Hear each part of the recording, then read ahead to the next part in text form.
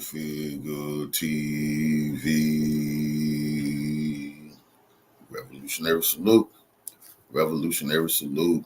Like, share, subscribe. Welcome to the House of Revolution. You know I'm your humble host, the Yamina Revolution, and we got a World War III alert. We got a World War III alert. Before we get into that, be sure to wipe your feet. That means hit the like button. Like, share, subscribe. Let everybody know Core Figure is live.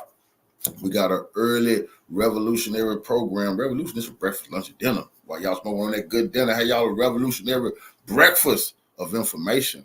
We got to get right into this. The news don't want to report Benjamin Netanyahu plane was attacked as he went back to Israel after the assassination of the great Nasrallah. We're going to get into that. Israel, I'm hearing, has sent some ground forces into Lebanon. That's World War III. You know, we need to be looking into this stuff. A lot of distractions going on with P. Diddy and his vulgar, criminalistic behavior. But we got to pay attention to stuff that really affects our life. And World War III affects our life.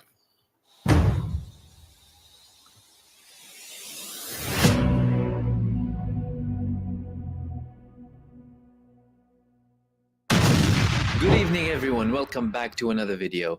In tonight's show, we'll be talking about many things, but primarily the responses that we're having after the assassination of the Secretary General of Hezbollah, Sayyid Hassan Nasrallah, with hypersonic missiles landing in Tel Aviv following the targeting of Ansarullah of Ben Gurion Airport after the landing of Benjamin Netanyahu, or close to the landing of Benjamin Netanyahu. Now, that was amazing. That as Benjamin, I know he was scared to death. They were scared to death as he landed his plane back in Jerusalem. The Houthi rebels sent a hypersonic missile. They wasn't able to hit the plane, but it landed near the plane, and you see all the Israelis at the airport. They all on the ground, scared to death. Boy, what a sight that would have been if that missile would have hit that goddamn plane as Benjamin Netanyahu landed in the airport. Hezbollah targeting a Jerusalem settlement that caused a massive power outage, and calls from Iran for deployment to Lebanon and to get more volunteers to fight Israel. I'm going to start off with the main thing. Hezbollah confirmed that the Secretary General of Hezbollah, Sayyid Hassan Nasrallah, was assassinated indeed in the airstrikes that Israel carried out yesterday in Lebanon. It's noteworthy here to highlight the fact that Israel is targeting civilians in Lebanon and, of course, targeting Hezbollah. However, we should not forget that Israel killed approximately 1,000 Lebanese in the course of days, and now things are getting worse. Dr. Ghassan Abu Sitta, the Palestinian doctor who served in Gaza and helped the people in Gaza during the worst days, went to Lebanon. Now he's saying that in South Lebanon, Israel started bombing first aid hospitals and trauma stabilization points. Today, it killed a doctor and 8 paramedics. Israel is targeting hospitals now in Lebanon. We have calls from Israel to cut the water off the Lebanese people, to cut the gas off the Lebanese people. And now we have a confirmation from the IDF that the Israelis is already saying they're going to seize that land and take that land. If Hezbollah don't get busy, they're going to take southern Lebanon. They're not said it because that's part of their greater Israel. They said the Most High promised them that land, and the U.S. is going along with it. Is indeed imposing a military blockade on Lebanon. It's beyond Hezbollah. Israel is waging a war of extermination against everything that opposes it. The Palestinian people and anyone who is showing sympathy with the Palestinian people.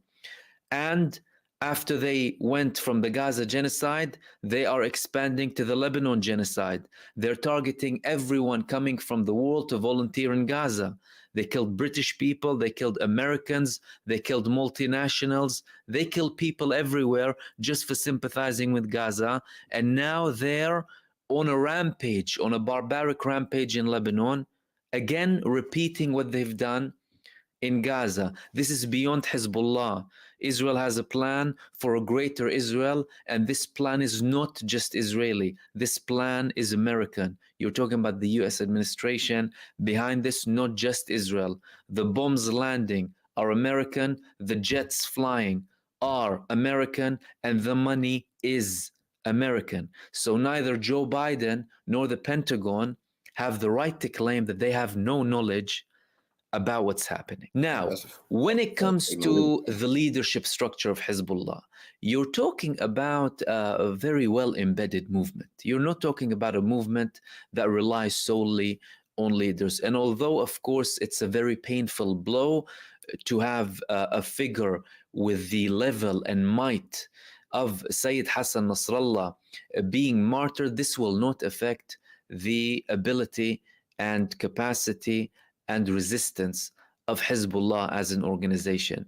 These targetings of senior figures have never affected the resistance.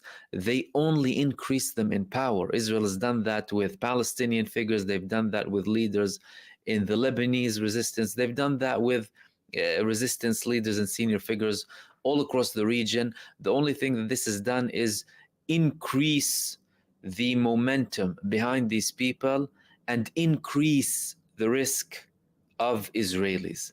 Now, Benjamin Netanyahu came up with somewhat of a victory speech after the declaration from Hezbollah confirming the assassination of Sayyid Hassan Nasrallah, saying that this will bring the prospect of the Israelis returning to their homes in the north closer. How can it make it closer when Hezbollah are now targeting Jerusalem? Today, we had an attack on the Ma'ale Adumim settlement. This settlement is the largest settlement in the West Bank near Jerusalem. It's considered to be part of the expanded Jerusalem settlements. And in these couple of videos that I'm going to be sharing, you will see two videos, one of them with one landing, the other with a second landing, with a power outage that follows, as you can see. والله هيو هيو والله هيو هيو نازل هيو والله نزل نزل علينا لا والله شظيه باين هيو هيو والله نزل هيو هيو نزل فاع والله فاع اقسم بالله فاع بالمستوطنه قادر والله نزل ابعد والله نزل امزح الصور انا اقسم بالله فاع هيا وقع هيا وقع هيا نسف الدنيا هناك ضرب ما هو اضرب هي وقع كمان واحد هي وقعوا بجبال ريحه هدول وين هذه بعد الخان هي معلي ادوميم لا يا زلمه الخان هون مشور ادوميم. Now Israel is of course censoring everything. They are not putting anything from these videos on mainstream media. They're not even talking about it. The videos that we had here came from Palestinian citizens of East Jerusalem celebrating the landing of the missiles in Israel. So Israel is being very secretive. This is not the only significant attack that we had on Israel today. We had Ansarullah. Yahya Sari', the military spokesperson of Ansarullah in Yemen, confirmed that they targeted Ben Gurion Airport simultaneously with the landing of Benjamin Netanyahu. So Benjamin Netanyahu was coming back celebrating. As soon as he was landing, he was greeted by a hypersonic missile called Palestine 2 coming from Yemen. So he celebrated for a very short while, and then they attacked. I showed y'all yesterday, not that was day before yesterday, the leader of the Yemeni warriors speaking boldly and proudly. They want him dead too. He on the list. And to let them know he wasn't scared. Then he targeted Netanyahu when Netanyahu plane was landing, and they targeted Yemen for that retaliation. But the news not talking about this, that the Yemeni rebels targeted Benjamin Netanyahu plane as he arrived back into Israel. They don't want to let the world know that type of humiliation that came to Israel. The headache came after his celebration. Why is Benjamin Netanyahu escalating? Well, Israel has a plan And of course, Benjamin Netanyahu is an ultimate representation of the true sociopathy and genocidal state of Israel. Israel existed on mass terror and barbarism and expulsion, and it continues to do so. And Benjamin Netanyahu is representing all of this. However, Benjamin Netanyahu is not only an individual. Here you have the American administration behind him, alongside, of course, some European capitals and perhaps a few Arab states as well, although they don't declare it. Now he wants the greater Israel. We're clearly seeing a war that is constantly expanding, and the man wants to exterminate people. And it looks like the talks about the new Middle East that the United States administration had following the Iraq invasion 2003 are being implemented 20 years later. Benjamin Netanyahu is not only talking about Gaza, he's talking about Lebanon, he's talking about Yemen, he's talking about Iraq, he's talking about Iran, and ministers in his government are talking about Jordan, they're talking about Sinai as well. You're talking about an all-out war. This is an all-out war, and this latest assassination of a figure with the level of Sayyid Hassan Nasrallah is escalating things further. Now we have calls from Iran. Firstly, we had a couple of comments. Iran, they declared 5 days of mourning. They love Nasrallah very much, and people will be mourning in Iran for 5 days. Khamenei, Sayyid Ali Khamenei, he had a couple of tweets today. One of them said, by the grace and power of God, the blows struck by the resistance front on the worn out, deteriorating body of the Zionist regime will become even more crushing. In another one, he stated the foundation that Sayyid Nasrallah established in Lebanon and the direction he provided to other centers of resistance will not be destroyed as a result of his martyrdom, but rather it will also be strengthened due to his sacrifice and that of the other martyrs. And the most significant one was this: it is an obligation for all Muslims to stand with the people of Lebanon and the Honorable Hezbollah, offering their resources and assistance as Hezbollah confronts the usurping, cruel, malicious Zionist regime. This is a call for action. This is not just solidarity here. Offering their resources and assistance without having a limit or a further elaboration as to what resources or assistance we're talking about here. However, we did have an elaboration from another figure from Iran. This figure is the Deputy Foreign Minister for International Affairs, Ayatollah Muhammad Hassan Akhtari. He confirmed today on Saturday, September the 28th, 2024, that Iran will open the doors of volunteering for Iranians in the coming days to deploy them in Lebanon and the occupied Syrian Golan Heights. Akhtari said in a statement received by Baghdad today that we can send forces to Lebanon to fight Israel as we did in 1981. This statement comes after Israel officially announced the assassination of the Secretary General of Hezbollah, Hassan Nasrallah, in a raid launched by Israeli warplanes on Friday evening, September 27th, on Har Tehreek in the southern suburb of the Lebanese capital, Beirut. So you are talking about deployment. Now, he was only talking about Iran, but the supreme leader was talking about the resistance. And when it comes to the resistance from an Iranian perspective, they have no boundaries. So you're talking about people from Iraq, people from Yemen, people from other countries as well, wherever they see fit and when they see fit.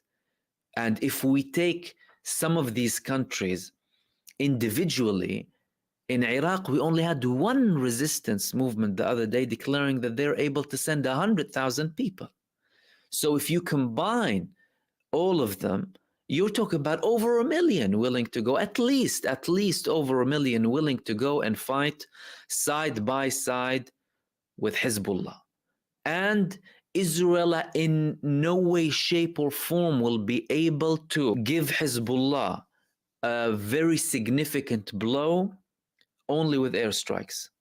Look at the example of Gaza. They've had airstrikes, they've had a ground invasion for a year, and they cannot eliminate Hamas. With Hezbollah, indeed, they managed to infiltrate and carry out strikes that hurt Hezbollah very much when it comes to senior figures. However, they haven't cracked the most important thing, which is their attack capabilities. They've reached their senior figures, they are assassinating them, but they are not taking down their missile capabilities. And if Hezbollah are still able to launch missiles after all of this attack on the senior figures and all of this infiltration when it comes to targeted assassination, then what has Israel achieved? You haven't stopped the action. You're killing the people, you're not stopping the action. But that has been Israel all throughout its history. All about bloodlust and more killing and more murder, regardless of the fact that it never stops the thing that Israel claims to be fighting against, which is constant attacks against it. Again, they killed the spiritual leader of Hamas and the Palestinian people, Sheikh Ahmad Yassin, and senior figures of Hamas, of the PIJ, other resistance movements in Palestine and in Lebanon. They killed scientists all across the Arab and Muslim world. And in Iran, they constantly have targeted assassinations in Syria as well. What has that achieved? Nothing. Hezbollah constantly increased their capabilities. The resistance only grows stronger, and nothing is stopping these people. But there's someone benefiting. And again, although he is enabled by the state of Israel, by the United States that enables him and the backing that he gets from other sides as well. But Benjamin Netanyahu is winning now in Israel. Why? Because firstly, Israel now declared more emergency measures. What does that mean? We can't have protests. So the Saturday protests in Israel of the families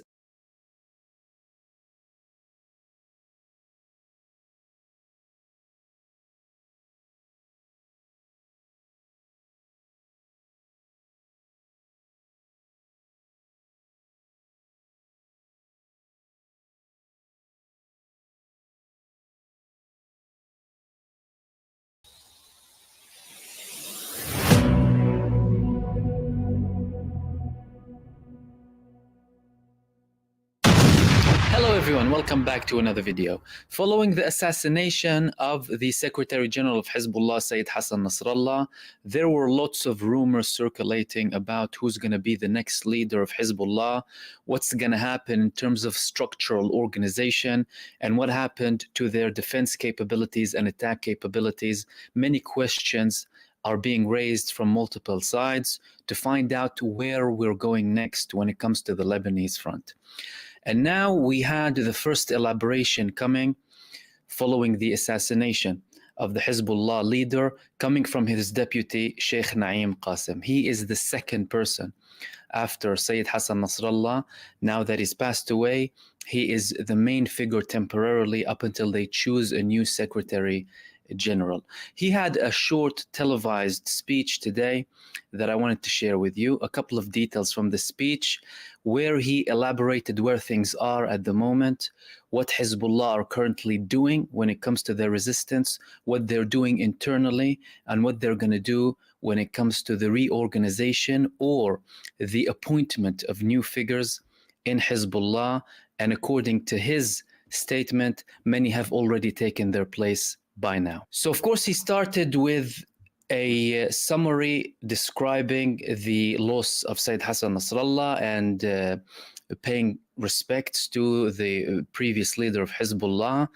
And he continued to provide several details. One of them was the command and control system, and the fighters will follow what you were following. He is attributing that or directing his message to the Secretary General of Hezbollah with the same precision and steps that you have drawn up. So he's highlighting and stressing the fact that everything is going to go ahead exactly as Nasrallah planned it to go.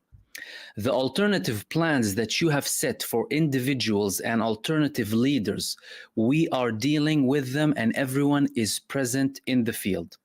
Despite the loss of a number of leaders, the attacks on civilians and the great sacrifices, we will not budge an inch from our positions. He added, the Islamic resistance will continue to confront the Israeli enemy in support of Gaza and Palestine and in defense of Lebanon and its people.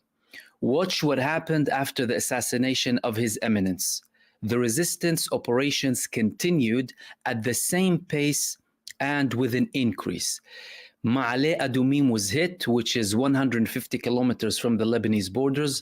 Haifa was hit, and the enemy admitted that 1 million people entered shelters from a single missile. And we still have more coming. I would like to inform you that what we are doing is the minimum as part of the plan to continue the battle. This is a very important statement here because many people are questioning why is Hezbollah having the bar still at such a low level when it comes to their response. Clearly, they are looking at something far bigger and are preparing for a very long and continued battle. We know that the battle may be long and the options are open to us and we will face any possibility. He added, watch what happened after the assassinations of His Eminence, the assassination of His Eminence. The resistance operations continued at the same pace and increased. We are prepared if the Israelis decide to enter by land. The resistance forces are ready for ground engagement. We have prepared and got ready. And with the trust in God, are confident that the enemy will not achieve its goals and we will emerge victorious. Our capabilities are strong and great, and the enemy is going crazy because of their inability to reach their capabilities. We have full readiness, and thanks to God Almighty, we will continue. The great people who stood up to difficult missions will not be shaken now, and we are confident in you, people of sacrifice and redemption. That's the people of the resistance and the people of the support in general who support Hezbollah. He also said that America is involved directly in this. He highlighted the fact that the United States is supporting Israel militarily, by media, and diplomatically when it comes to this. And this is a war that the United States is a main contributor in. We have more and more voices coming up, not only from Hezbollah in Lebanon, but from Iran as well, that it's the United States doing all of this. And even if Zionism ends in Palestine, there will still be a confrontation with the United States administration, because what Israel is doing is only due to the United States and its continued support, and in many cases, its direct operations in Israel. There are suspicions that some of the pilots who carried these missions out are American, not Israeli. And that would not be a scenario that is unlikely. The United States operates hand in hand. They have forces in Israel. They hand Israel all of these weapons. And Israel struggles internally when it comes to their own personnel. So there's likelihood that there is a direct engagement when it comes to these fighter jets from the United States, although Israel denies that. And they actually had an article describing who carried out those attacks in Lebanon, the ones who assassinated Sayyid Hassan Nasrallah, and are, of course, like hailing them. Now, when it comes to the next moves, I will hopefully have another video tonight. This is an exceptional video because I didn't have one yesterday. I just wanted to highlight this response coming from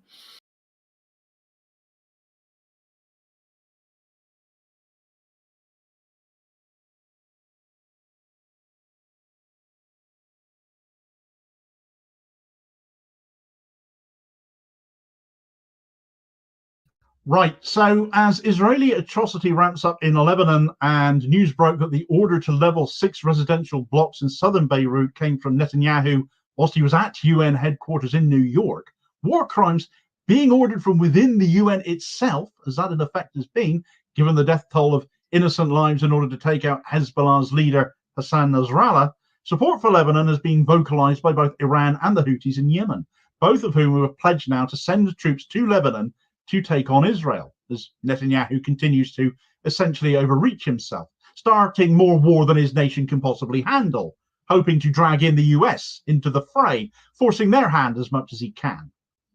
However, the Houthis, having demonstrated only the other week that they were capable of firing missiles as far as Tel Aviv, needn't wait until they are in Lebanon to cause Israel further headaches, it seems. And in what would appear to be an assassination attempt of their own, they have claimed responsibility for targeting Ben Gurion Airport just outside of Tel Aviv as Netanyahu was returning from the US. Right, so it was only a couple of weeks ago now that the Houthis in Yemen announced the fact that they had this hypersonic missile, didn't they? When 2 million residents of Tel Aviv were sent scattering at around 6:30 a.m. in the morning for the cover of shelters as air raid sirens went off and a missile struck just outside of Ben Gurion Airport, where some media report it came down in an uninhabited area near Tel Aviv, implying Houthi inaccuracy perhaps, wishful thinking on their part maybe, or that this was just a flex rather than a shot with intent. That was the official line of the Israeli army.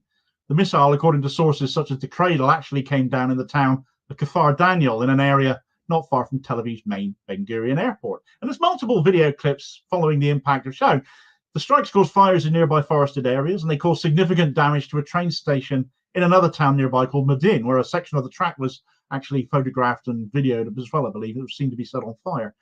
Well, the question was asked back then, well, I wonder if the Houthis have any more of these. And that question has, well, appears to have been answered now. It very much appears that yes, they do. They called their hypersonic missile the Palestine II, very on the nose, very clear as to why they have them, what they plan to use them for, all in support of Palestine, Gaza, and the West Bank, both having seen Israeli atrocity meted out to varying degrees, not just since October 7th, of course, but going back decades. However, as much as global focus, as much as it remains on Gaza particularly, it now is also turning increasingly to Lebanon, where that assassination of Hezbollah leader Hassan Nasrallah saw the largest attack on Lebanon by Israeli forces since the 2006 war between those two nations, and which cost reportedly the lives of some 2,000 civilians in order to succeed in taking out Nasrallah, the people who were in those 6 tower blocks that got flattened. Those deaths all ordered by Netanyahu whilst he was sat at the UN himself. Well, the Houthis have fired another one now, this one apparently directly at Ben Gurion Airport in Tel Aviv, all as Benjamin Netanyahu was coming into land following his trip to the United States to address the UN, where a great many of the delegates, of course, walked out, and after which he apparently ordered that Lebanon attack and the assassination attempt on Nasrallah, which proved to be successful. The lives of the residents of those 6 apartment blocks, apparently a price Netanyahu was willing to pay to achieve that. Here's an excerpt from Al Jazeera detailing this attack by the Houthis now, though. The Yemen-based group's military spokesperson says it launched an attack on Ben Gurion Airport during the arrival of Israeli Prime Minister Benjamin Netanyahu. There was no immediate reports of damage or casualties. Netanyahu was returning from the United States after addressing the UN General Assembly. The Yemeni armed forces, along with all the honourable and free people of the nation, continue to respond to the crimes of the Israeli enemy and will not hesitate to raise the level of escalation in response to the requirements of the stage and participate in the defence of Gaza and Lebanon. These operations will cease only after the cessation of the aggression against Gaza and Lebanon. Now, despite Israel not having a cat in hell's chance of stopping one of these missiles when fired at them previously, they travel stupidly fast, can change direction and fly low, they do claim to have intercepted this one. And I have seen an image of a big chunk of this alleged missile that ended up landing near Jerusalem, which has you wondering, was this really one of the same sort of missiles, and Israel either got lucky or came up with a response to these missiles already, or was it not the sort of missile the Houthis are claiming it was and they shot something else? Either way, it looks like this time the missile did not find its target. Certainly sirens went off at the airport, all timed to coincide with Netanyahu's return from the US. We know Netanyahu and his entourage had landed whilst the sirens were going off, because video footage from the Associated Press showed members of his staff seeking cover. And of course, Houthi spokesman Yahya Sarri, as ever, took to the cameras at the Ansar Allah Media Center in Sana'a to detail what had been done. He said, in response to the crimes of the Zionist enemy in Gaza and Lebanon, the missile force in the Yemeni armed forces carried out an operation targeting what Israel called Ben Gurion, Jaffa Airport, during the arrival of the criminal Benjamin Netanyahu. The operation was carried out using a Palestine II ballistic missile.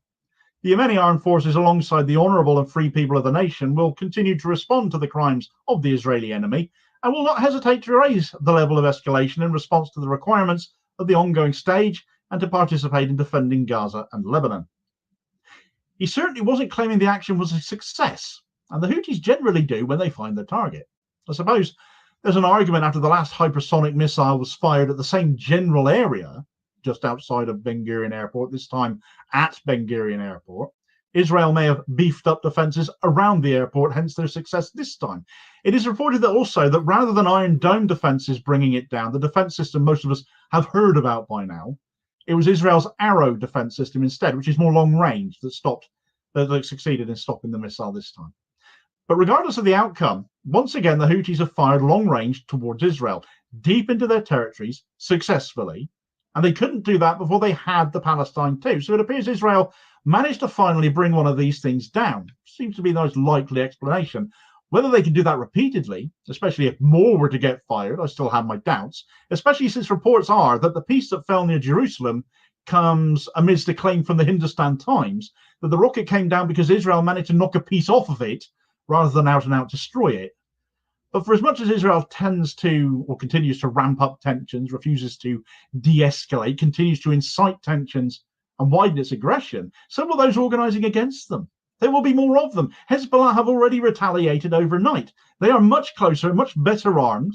And with Nasrallah dead, they've been let off the leash. Attacks on this scale will only continue to occur or worsen, whilst Netanyahu refuses point blank to engage honestly in any ceasefire talks and dealings, even if these other axis of resistance, as Iran likes to refer to them, parties like Hezbollah, like the Houthis, will even willingly engage in them now after this assassination that's just happened.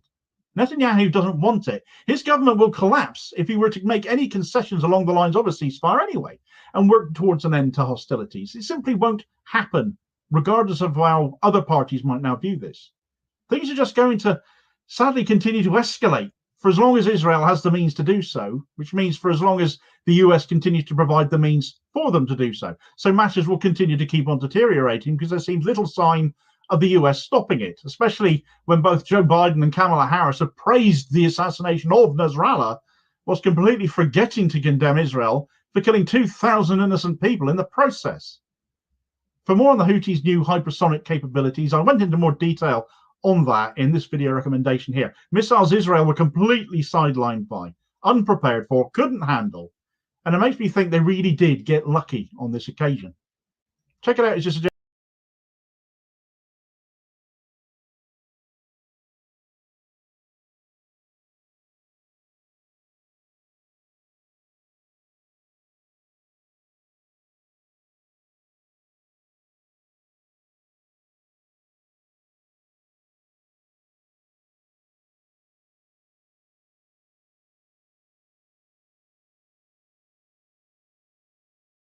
trends where truth matters. Do you wonder what the economic consequences of a war in Lebanon might be? If the ongoing tensions between Hezbollah and Israel escalate into a full-scale war, the consequences for Lebanon's economy would be nothing short of devastating. Already grappling with one of the worst economic crises in its modern history, Lebanon is a fragile state where the impact of another war could push it into further economic collapse and humanitarian disaster. So here I am going to share with you some key takeaways in which the war will exacerbate Lebanese economic situation. Number one, a war-torn infrastructure.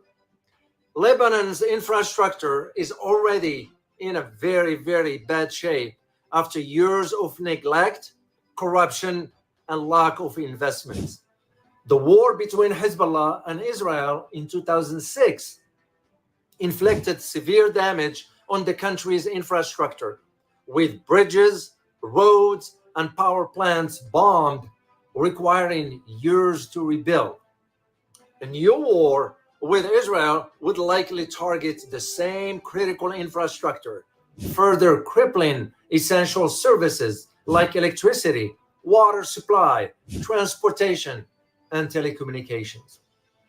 Lebanon's power grid is already unreliable, with frequent blackouts and rationing. Another round of airstrikes from Israel could take down the grid entirely, leaving millions in Lebanon without electricity. And rebuilding such infrastructure would require vast financial resources, which Lebanon simply does not have at this moment. So here's the economic impact of these aspects. The destruction of infrastructure would significantly disrupt economic activity from manufacturing to services, further shrinking Lebanon's already contracting GDP. It will also deter foreign investors and international organizations from providing much needed aid or investments. Number two, further currency depreciation and hyperinflation. Lebanon's currency, the Lebanese pound, has already lost more than 90% of its value since the financial crisis began in 2019. The country is experiencing hyperinflation, with the cost of basic goods and services skyrocketing. Any conflict with Israel would only deepen the currency's decline, as Lebanon's economy would be even more isolated from international trade and financial system. War typically results in increased government spending on both defense and security, which would require the Lebanese government to either print more money or borrow heavily, both of which would fuel inflation even further.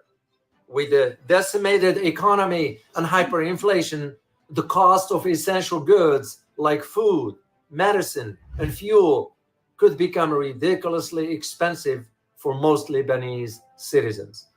Here is the economic impact of this aspect here. Hyperinflation could worsen, pushing more of the population into poverty. The weakening of the Lebanese pound will also, or imports, far more expensive, exacerbating the shortages of essential goods that Lebanon already faces. Number three, humanitarian crisis and displacement. Lebanon is a home to more than 1.5 million refugees, primarily from Syria, and the country's resources are already stretched thin in providing for these populations. A new war would likely create a fresh wave of displacements within Lebanon, particularly from the southern regions where Hezbollah operates and where Israel is likely to focus its attacks. Civilians fleeing conflict zones will overwhelm already struggling cities and communities. The displacements will also affect economic productivity as people abandon their homes, jobs, and businesses. Additionally, more Lebanese would likely seek to emigrate, further exacerbating the country's ongoing brain drain, where skilled workers and professionals leave in search of stability elsewhere. The economic impact of this aspect is that the humanitarian crisis would worsen, requiring more international aid and increasing Lebanon's dependence on external support. The loss of human capital and productive workforce will hinder any hopes of economic recovery. Number four, tourism and foreign investments dry up. Lebanon was once known as the Switzerland of the Middle East for its vibrant economy and as a destination for tourists from around the world.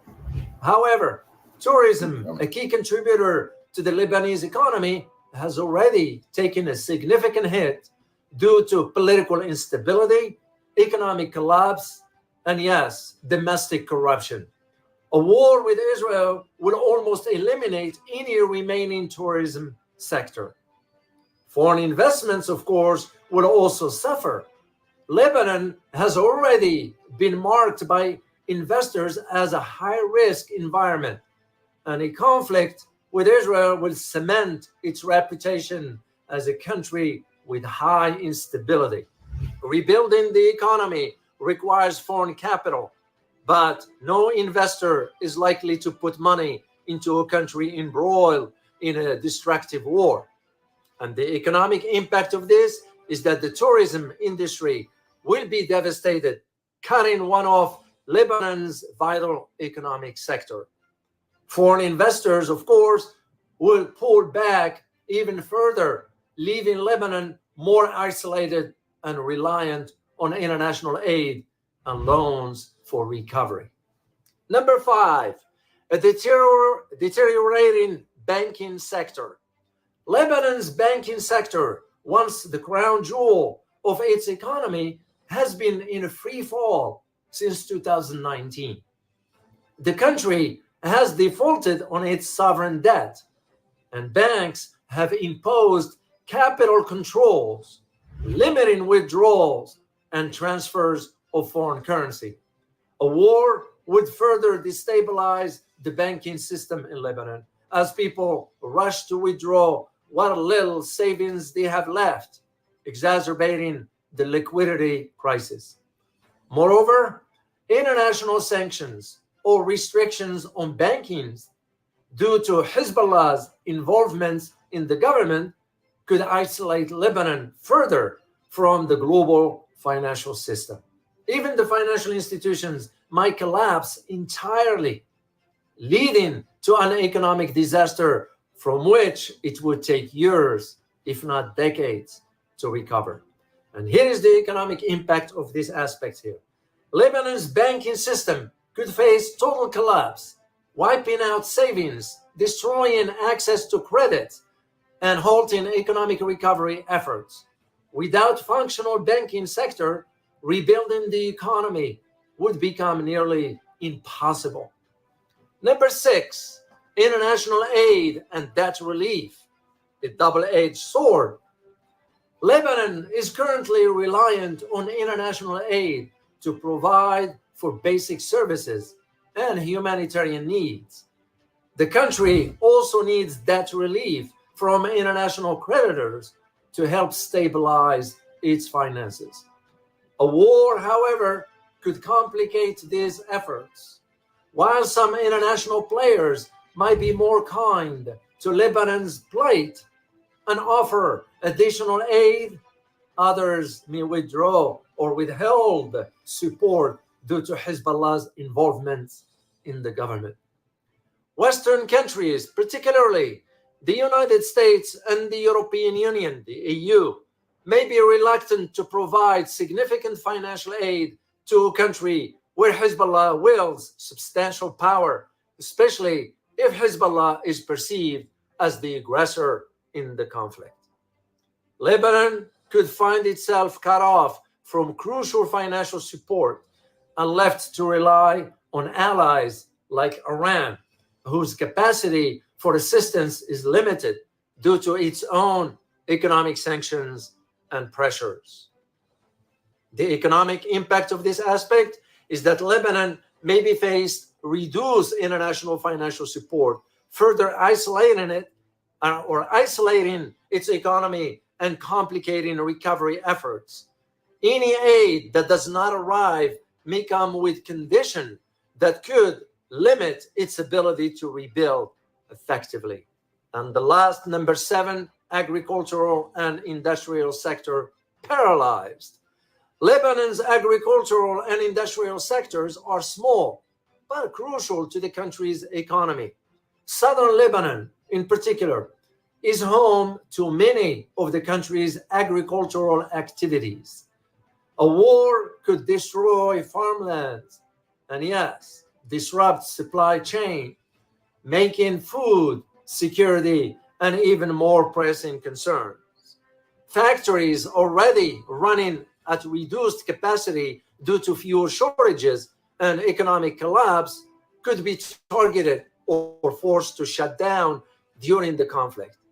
This would cut off another vital source of domestic production and exports, further eroding Lebanon's economic base. And the economic impact of this aspect is that food security would be severely threatened, potentially leading to famine-like conditions if supply lines are cut off.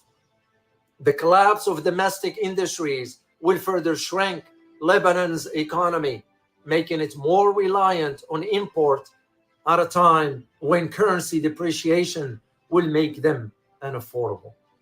Here is my conclusion for you, because I like to keep it short. Lebanon is on the brink of total economic collapse, and a war between Hezbollah and Israel would push Lebanon's already devastated economy into a free fall. The consequences would include destroyed infrastructure, hyperinflation, a deepening humanitarian crisis, and of course the collapse of essential industries. International aid and investments critical to any potential recovery will likely dwindle due to the country's association with Hezbollah. Lebanon is a country already teetering on the edge of collapse, and a new conflict will all but ensure that it crosses that line, leading to a prolonged period of economic and social chaos from which it will take years, if not decades, to recover. If you like this video,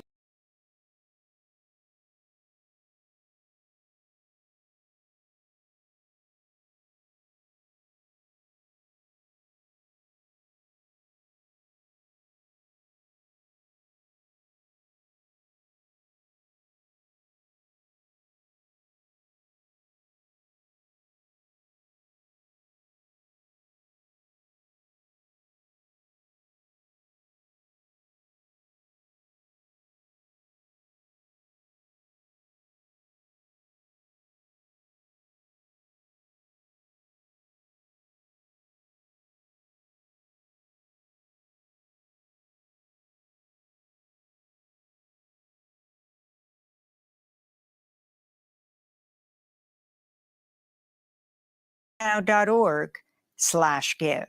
News reports from northern Israel show Israeli military tanks massing along the Israel-Lebanon border after Israel launched its first attack in central Beirut. Earlier today, Israel struck a building near the busy Kola Bridge intersection of the Lebanese capital after carrying out a massive attack Friday on a Beirut suburb that assassinated Hezbollah leader Hassan Nasrallah. He led Hezbollah for more than 3 decades and was considered one of the most powerful figures in the Middle East. Israel likely used U.S.-made bombs in Friday's attack that leveled several high-rise apartment buildings. President Biden and Vice President Kamala Harris both called the killing of Nasrallah a, quote, measure of justice. Meanwhile, Monday's attack targeted senior figures in the Popular Front for the Liberation of Palestine, a Palestinian militant group. And I knew they was going to do that. I called it before they did it, and that's a big mistake because that emboldens Israel to keep saying everything they doing is justified because they're fighting to defend themselves by assassinating and killing everybody. And it's not going to stop until they kill the supreme leader of Iran and attack Iran. And that's exactly where this is going. Strike leveled another apartment building. We are Palestinian firefighters and rescuers from the camps in Lebanon who came to help our brothers after the raid that happened here in Ain ed-Delb. We have been here since yesterday, since the incident. We have not left the site, and we will remain here until we complete the entire mission, God willing. There are still people under the rubble, people we have not been able to rescue yet. We are doing everything we can to save them as quickly as possible. So today, Israel killed the head of Hamas in Lebanon, along with his wife, son, and daughter, in a strike on their home in a Palestinian refugee camp. Israeli Prime Minister Benjamin Netanyahu gave the order to kill Nasrallah shortly after giving a speech before the UN General Assembly. Before his remarks, dozens of diplomats walked out of the UN General Assembly hall in protest. Today, Hezbollah's deputy leader, Sheikh Naim Qassem, vowed to fight on, saying the group is prepared for a long war in his first speech since Nasrallah was killed. تعتدي إسرائيل بارتكاب المجازر في كل مناطق لبنان. Israel's committing massacres in all areas of Lebanon and choosing villages one by one until there is no village or house that does not have traces of Israeli aggression in it. It is attacking civilians, health organizations, all Rizallah scouts, all those who are in the streets, and all those who are staying in their homes, including children, women, and the elderly. These people are not fighting the fighters, but rather are killing and committing massacres against civilians and innocents. ستواصل المقاومة الإسلامية. The Islamic resistance will continue to confront the Israeli enemy in support of Gaza and Palestine, in defense of Lebanon. ودفاعا عن لبنان. Over the past 24 hours, Israeli strikes in Lebanon have killed at least 105 people, bringing the death toll over the past 2 weeks to over 1,000, with 6,000 people injured.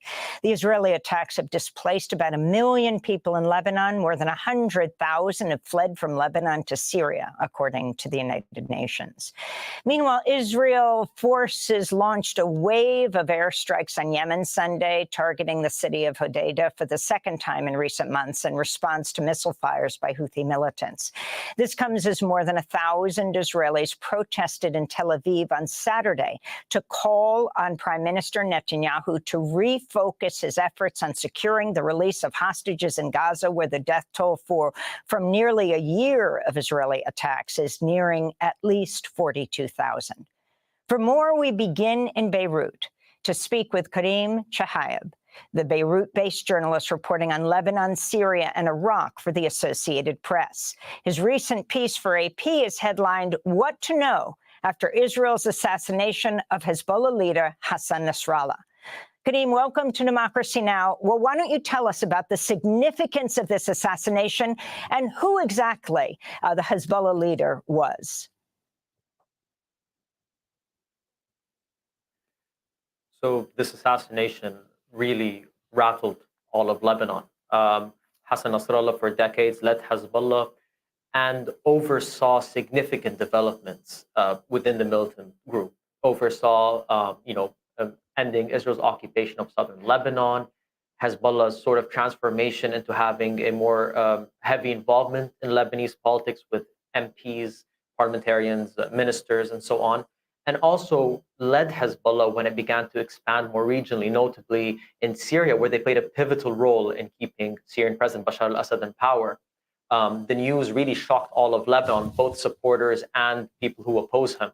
I recall I was on the streets here in Beirut when the news happened, and some of his supporters were screaming. They were way shocked by the news, and they thought that this was a leader. Some told me that they felt like he was immortal. Almost. And of course, his assassination on top of a handful of Hezbollah leaders, 7 senior leaders over the past 8 days, really rattled the organization. Even the deputy leader, Naim Qasim, said so today. But he said that they're going to regroup and appoint a new leader soon. It's unclear when. And it's definitely something that rattled the region, for sure. I want to go to Israeli Prime Minister Netanyahu speaking this weekend. Nasrallah was not just another terrorist. He was the terrorist. He was the axis of the axis, the main engine of Iran's axis of evil. He and his people were the architects of the plan to destroy Israel. As long as Nasrallah was alive, he would have quickly rebuilt the capabilities we took from Hezbollah. Therefore, I gave the directive, and Nasrallah is no longer with us.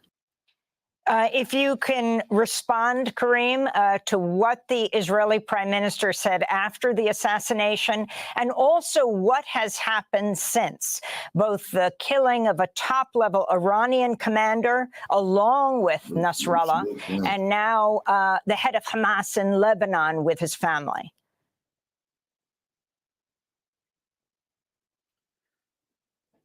So, a lot of people after the assassination of Nasrallah sort of wondered, what happens next now?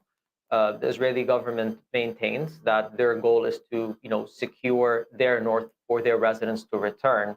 And, since the assassination of Hassan Nasrallah, other senior officials have been assassinated as well. And the airstrikes, aren't stopping. They're continuing. And now people are anticipating a ground invasion. And of course, experts say that Iran is sort of in a in a policy dilemma. Iran has dealt with several attacks that are widely blamed on Israel, including a strike on a consulate building in Syria and the killing of Hamas leader Ismail Haniyeh in Tehran in late July. Iran hasn't necessarily responded in such a decisive way. And the question is, what are Tehran's red lines? We don't know how they're going to respond to that and what this means for the region. What we do know is that they've sort of maintained that they're going to keep piling diplomatic pressure. This is according to statements from different Iranian government officials. But the big question is, given the severity of this attack, will this eventually not just widen the war in Lebanon, but also have a regional component? Iran has, proxies in Yemen and Iraq, and there's a lot of speculation as to whether they will be involved or not. So there's a really big sort of gap as to what happens next in this very intense phase of the war. Karim, we're speaking to you in Beirut, so you're not only a journalist covering all of this, you're a resident there. Can you describe what the blast was like in the suburb on Friday, and then this Beirut-based blast that just took place? Yeah, the airstrike in the Beirut southern suburbs that killed Hassan Nasrallah was probably one of the most, if not the most intense strike thus far in this conflict. Eyewitnesses and others, even as actually close to this office, heard 8 to 10 explosions. There were multiple airstrikes, and it leveled several buildings to the ground. It was a very shocking experience for many here. A lot of people were, panicking, and it definitely sparked a wave of displacement. A lot of people in the Beirut southern suburbs, immediately fled their homes and, went in large groups to other neighborhoods in Beirut to find safety.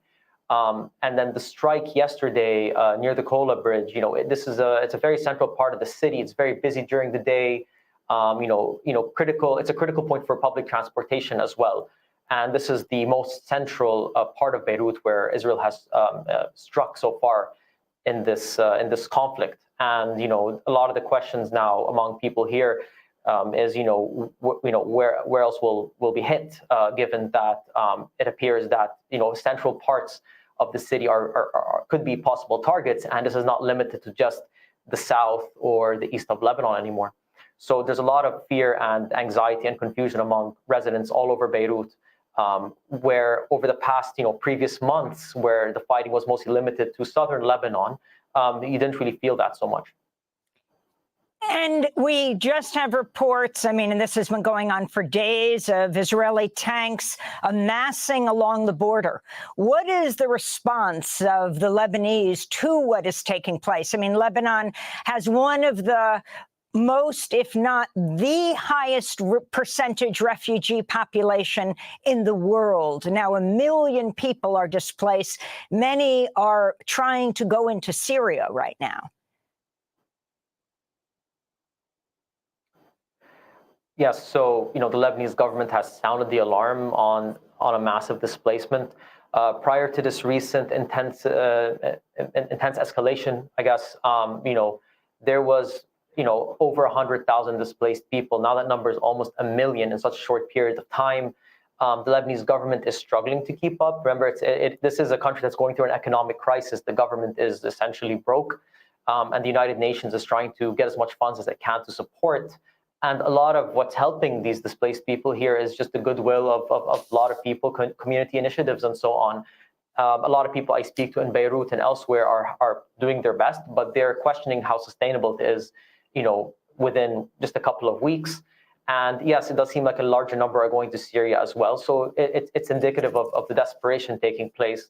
And of course, a possible ground invasion is certainly the talk of the town right now. And people are wondering what the consequences will be, whether it means this war will last for a much longer time and it will further widen the displacement. So, it is definitely a critical time. The Lebanese government, is trying to sort of push a recent, U.S.-led initiative for a temporary ceasefire for 21 days. The French foreign ministers in town met with the prime minister and the speaker of parliament. And, it appears that the message that they're sending is that they're willing to, go about the ceasefire and, and try and put an end to this war as quickly as possible. The question is whether, Hezbollah at the same time, whether they will change their approach to this. Hezbollah maintained even after Nasrallah's assassination that they will stop once there's a ceasefire in Gaza. And they accused the Israelis and the American government of basically wanting them to set up a deal independent of Gaza. So the question really is, how can this diplomatic gridlock be broken? And I think we could be at a major turning point right now, given the heightened developments. Do you see Lebanese troops joining or replacing Hezbollah militants on the border?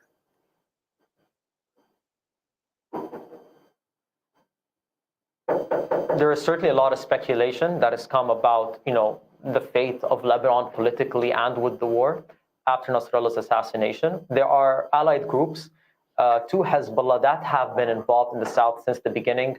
For example, the Fajr brigades of the Islamic group, which is the branch of the Muslim Brotherhood. Hamas early on as well here in Lebanon were involved as well. The question, of course, is if there's a ground invasion, will more groups allied that have, some sort of weapons be involved? Appears that most experts say that it might actually be more about the allies of Hezbollah outside of Lebanon, whether the Houthis in Yemen or the Iran-backed militias in Iraq will be much more involved. So that is sort of the big question right now, given a possible ground invasion. Karim Chahayeb, we want to thank you for being with us, speaking to us from Beirut, journalist covering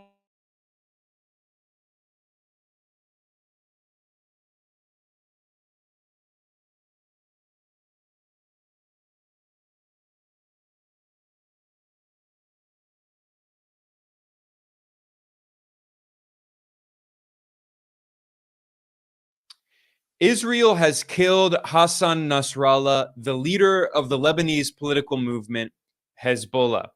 This is a massive escalation of Israel's war on Lebanon.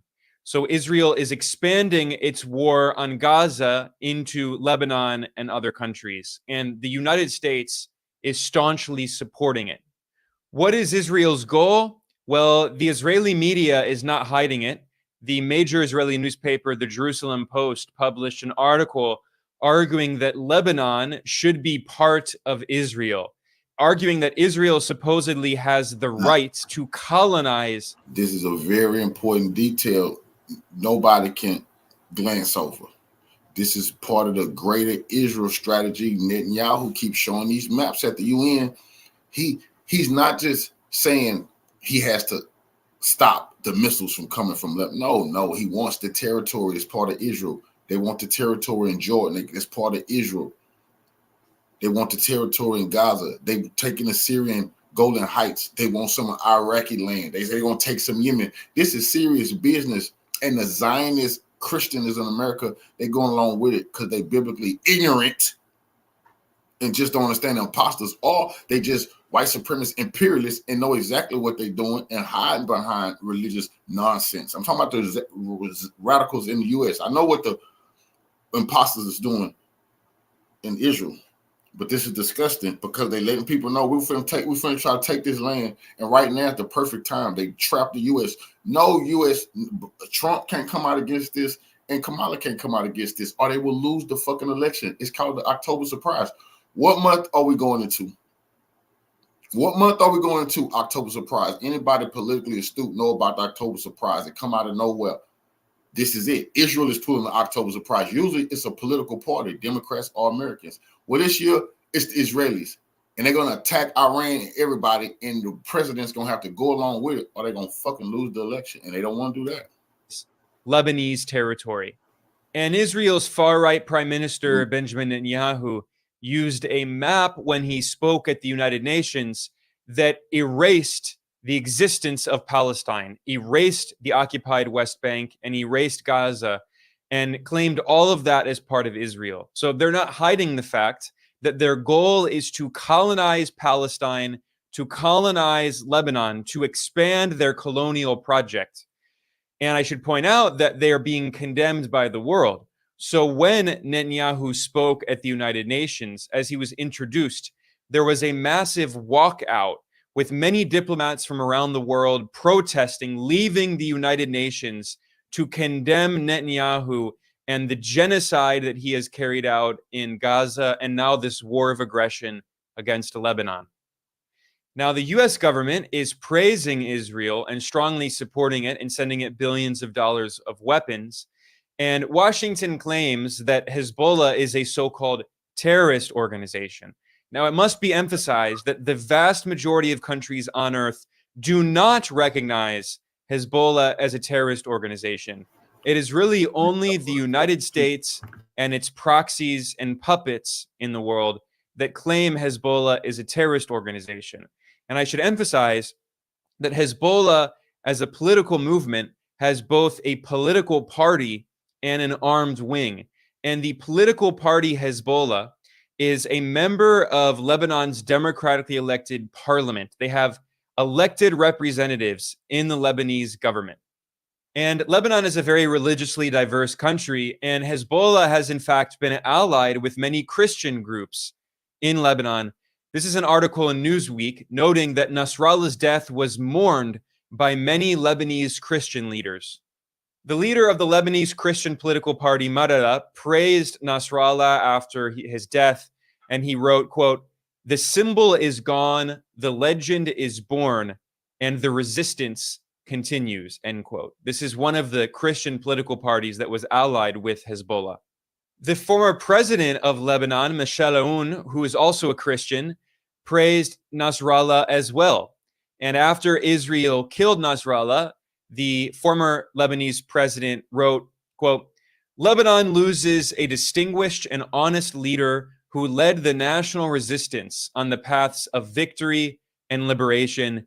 He was faithful to his promise and loyal to his people who reciprocated his love, trust, and commitment," end quote. Again, this is the former president of Lebanon, a Christian, praising the Hezbollah leader who was killed by Israel. Now, if you listen to the propaganda from the US government, you would be confused about this because Washington absurdly portrays Hezbollah as a so-called terrorist organization, not mentioning that Hezbollah played a lead role in defeating ISIS and Al-Qaeda, in fighting against actual terrorist organizations. Because Hezbollah is a Shia political organization. It follows the Shia branch of Islam, and it is seen by Sunni extremists to be non-Muslim apostates. And Shia Muslims tend to be the main victims of far-right extremist groups, which are Sunni fundamentalists. Yep, and the Shia have been protecting the damn Christians. See, that's what the U.S. don't want to tell the world, that the Shiites, upon the leadership of Hezbollah and the Syrian Assad, which is an Alawite version of Islam, but it's close to Shiite teachings.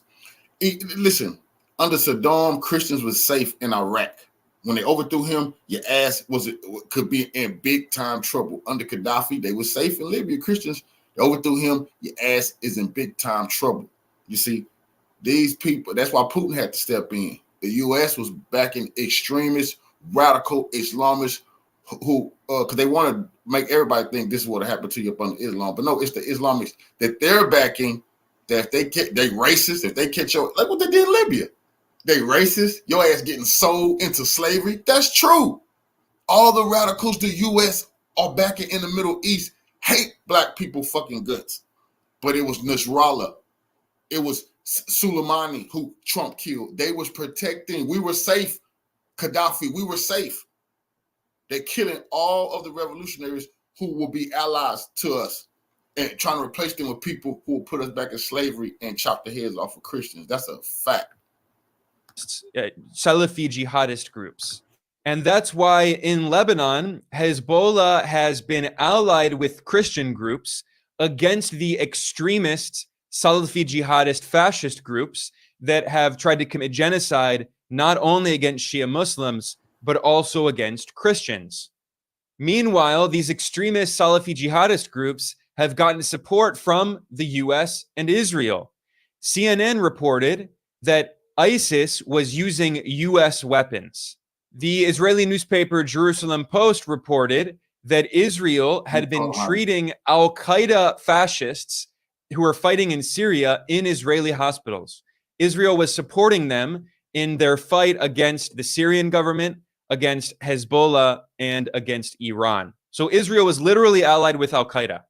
The US was also allied with Al-Qaeda in Syria. And it's not just me saying this. This was admitted by the current US National Security Advisor, Jake Sullivan. Sullivan had been a longtime assistant to Hillary Clinton. And in 2012, Jake Sullivan wrote an email to Hillary Clinton. And we have this document because it was declassified from the State Department and published by WikiLeaks back when Hillary Clinton was Secretary of State.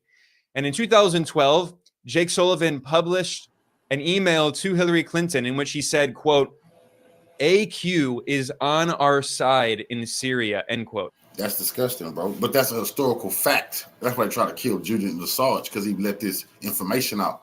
Here you have the Zionist Jake Sullivan telling Hillary Clinton, Al-Qaeda on our side in Syria. What? I thought we were fighting Al-Qaeda because they killed Americans in 9/11. Big time hoax. But here, see, this is the Hillary Clinton's emails. They don't want y'all to talk about the emails. That's what they talking about. The emails was a Russian hoax. Because when you read the emails, you got Jake Sullivan, the small head Zionist, saying Al-Qaeda is our buddy and gonna ride with us in the Middle East. Gaddafi went on the damn news and said, I'm fighting Al-Qaeda. They laughed at him. They mocked him. He said, this is Al-Qaeda.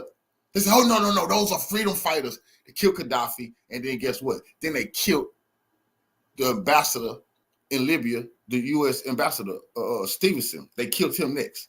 Then the U.S. said, oh, that was Al-Qaeda? You knew that was Al-Qaeda?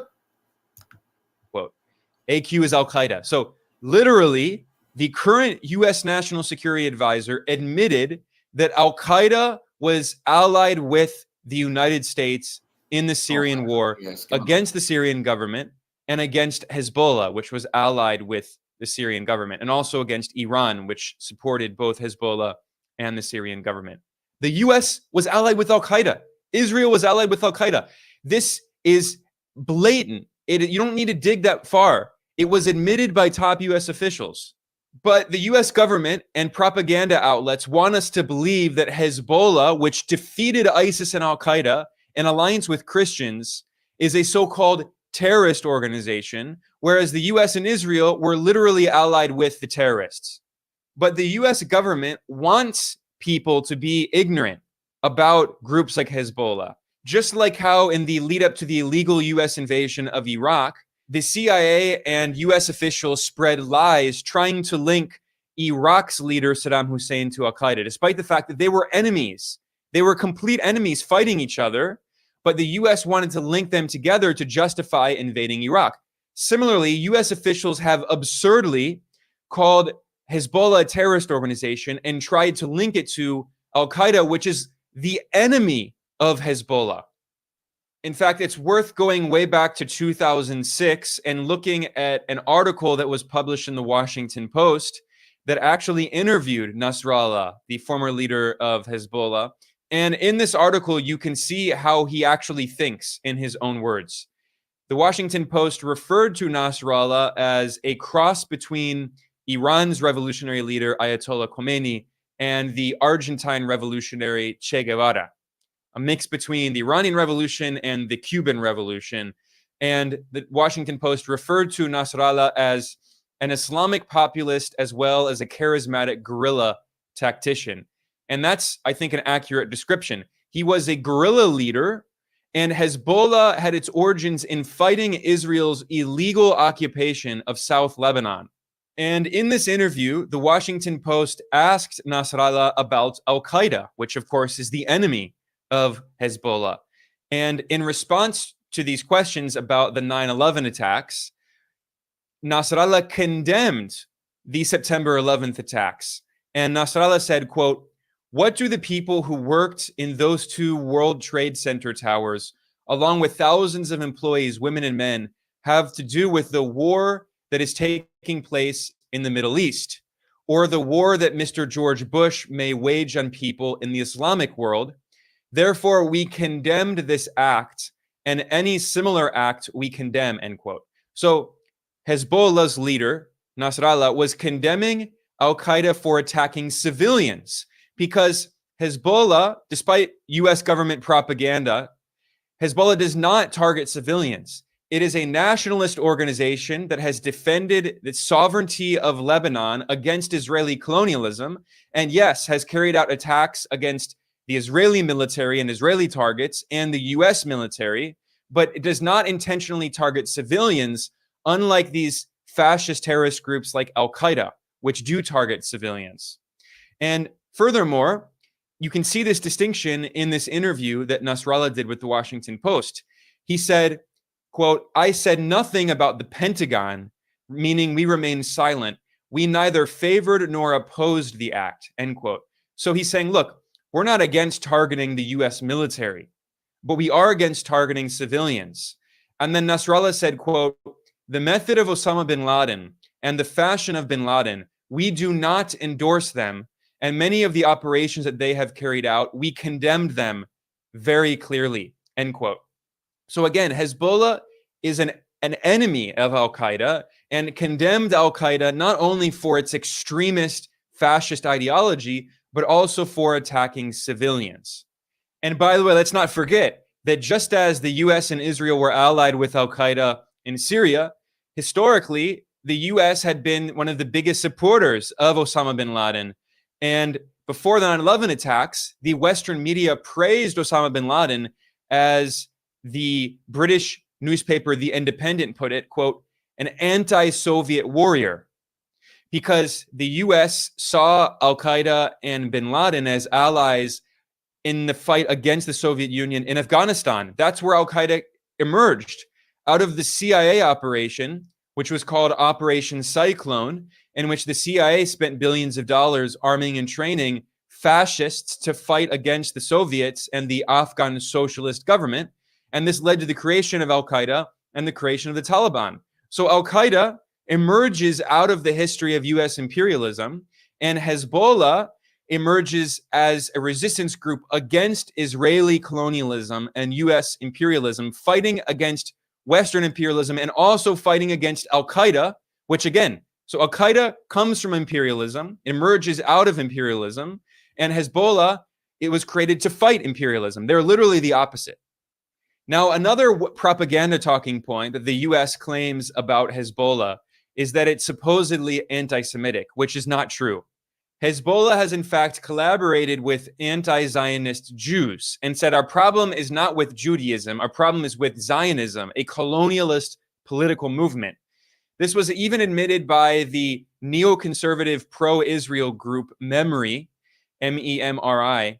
And back in 2005, they published a report that was detailing a meeting that was held in Beirut in Lebanon that brought together anti-Zionist rabbis and Hezbollah and Hamas at a pro-Palestinian convention. And in this conference, one of the members of parliament from Hezbollah, again, which is a political party in addition to an armed group, Abdullah Qusair, this is Lebanese member of parliament from the Hezbollah political party. He said, quote, "Hezbollah has never been against religions. Hezbollah supports all religions. It supports interfaith dialogue, and it has no problem with any religion. Hezbollah considers Zionism to be the enemy, not the Jews as a people or a religion," end quote. Judaism and Zionism are not the same. They're completely different. Judaism is a religion. Zionism is a political movement, a colonialist movement. The founding father of the Zionist movement, Theodor Herzl, admitted in a letter to the British colonialist, genocidal colonizer of Africa, Cecil Rhodes, Herzl admitted that Zionism is a colonialist movement that is inspired by European colonialist movements. And they wanted to colonize Palestine and had the support of the British Empire, which in 1917 gave its green light to the creation of Israel with the Balfour Declaration. Zionism is a European colonialist political movement that is not the same as Judaism. They're completely different. And there are many Jews around the world who are anti-Zionist, and Hezbollah has supported anti-Zionist Jews in their common struggle against Zionist colonialism. So the U.S.-Israeli propaganda narrative claiming that Hezbollah is a so-called terrorist organization and is supposedly anti-Semitic, it's completely false. It's absurd. Hezbollah fought against ISIS and Al-Qaeda in alliance with Christians, defending Christians in Lebanon, and Hezbollah itself originates in the Israeli occupation of Lebanon. That's where it comes from. In 1982, Israel invaded South Lebanon, and in 1985, it officially began a military occupation. There's a report I'm reading here from the Los Angeles Times titled, "Israel Leaves South Lebanon After 22 Years." This article was published in 2000. The Los Angeles Times pointed out that Israel actually began launching attacks inside Lebanese territory in 1978, carrying out attacks on Palestinians. And then in 1982, Israel launched a full-scale invasion of Lebanon, which escalated into an Israeli occupation of South Lebanon in 1985. That occupation continued for 15 years until 2000, when Israel was forced out by the Lebanese resistance forces, which were led by Hezbollah. Hezbollah was formed in response to the Israeli military occupation as an indigenous resistance organization based on an ideology of Shia Islam, but it is a kind of nationalist liberation theology ideology. And yes, it is true that Hezbollah has received support from Iran, but Hezbollah is not an Iranian proxy. It is not Iranian. They are indigenous Lebanese who are resistance fighters who took up arms to fight against the Israeli occupiers backed by the US, who were illegally occupying their land, killing their family members, and they successfully expelled the Israeli occupiers after 15 years of armed struggle. And then, after Israel was expelled, Israel attacked Lebanon yet again in 2006, waging another brutal war, killing and injuring thousands of people in Lebanon. So Hezbollah is an organization that has defended the territorial integrity and the sovereignty of Lebanon as a country. Now, the last thing I want to say here before I conclude is that Israel thinks it can simply defeat Hezbollah or Hamas or other groups by assassinating their leaders. But these are resistance movements that have their origins in the indigenous struggle against Israeli colonialism and US imperialism. And we've seen this history happen again and again. In fact, in 1992, Israel assassinated the previous leader of Hezbollah, Abbas al-Musawi, and the Israeli media at the time claimed that the era of conflict with Hezbollah in its comfortable playground has ended. But what happened? Another leader emerged, Nasrallah, and Hezbollah became stronger than ever.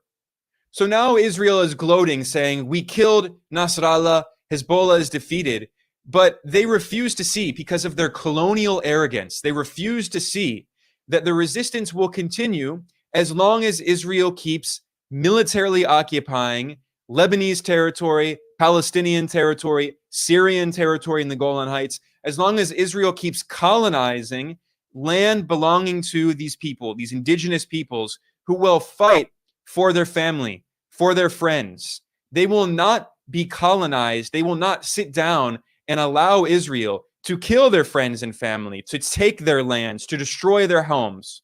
So every few years, Israel, with US support, assassinates Palestinian leaders. They assassinate Lebanese leaders. They assassinate Syrian and Iraqi leaders and Yemeni leaders. And what happens? New ones emerge because these are political movements.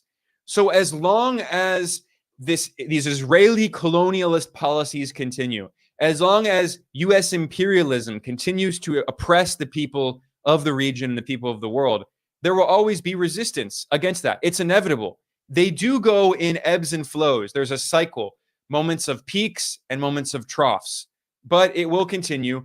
And the Western media will continue to spread propaganda and disinformation and fake news to confuse their people so they don't understand what's actually going on in these conflicts, to manufacture consent for U.S.-Israeli colonialism and aggression.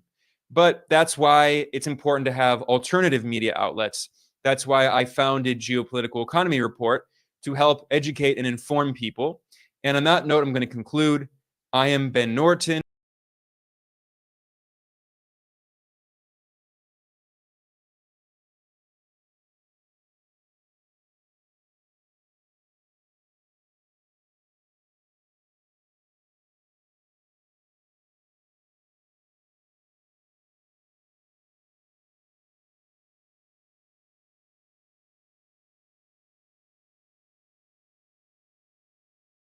Learned of cross-border commando raids by Israel into Lebanon, into the southern part of the country. These raids back and forth could be a sign that a larger ground invasion could be coming. Obviously, there have been airstrikes on Beirut for days now. Let's get right to CNN Chief National Security Analyst and anchor Jim Sciutto, who is in Tel Aviv. Jim, these raids, what do they show and what do they tell us?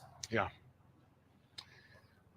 Well, John, you could call these shaping operations, smaller special forces raids, as well as just the barrage of airstrikes that we've seen over the last several days, not just taking out Hezbollah leadership, but going after firing positions, missile launch sites, missile and rocket storage sites in southern Lebanon, would all be part of laying the groundwork for a broader ground incursion or small-scale invasion, whatever language you use. So one can say that those operations have already begun. And keep in mind what the Israeli goal here is, as stated publicly. We're not guessing about this. Israel's goal, as officials have described, is to move Hezbollah back from the border. And to do that, they seem to be making it clear they don't just intend to do damage to Hezbollah forces along the border, but push them back. The typical dividing line is the Litani River, about 10 miles back from the border. So that when you have the Israeli defense minister go speak to Israeli forces now massing on the northern border and use this phrase, we will employ all the capabilities at our disposal, that's quite clear public signaling about what may very well be the next step. And I think you could see these special operations raids, as well as the bombing and the strikes we've seen in recent days, as part of that same ground operation. Jim, what is now known about Hezbollah as it is currently constituted, their will and ability to carry out retaliation? You know what, John? I think to some degree in recent days and weeks, if you go back, for instance, to the pager attack, as well as the killing on Friday of Nasrallah, we've seen something of a piercing of the bubble of Hezbollah's military capabilities. As advertised, this was Iran's strongest proxy weapon in the Middle East and against Israel, its strongest piece of that ring of fire around Israel. We talked to great length about the many tens of thousands of missiles and rockets, etc. But now, in just a few days' time, Israel has not only dismantled its leadership right up to the very top, but it's taken out a lot of those very missiles, which raises questions as to whether, even if a decision were made by Hezbollah to carry out a sizable retaliation, who would make that decision and how would they communicate that to field commanders to then carry it out? It's not clear that they have the capability to do that. And I don't mean to underestimate Hezbollah's remaining arsenal or the threat, but the blow that Israel has struck in recent days really raises questions as to what they're capable of. And we should also keep in mind Iran's public comments, which has been to say, we're kind of leaving this to Hezbollah to retaliate. We're effectively sitting this one out, not to minimize Iran's own capabilities, but at least from the public messaging standpoint, they seem to be keeping their powder dry as well. It is something that absolutely bears watching. Is Hezbollah on its heels as much as it seems, at least from everything we see and hear? Jim Sciutto, it's great to have you there as our eyes and ears. Thank you so much. Sarah? All right, this morning, the U.S. is preparing its military as fears grow that Iran may be planning retaliatory attacks. CNN's Arlette Saenz is at the White House with more on how the Biden administration is sort of viewing all of this at the moment, and they're meeting at this very moment. What are you learning, Arlette?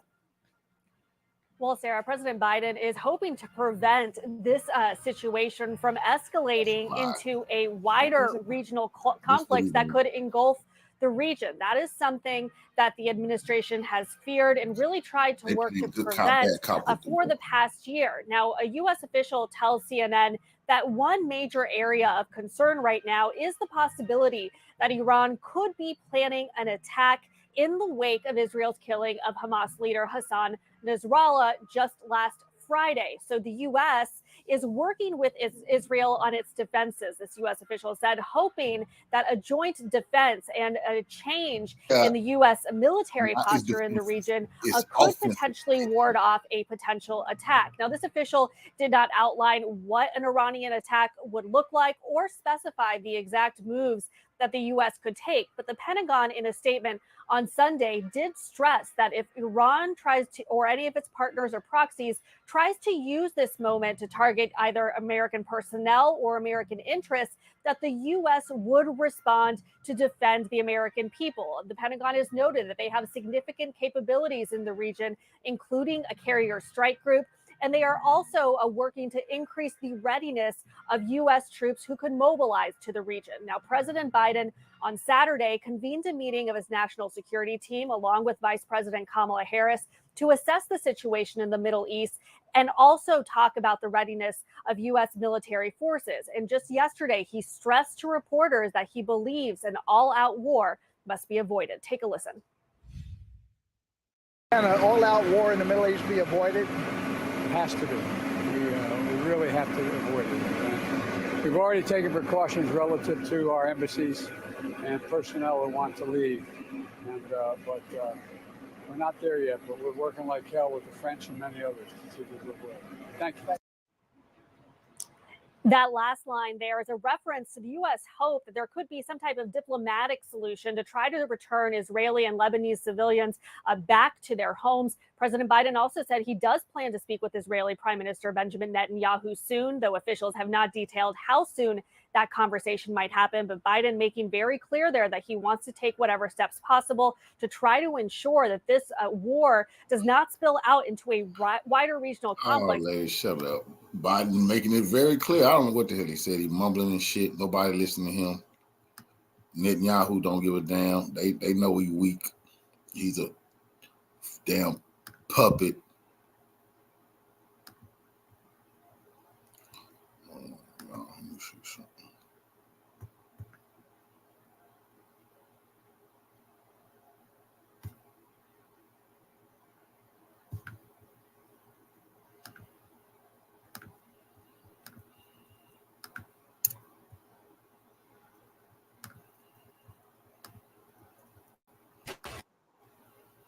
Presidential election is upon us.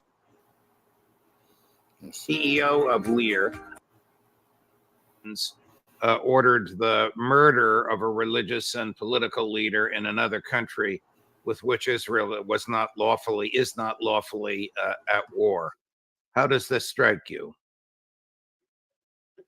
Well, everything is focused, first of all, on Hassan Nasrallah himself and his death, and also the effect on Hezbollah, which I'll come to in just a second. But I think it's really important to underline that Hassan Nasrallah is a symbol far beyond Lebanon. It's not just confined to the, if you like, the Israeli-Lebanese arena. There have been huge marches in Kashmir, in Pakistan, India, massive marches, as well as in the more usual places like Jordan and elsewhere and in Iraq. Why? Because he was a symbol. He was a symbol for national liberation, for an end to colonialism. He was the symbol. He was, if you like, in a certain way, transcended it to an extent that he was an icon for all the world in terms of justice for the Palestinians, but an end to the process. He was like anyway, he is much more important than that. And of course now the region is boiling, and it is this assassination has crystallized and brought to a head really something much bigger than just what's been happening in Lebanon. It's brought to a head this whole issue about the new order. We're in the midst of a transition from one world order to another world order. And at the moment, there's great celebrations going on in parts of America and Europe and in Israel that this is sort of defined the new era and this is what will happen. But it's not going to be, it was such really an assault on common humanity. More than 1,000 Lebanese are dead as a result. There were 6 high-rise apartment buildings simply collapsed in that process of the assassination. There are 1 million, if you like, Lebanese displaced now because Israel is continuing the assault on Lebanon, continuing the assault on Beirut. People are moving. Many of them are sleeping out on the esplanade at the front of Beirut.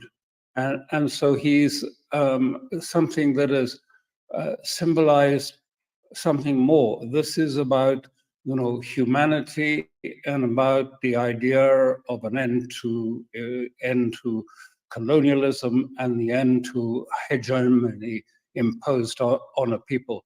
So I think it's a very powerful, it's a very important moment beyond just Lebanon, what has happened. Very important for Hezbollah too. Is this going to unite the resistance against Israel? You mentioned India and Pakistan as well as the usual places. And if it does unite the resistance, is it going to put pressure on governments like Jordan to do something? Yes, it's certainly going to do this, but and there's a lot of celebratory noises coming out of various parts of the West at the moment that this is a new Western hegemony emerging. But as I say, we're at a transition in the world order, and we've seen a huge shift of support away from the West during this period and to BRICS. I mean, we're seeing the tectonic plates of the world are shifting. And I think it's very doubtful that the Western ruling strata can reestablish, if you like, a new hegemony on the basis of genocide and bombing of civilian areas and assassinations, which is the basis of it. It just is such an affront to all humanity that I can't see that they can lever up a new, if you like, hegemony on that basis. But of course, at the moment, they are full of excitement as what's happening and planning, and in Israel, planning a big extension of this to take it, if you like, into what they call the new regional order, the new Middle East order, as Netanyahu calls it. Tell us a little bit about Nasrallah. Was he just the face of Hezbollah? Was he just a spokesperson, or was he a substantial figure like Gandhi or Nelson Mandela? He was the latter. He was a substantial. This is why you have people, in, as I say, in Kashmir and Pakistan and everyone on marches, because he had that charisma. He was, if you like, albeit in a militant way, he was a Gandhi. He was someone that created this huge charisma. People, you see signs of people crying and mourning him across the world. So he was something very much more than just the leader of Hezbollah, but he was also a military leader and he was a teacher. And so he brought, if you like, moral teaching to the people. And he was a symbol of a lack of corruption and a commitment to justice. How deep does Mossad reach? I mean, does the fact that they knew where he was at a given moment mean that Mossad has infiltrated the highest ranks of Hezbollah? This is an open question at the moment. And this is something at the moment Hezbollah have shut down. They've gone dark. They've shut down communications. And they're having a big, if you like, post-mortem that is taking place.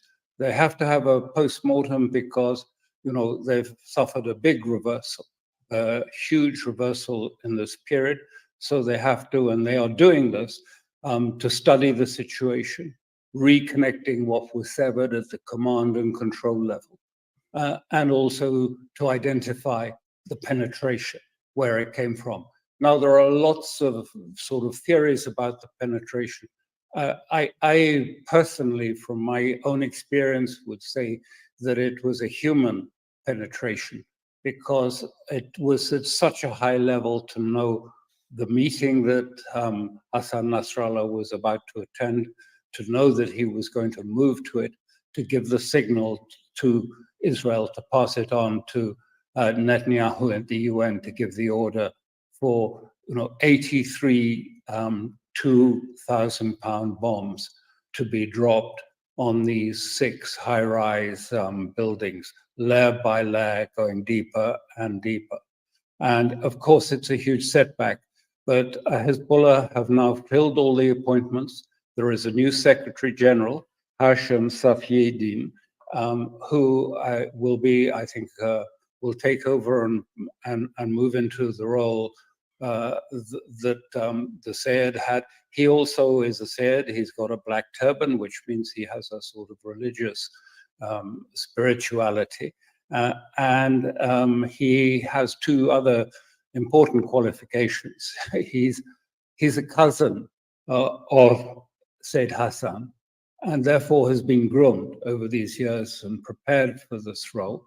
And also, he is by family. I thought it was, in fact, he's not his father-in-law, but his son. Safieddin's son is married to the daughter of Qasem Soleimani, the famous Iranian general that was assassinated by Trump some years ago. And so he is very much thought to be much more, if you like, radical than the predecessor. And don't forget, this is Hassan Nasrallah arrived in the same way. Abbas Musawi was the Secretary General. He was assassinated by the Israelis. And then Hassan Nasrallah took over from him and has been the head of Hezbollah for 30 years nearly. Have the recent assassinations and bombings in southern Lebanon degraded the military effectiveness of Hezbollah? Well, the proof of the pudding is when we actually finally see it, but I don't think so. And I'm pretty sure it hasn't. Because, none of those, the people in that room were all, the senior guard. There was clearly a mistake, some bad mistake made by Hezbollah there. I mean, first of all, such a big grouping of their senior persons was unwise. And I suspect one of the things that the post-mortem will throw up is something that has happened so often. People become sloppy with their communication security. I mean, anyone who's tried to persuade a minister to use an enciphered telephone will know what I'm talking about. They can't be bothered. They just go on Claire and they use the phone wrongly. It's a chronic problem all the time to maintain that security. They're going to have to investigate that, put it right. But I just want to emphasize that the optic communications are not affected by this at all. The main optic communications into southern Lebanon, the military communications, are not affected by that. They are, one of the reasons for this is that with optic communications, any loss of data, if you like, anyone intervening in your communication system becomes immediately evident, and you can go and find out exactly what is happening. And this is a dedicated, it's only, it's controlled entirely by Hezbollah. And furthermore, is quite extensive. I just want to make clear that there are two sets of tunnels in Lebanon, in the hills. I'm talking about South Lebanon, right down south, not in Beirut. In the south, there are two levels. One is the very, very deep level of, if you like, the missile cities, as they call it, Imad cities, where the missiles are stored, where they're fired from in many cases, and fired remotely from there. Then the whole of the hillside, this craggy, very diverse hillside of South Lebanon, is like a Swiss cheese, punctuated by holes and tunnels, so that Hezbollah can simply pop out underneath, behind, wherever Israel is not expecting it. During 2006, they had one of these tunnels within 50 meters of an Israeli observation post and 60 meters of the UN observation post, and no one knew it was there until after the war. So these tunnels are there, the weapons are there, there's been no real degradation. There's been almost no degradation of the main missile system. So the military capability is intact. And as I say, they are very clear. There is a new Secretary General who's taken command already and is operating. And every post that was lost in that attack on Friday has been replaced. Because as I mentioned before, Hezbollah have a practice of grooming and preparing a substitute for every senior person in the organization. So the military part of it is intact. Of course, they are going through a process of, first of all, looking at how the senior command was so penetrated that they were all killed in this explosion on Friday. But they're also regrouping and thinking, what are our tactics? And of course, whereas there's been considerable criticism for the mistakes, in war, you always have ups and downs. And what you have to do in war is when you have a big setback like this, you have to look at the reasons, you have to examine your tactics, your aims, your objectives, what help you can get from others to prepare for it. We've seen the same thing happening with Russia in Ukraine. Sometimes things have not gone so well for Russia in Ukraine. And they've actually come back, and there's been a change in the military leadership in Russia, quite a substantial change to bring sort of younger, fresher people more committed to Russia into the leadership. That's what's happening at the moment in Hezbollah. They're going through that process now. But I just want to add, because there's another element to it which is really important and completely missed, I think, mostly in the reporting, is there's a lot of criticism of Hezbollah and the mistakes made, yes, but there is criticism and eruction elsewhere. There is criticism of Iran. There is a criticism that particularly a certain group in Iran, gathered around, mostly around Zarif and Khatami, the reformist, if you like, group that won the election with Pezeshkian. And Pezeshkian has had to make a great apology. And he said very plainly, and he said, I was given, and they were obviously with Zarif and the group were back channeling to the West, ignoring the demand, the order of the supreme leader. They were going behind his back to the West, and they got what they thought were assurances of substantial alleviation of sanctions on Iran, and there would be a guaranteed ceasefire in Gaza on terms of Hamas. And Pezeshkian laid this out, and he said, they lied. It was totally untrue. None of it came true. Is the and this has produced Is the they and they lied the Americans, the West, or the Israelis? Europe and America, but principally America, because they're the ones that can talk about and have talked about ceasefire. And this is very, very important in the sense, in the debate that's going on, not only in Hezbollah, but going on in Iran too.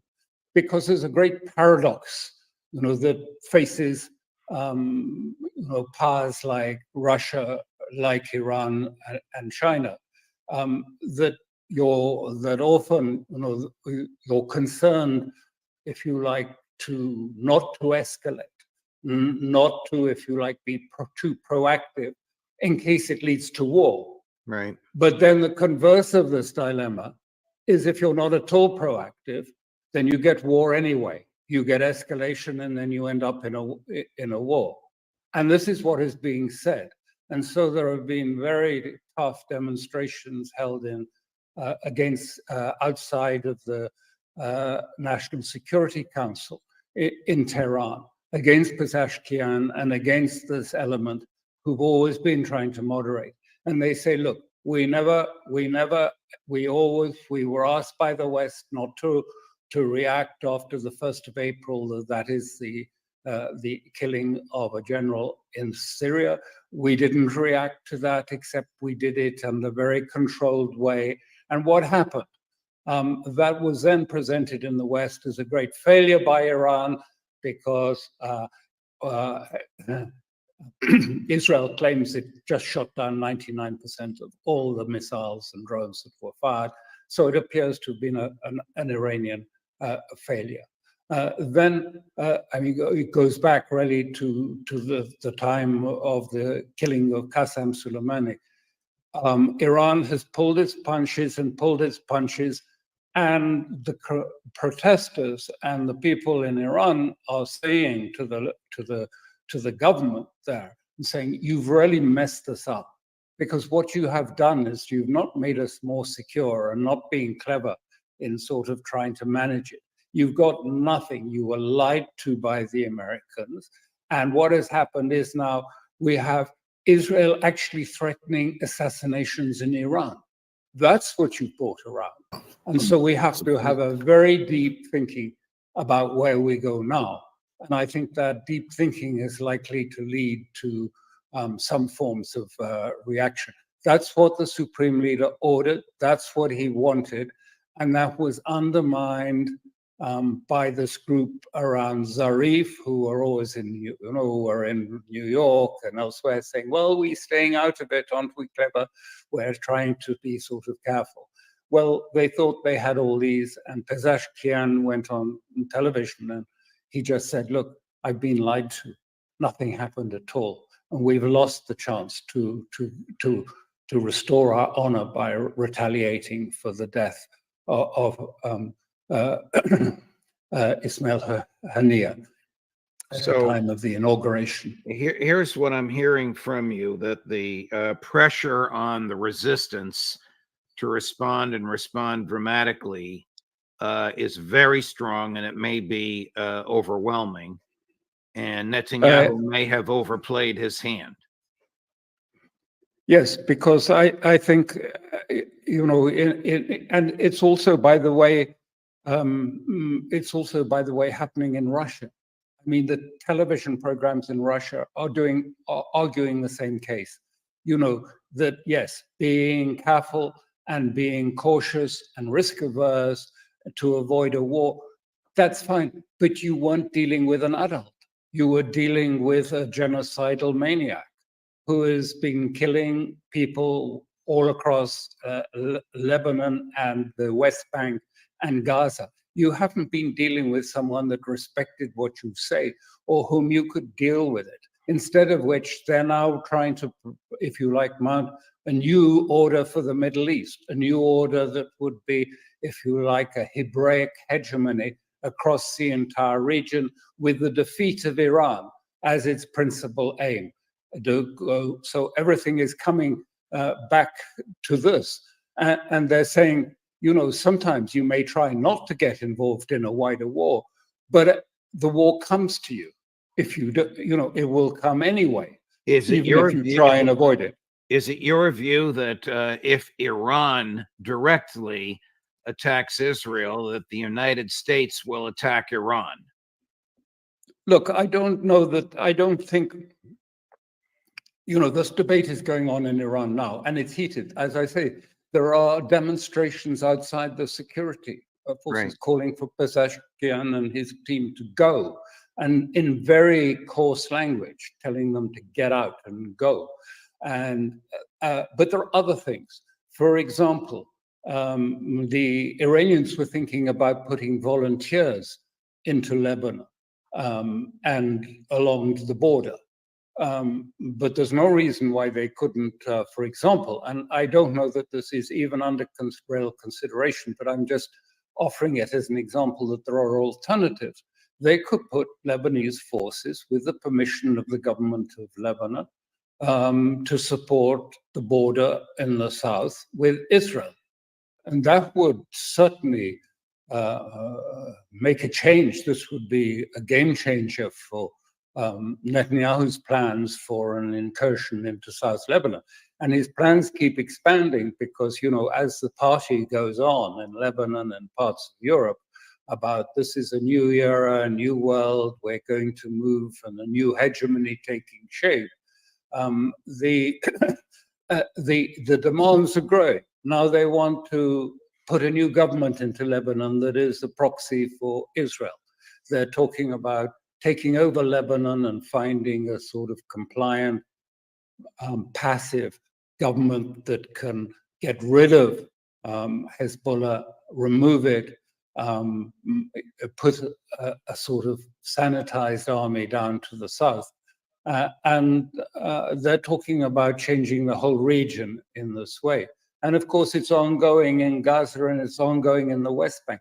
And West Bank and Gaza are, as you can imagine, this has really set alight, if you like, this whole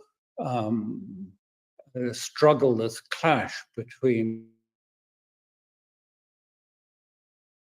as it's seen in much of the non-West, taking place, and one without limits, where killing civilians, genocide, anything goes on behalf of, if you like, this Western, the Hebraic project of establishing, of destroying Iran, establishing a passive Iraq and Syria, and making peace with Saudi Arabia.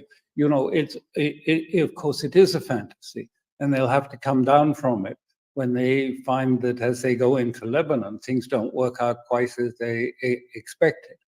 But it is at a crossroads that we are at, I think, in a wider sense that, are we really going to leverage, our sort of new world order, that's the Western, American-led world order, on the basis of such killings and of such genocide and of such, frankly, inhuman conduct, and think that that's going to work? I don't think it's going to work at all. For the moment, the killings continue, the missiles are with the West. The West has the money, it has the military forces, it has the upper hand, but it's already in decline. And although that is why we're having this tectonic shift and people are moving away and supporting increasingly Russia and China. But we're twixt the two at the moment. Between these two orders, neither has come into being yet. But it looks as if we could well end up with an escalation in the region. This could get out of control if, Israel is, Israel is out of control at the moment. It's just planning, all to sort of take down Lebanon to start with, and then it might do Iraq or Iran, which is their objective. Well, when we go down that route, we will be in a situation of great turmoil. In the meantime, what is going on in Gaza? There have been no meaningful ceasefire negotiations since July. It's now the end of September.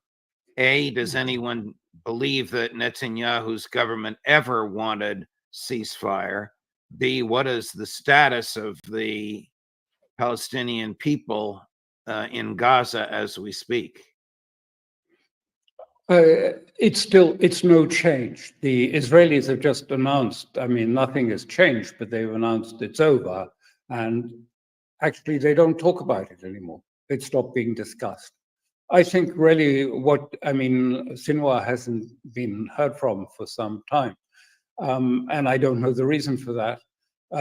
But, having done hostage cases in the past, always, they are so sensitive about, if you don't have to communicate, don't communicate. When I used to do hostage cases, the hostage takers would never allow more than a few minutes of communication because they were always frightened of interception or geolocation of their group and that they would be attacked.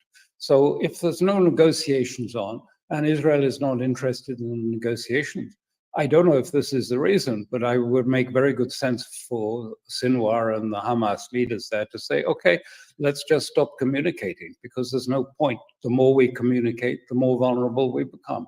Finish. And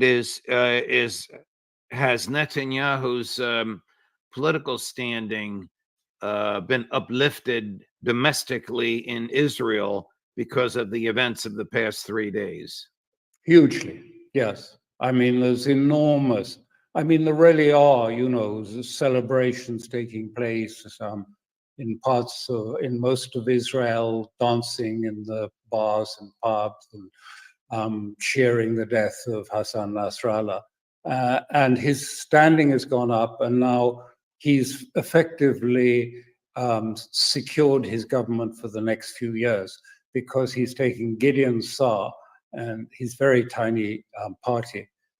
He was formerly in the Likud, into the government, not with a ministerial post, without portfolio, but is part of the war cabinet. He's given him a job in the war cabinet. So this means actually he's pretty well secure until 26. The government can't fall before 26. Will there be attempts to assassinate Netanyahu? The Houthis are boasting this morning that they fired, obviously unsuccessfully, at his plane as it was returning from New York. I don't know, but I think, all of the rules, all of the limits have gone. We are in anything goes territory. So whether that will happen or not, I don't know. But Hezbollah and the resistance in Iran at the moment are having a really tough and hard discussion amongst themselves about it and about how the communications of Nasrallah were breached. Personally, I think it was probably a human source, but don't know for sure. I don't believe all this stuff about the technological miracle that achieved it, because it all came out of the blue at the last minute. They first sort of mooted it on Friday, and then suddenly they got the opportunity arose. Obviously, someone had told them he's on his way and it's to this very big meeting. Technical material won't give you that sort of information. A human source is necessary. Alistair, could this have happened? The assassination of Nasrallah using a tremendous amount of force, several 2,000-pound bombs, without the knowledge. Say again. 86 2,000-pound. Oh, good Lord. Could this have happened without the knowledge and consent of MI6 and CIA? You're asking the question that I think they've been deeply involved in the intelligence operation. There were 2 AWACS off Beirut at the time of the explosions with their transponders off. After a few minutes, they then put their transponders back on and flew off. I can't tell you what. We know that they're giving them intelligence support, just as in Ukraine. They give to the Ukrainians intelligence support. That's obvious.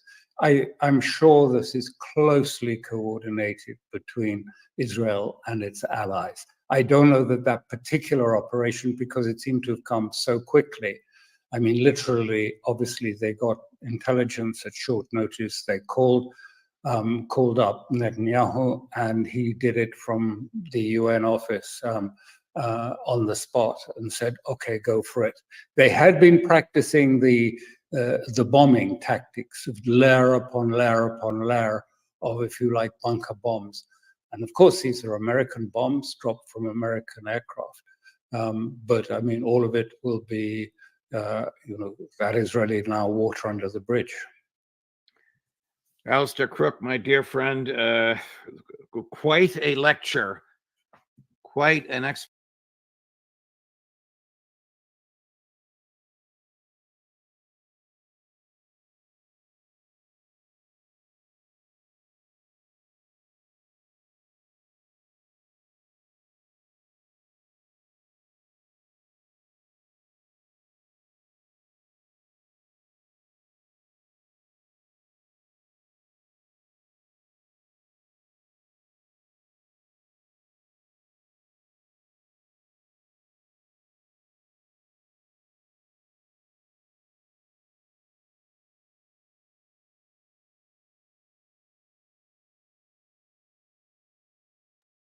Blinken is in hot water. There are calls for him to resign.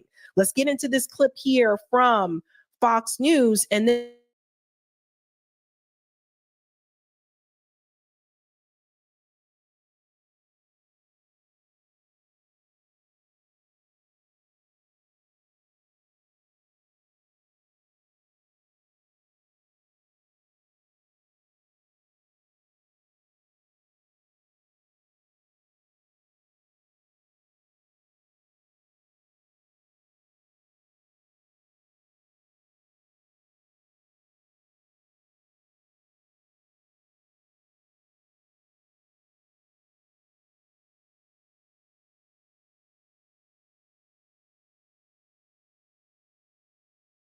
It was murder most foul, not the killing of Hassan Nasrallah. I'll come to that in a minute. It's a war between Israel and the Lebanese resistance, and you must expect that leaders eventually will be targeted. Although I caution that that is a double-edged sword, and it may even be the case that Netanyahu himself was injured at the Ben Gurion airport last evening on his touching down from New York. Certainly there have been no signs of life of Netanyahu since the Israeli press revealed that either the aircraft or his house appeared to have been struck all the way from Yemen by a ballistic missile attack. So what's sauce for the goose is sauce for the gander. And if the Israeli state is really going to murder the heads of countries and organizations around the world, they must expect that they will receive the same in return. But the murder most foul was the 6 high-rise buildings that were reduced to dust and the huge number of civilian casualties that were regarded as mere collateral damage. A bit like an organization, I don't know, Hezbollah, bringing the United Nations building down with every single person in it because Netanyahu was somewhere in the building, again, about which more later. A bit like the British state destroying the road and killing everyone who lived there because the leader of the IRA had been suspected of being present on the street. You get my drift. The hundreds, now probably thousands, of Lebanese casualties over the last 72 hours is, of course, an all-out war. Don't be fooled when they say they're bombing Hezbollah. I remember I was in Beirut in 1982 when Israel invaded the country, and how frustrated it felt to see reports that Israel was bombing PLO bases when I knew that they were bombing Palestinian refugee camps. The truth is, they are murdering Lebanese people. They are murdering Muslims, Sunni and Shia. They are murdering Christians. They are bombing the towns and villages in which Jesus walked, including amongst people who still speak the language of Jesus.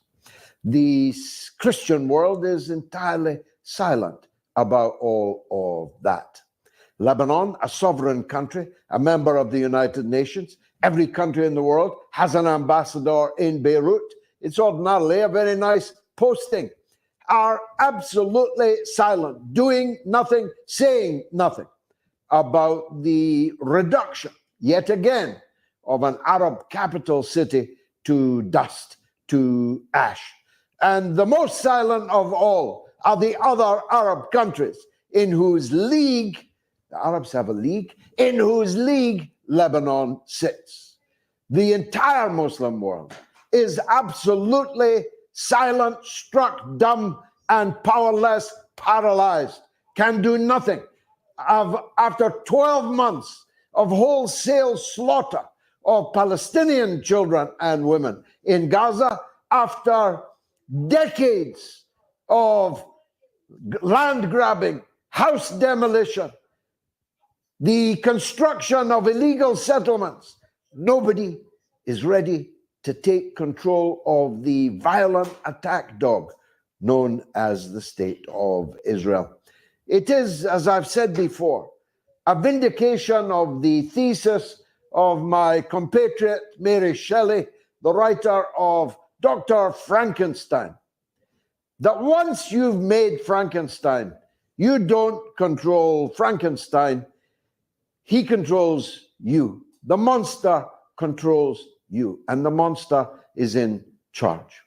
There is no doubt at all that the United States is deeply complicit in what has been happening in Lebanon over the last 72 hours. Their aircraft carriers, their warships are just offshore to provide moral and later perhaps material and men for the Israeli war effort in Lebanon.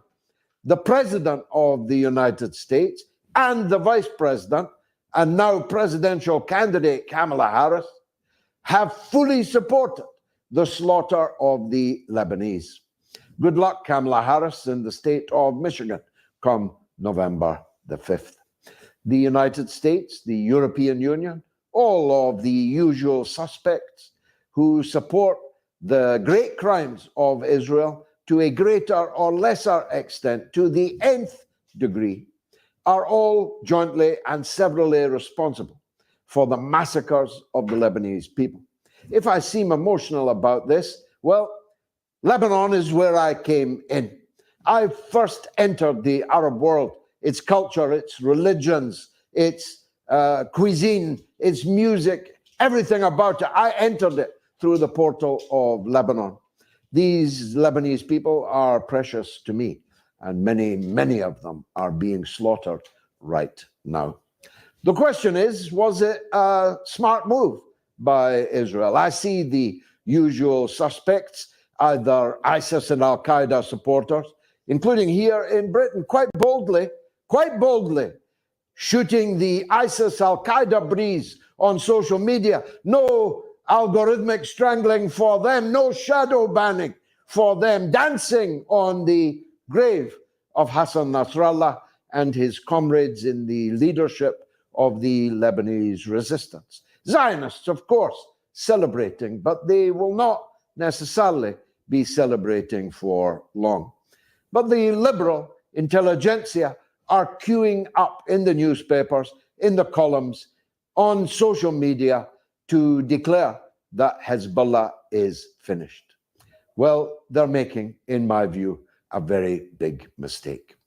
First of all, although Nasrallah is no ordinary leader, he himself built up Hezbollah from a group of young men. When I was in Lebanon in 1982, Hezbollah didn't exist. And no one actually felt any political presence of the majority Shia community in Lebanon. They were out in the cold, had no political voice, no political strength, and definitely no military strength. Hassan Nasrallah changed all of that. He made that small group of young men of the Shia sect of Islam. He made them into a mighty army, and they are still a mighty army, as residents all over Israel found out overnight.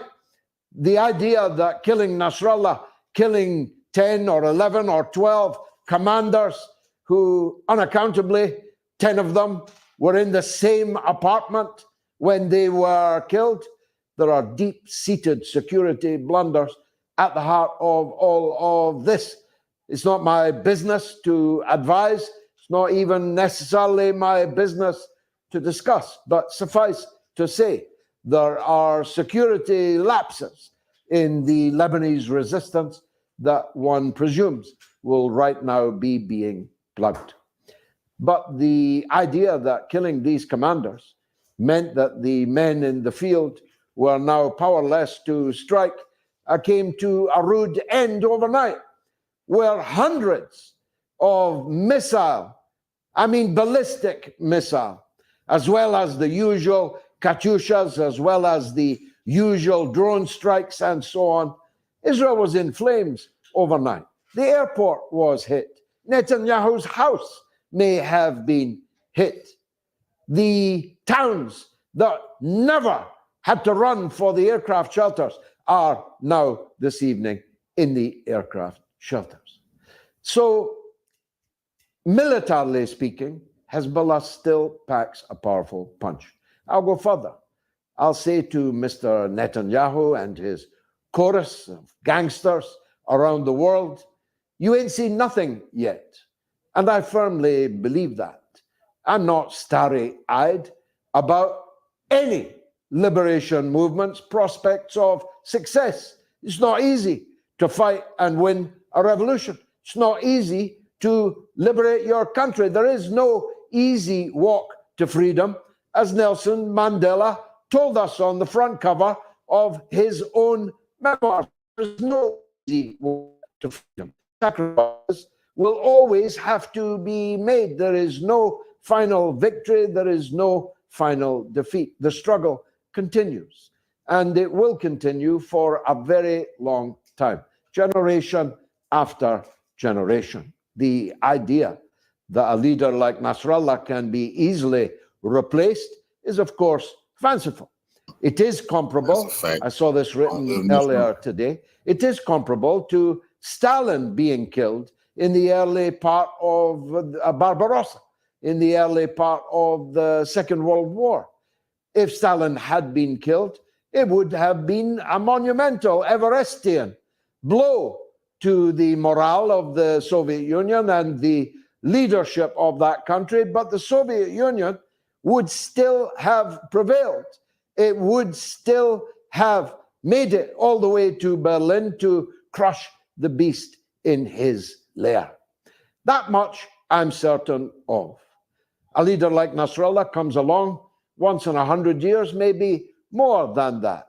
His cousin, Safiuddin, who is the new leader of Hezbollah, is reportedly far more radical than Hassan Nasrallah was, which is another lesson to chalk up on the blackboard when we're doing the accounting of this whole thing. I told people, I told Parliament 100 times, make a deal with Arafat, because after Arafat comes the deluge. After Arafat comes people who you will not be able to make a deal with. Nobody listened.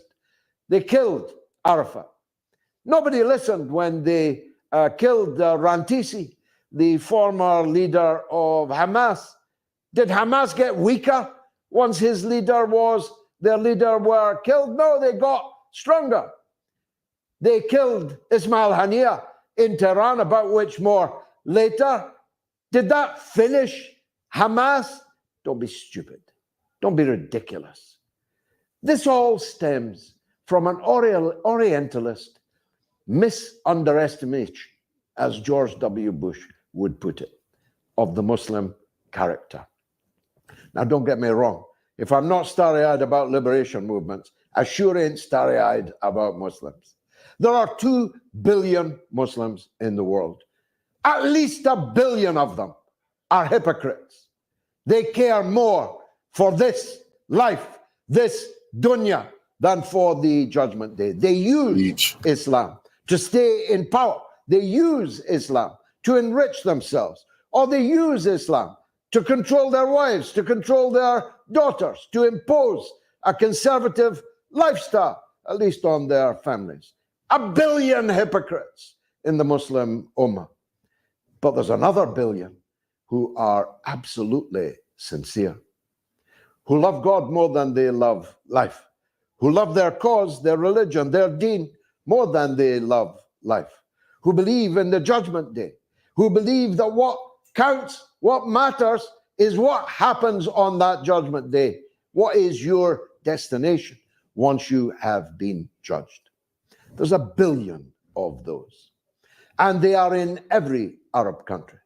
And they are Sunni and they are Shia. And they are being underestimated by Western commentators and Western political leaders. But I've got to tell you something else. Of the billion who are filled with sincerity and éclat, in that regard at least, in their deep-seated belief that dishonor is worse than death, most of them are Shiites. That's the truth of it. That's why Iran is the only anti-imperialist country to have survived everything for 44 years.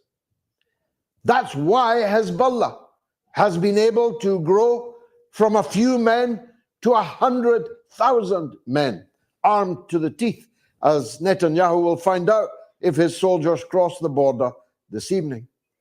The Shiites are very deep believers, and they love their martyrs with a passion which is visceral. That's a fact. It is sometimes quite difficult for the Western mind to handle, to see the adulation, to see the flagellation, to see Karbala in the full pilgrimage mode, to see the streets of Lebanon tonight as they mourn in the streets their slain leader Hezbollah. Don't underestimate these people. You'd be a fool if you do. Sure, they killed 10, 12 commanders. Sure, they killed the supreme leader of the movement, of the organization. But they have made thousands, maybe hundreds of thousands more across the region and across the world. I've often said, when people ring me up here saying, "You're not afraid you're going to be killed?" I said, I'm not afraid of death. What matters is how you die, for what you die, and how many people come to pick up your microphone, your pen, your rifle, once you have fallen. And I mean that. And if I mean it, be sure that the people who support Hezbollah really, really mean it. So Hezbollah is not defeated. If you think that, you are a fool.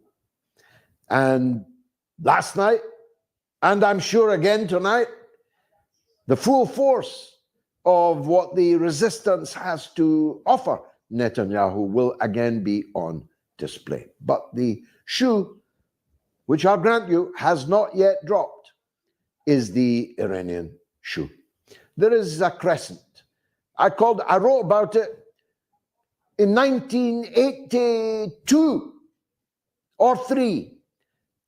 I coined the phrase, a crescent of crisis, stretching from Iran all the way to the Levant. An axis of resistance which forms a crescent and which has powerful players within it. In Iraq, who have scarcely begun to speak, but if you're an American watching with a son in the American bases in Iraq, you have to do everything that you can to get your government to withdraw them before another Benghazi to the power of 10 occurs. In Yemen, who have proven themselves, not to me because I always knew it, but to others, the Yemenis are possibly pound for pound, though the poorest country in the world, possibly the best fighters in the whole world are the Yemenis. And they're proving it again in this war of attrition. Damascus was bombed.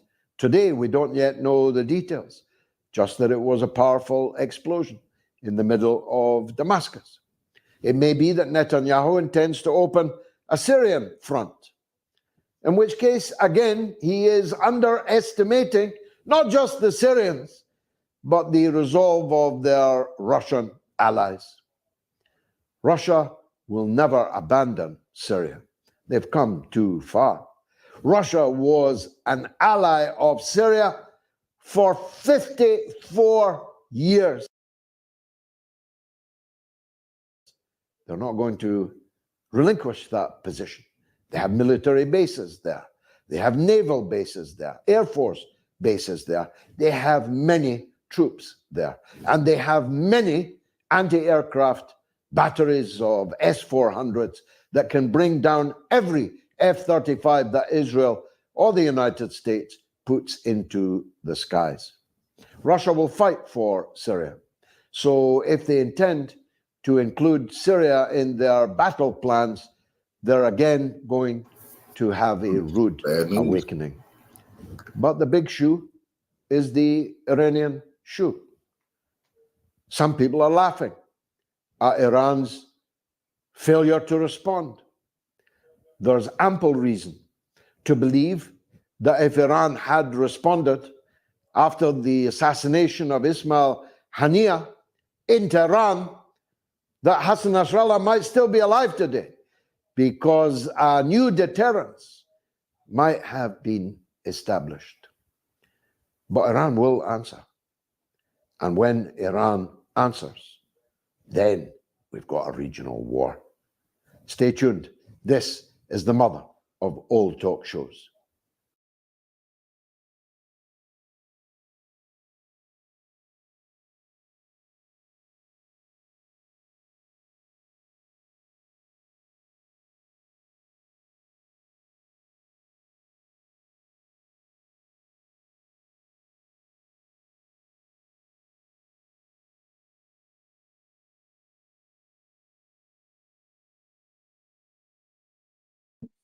Many are terrified and wondering what comes next. Hezbollah has taken painful hits to its senior leadership, leaving many people shocked and Israel and the US confident about going all the way. Is Israel going to invade Lebanon? Is Lebanon going to become the next Gaza? What will Hezbollah do? What will Iran do? How does this end? To discuss this and more, I'm joined by veteran war correspondent and analyst Elijah Magnier. Elijah, welcome back to the show. Thank you for having me. Great to be with you. It's always a pleasure to have you on and to hear your expertise on these issues. And, you know, people are really shocked right now because Hassan Nasrallah has been confirmed to have been assassinated, something that I don't think anybody expected. Moreover, it's been a horrific 2 weeks, as you know, as many who are watching know, with just one Israeli terrorist attack after another on Lebanon. And every day we see the Israelis taking out senior commanders, senior leaders in Hezbollah in quite a shocking way. So I guess I want to start off with something you recently laid out in a piece that you published at your website. And that is, what many people want to know is, how did this happen? How has Israel managed to essentially, you know, infiltrate Hezbollah in some way, to the point where they're able to take out its secretary general and many of its senior leadership over and over again, despite Hezbollah likely taking precautions after it first started to happen? Since the war in 2006, the Israeli realized that they are facing a very powerful non-state actor that changed the plan of the US for a new Middle East that the then Secretary of State Condoleezza Rice was advertising for. And they thought by removing Hezbollah from the equation, occupying Iraq, and then threatening Syria or occupying Syria, then they can change the Middle East and make sure that by fear, they can push all the countries of the Middle East to the Abraham Accord and to normalize with Israel. This plan failed in 2006 when the Israelis failed to achieve their objectives. But then Hezbollah became the target of the Americans and the Israelis. When I say the Israelis, it's always important to keep in mind that America comes first before the Israelis, because they are the one who wants to eliminate Hezbollah. They are the one who occupied Iraq and then broke into Syria and wanted to create a failed state for the objective to end up in Iran, as General Wesley Clark told the world that the Americans were planning to occupy 7 countries in 5 years, including Iraq, Syria, Lebanon, and Iran. So for that, Hezbollah became the target. What happened is the war broke out in 2011, and Hezbollah was very busy in making sure that the Takfiri, ISIS, and Al-Qaeda will not prevail. Simultaneously, Israel and the Americans were working on artificial intelligence, collecting information behind Hezbollah, because Hezbollah has become bigger, a huge organization with many effectives, starting to use drones, starting to be engaged with a classical army like the Syrian army, but then again with the Russian, coordinating with a superpower. And Hezbollah was busy in that war, and the Americans and the Israelis and their allies in the region, because the Israelis are part of CENTCOM, the US Central Command, where there are many countries in the Middle East sharing intelligence information with the Israelis and the Americans, including the British that are in Cyprus, and everybody else share information with the Israelis. This is where the main objective was Hezbollah. And Hezbollah did not really pay attention to all this crowd of intelligence gathering and the development of the artificial intelligence, because it was a matter of existence. If the ISIS and Al-Qaeda prevail, then there is no point in really looking for anything else, because they were knocking the door of Damascus. When Jabhat al-Nusra, led by an ISIS emir that later became Al-Qaeda and then went solo, was really operating inside Damascus. Now, all that collection of information, and because Hezbollah's leaders in the Jihadi Council, the highest level of command, of military command, because there is the Shura Council that is higher, and this is where the decision makers are sitting. The Shura and the Jihadi Council were busy in distributing jobs, in participating in person in Syria. Like, we've seen many of these people losing their life, etc. Please stop me when you want if I'm going. Yeah. No, it's true. But this is it's important you're saying this, because I mean, there was a Financial Times article that came out, and I sent it to you before we recorded, that basically made it pointed out the Syria factor, and that Hezbollah fighting in Syria is what opened it up to all these forces that were able to basically spy on it and follow it. But of course, like you mentioned, Hezbollah didn't really have a choice when it came to Syria. It was an existential crisis for Lebanon and the region, as you're saying. But no, please continue. So I essentially what we're hearing here, and you lay this out very much in detail in your piece, is there's a really high level of algorithms and different sorts of technological intelligence gathering methods that Israel has been using for years and years and years to basically map out Hezbollah's leadership and follow their movements. And one thing that I want to actually ask you about that I saw in this Financial Times article, Elijah, I'm going to read this part because I kept thinking to myself, why now? Okay, so Israel's had all this intelligence, why now? In the financial piece, it suggests that there was a lot of not just surveillance, but trickery taking place. It says, for more than 10 months, Israel and Hezbollah traded cross-border fire since October. While Israel killed a few hundred of Hezbollah's low-level operatives, the vast majority of them within a slowly expanding theater of the conflict, stretching a few kilometers north of the border.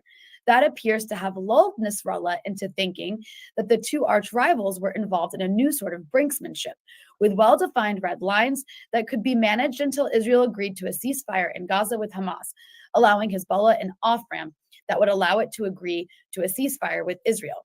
So I'm just curious if you can speak to that. I mean, do you agree with that, first of all, that Israel must have had this intelligence about these people's movements it's been following for a very long time, in very technologically advanced ways that I don't think any of us really understood was happening, obviously. And then they decided to hit the trigger now, after basically tricking Hezbollah and a lot of us in the world for the last, 10 months, 11 months, almost 12 months. It's important to understand the entire military dynamic to be able to come close to the reality, what's happening and why and how Israel managed to discover the places, etc., bomb the missile and all that. Since the 7th of October, Hezbollah has been engaged the following day, on the 8th of October, in supporting Gaza, because the whole world gave up on Gaza and everybody's watching the civilians killed and nobody's doing anything, the violation of international laws, the war crimes and crimes against humanity. Hezbollah moved from the human approach, saying, well, we support the Palestinian people unless Israel stops the war on Gaza. They did not say on Hamas, they said on the Palestinian population. Now, this didn't happen. Hezbollah used, according to the Israelis, around 8,000 rockets, laser-guided missiles, and drones throughout the war. Now, what happened is that Hezbollah understands that in any war, there is a need of a lot of ammunition. Israel received more than 50,000 tons of ammunition from America on its own, without Germany, UK, France, Canada, Australia, etc. And Israel is an ammunition producer. They have manufacturing of ammunition in Israel. Therefore, for Hezbollah to imagine that Israel can wage war on Lebanon, Hezbollah needs a lot of ammunition. And perhaps with the Israeli air dominance, Israel can close the border between Lebanon and Syria. Therefore, they need a lot of ammunition to store in the country, just in case Israel wants to start a war. And there are two levels of storage. One is under the ground, and another one is above the ground. While Hezbollah was using more than 8,000 drones, missiles, rockets, they need a refill. And this is where, with the satellite, with the electronic intelligence, with the drones, 24 hours, 7 above Syria and Lebanon. And I'm talking here about 9 satellites that are static above the area, including the British and the Americans and the Israelis. They see the movement of ammunition and where these have been stored. So therefore, it is easy for them to go after these warehouses and bomb and destroy them. But whatever they have managed to destroy is again above the ground, what was stored as an additional ammunition to what Hezbollah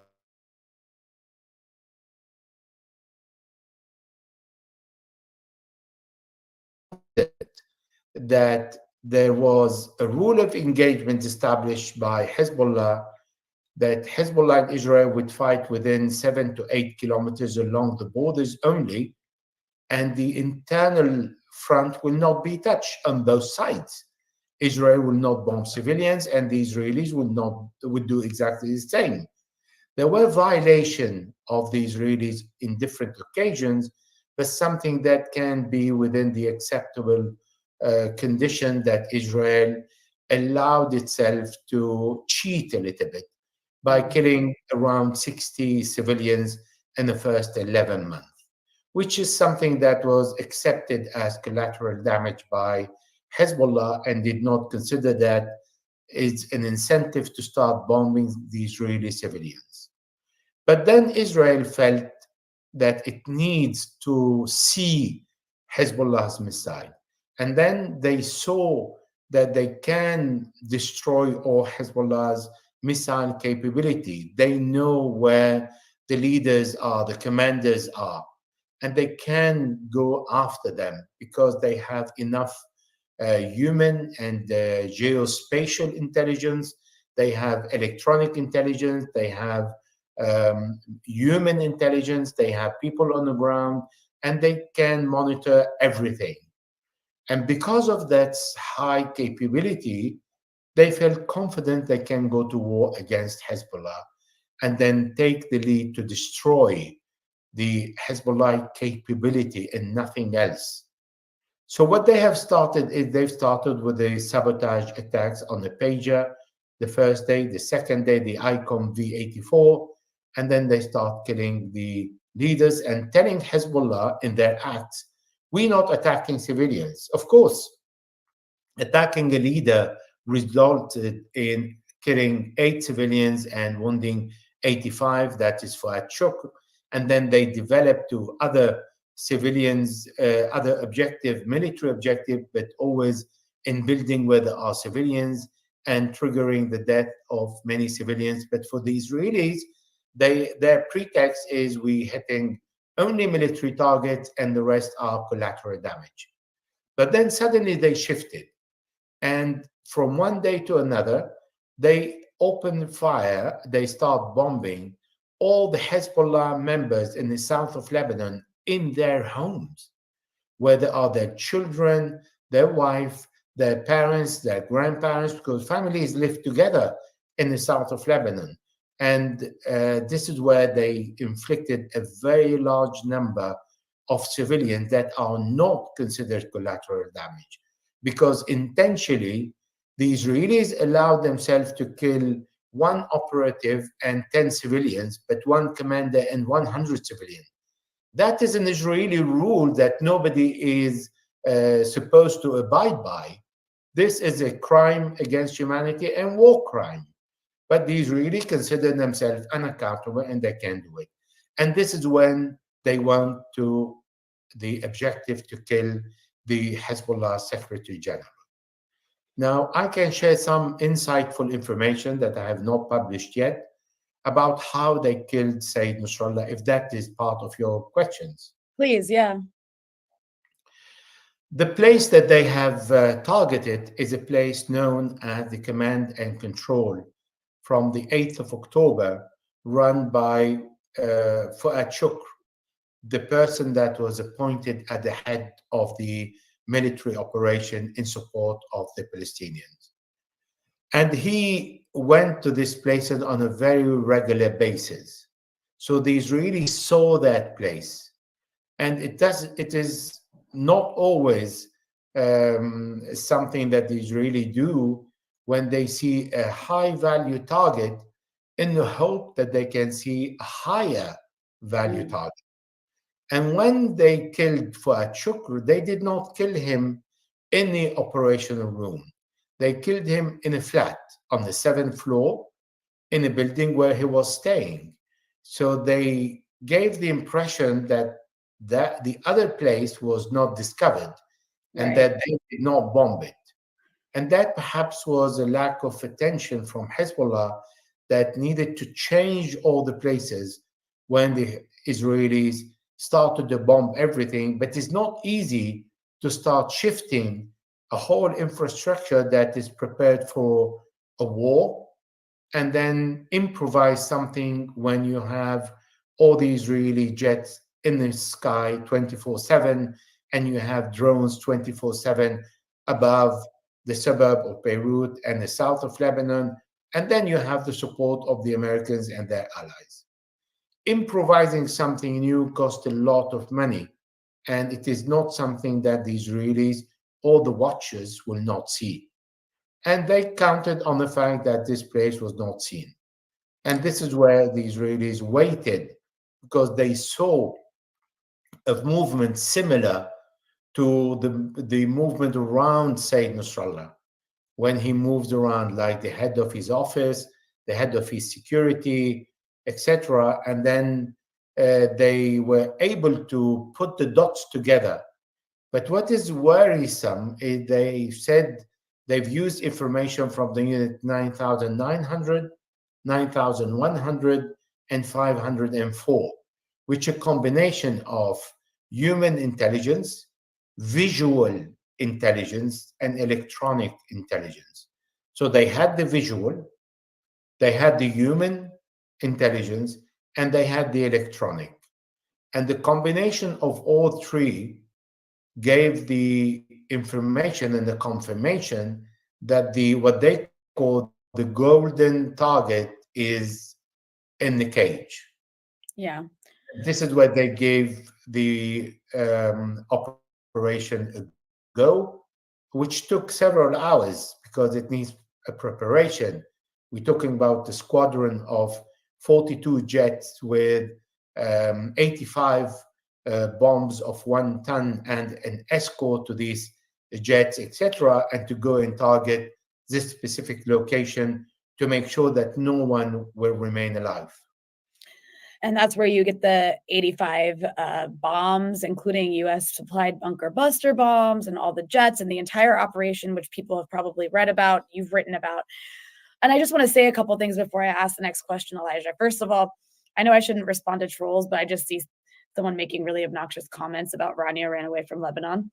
And I just want to say to that, I actually came here before all this started, but also how dare anybody demand anybody stay in a place Israel's bombing?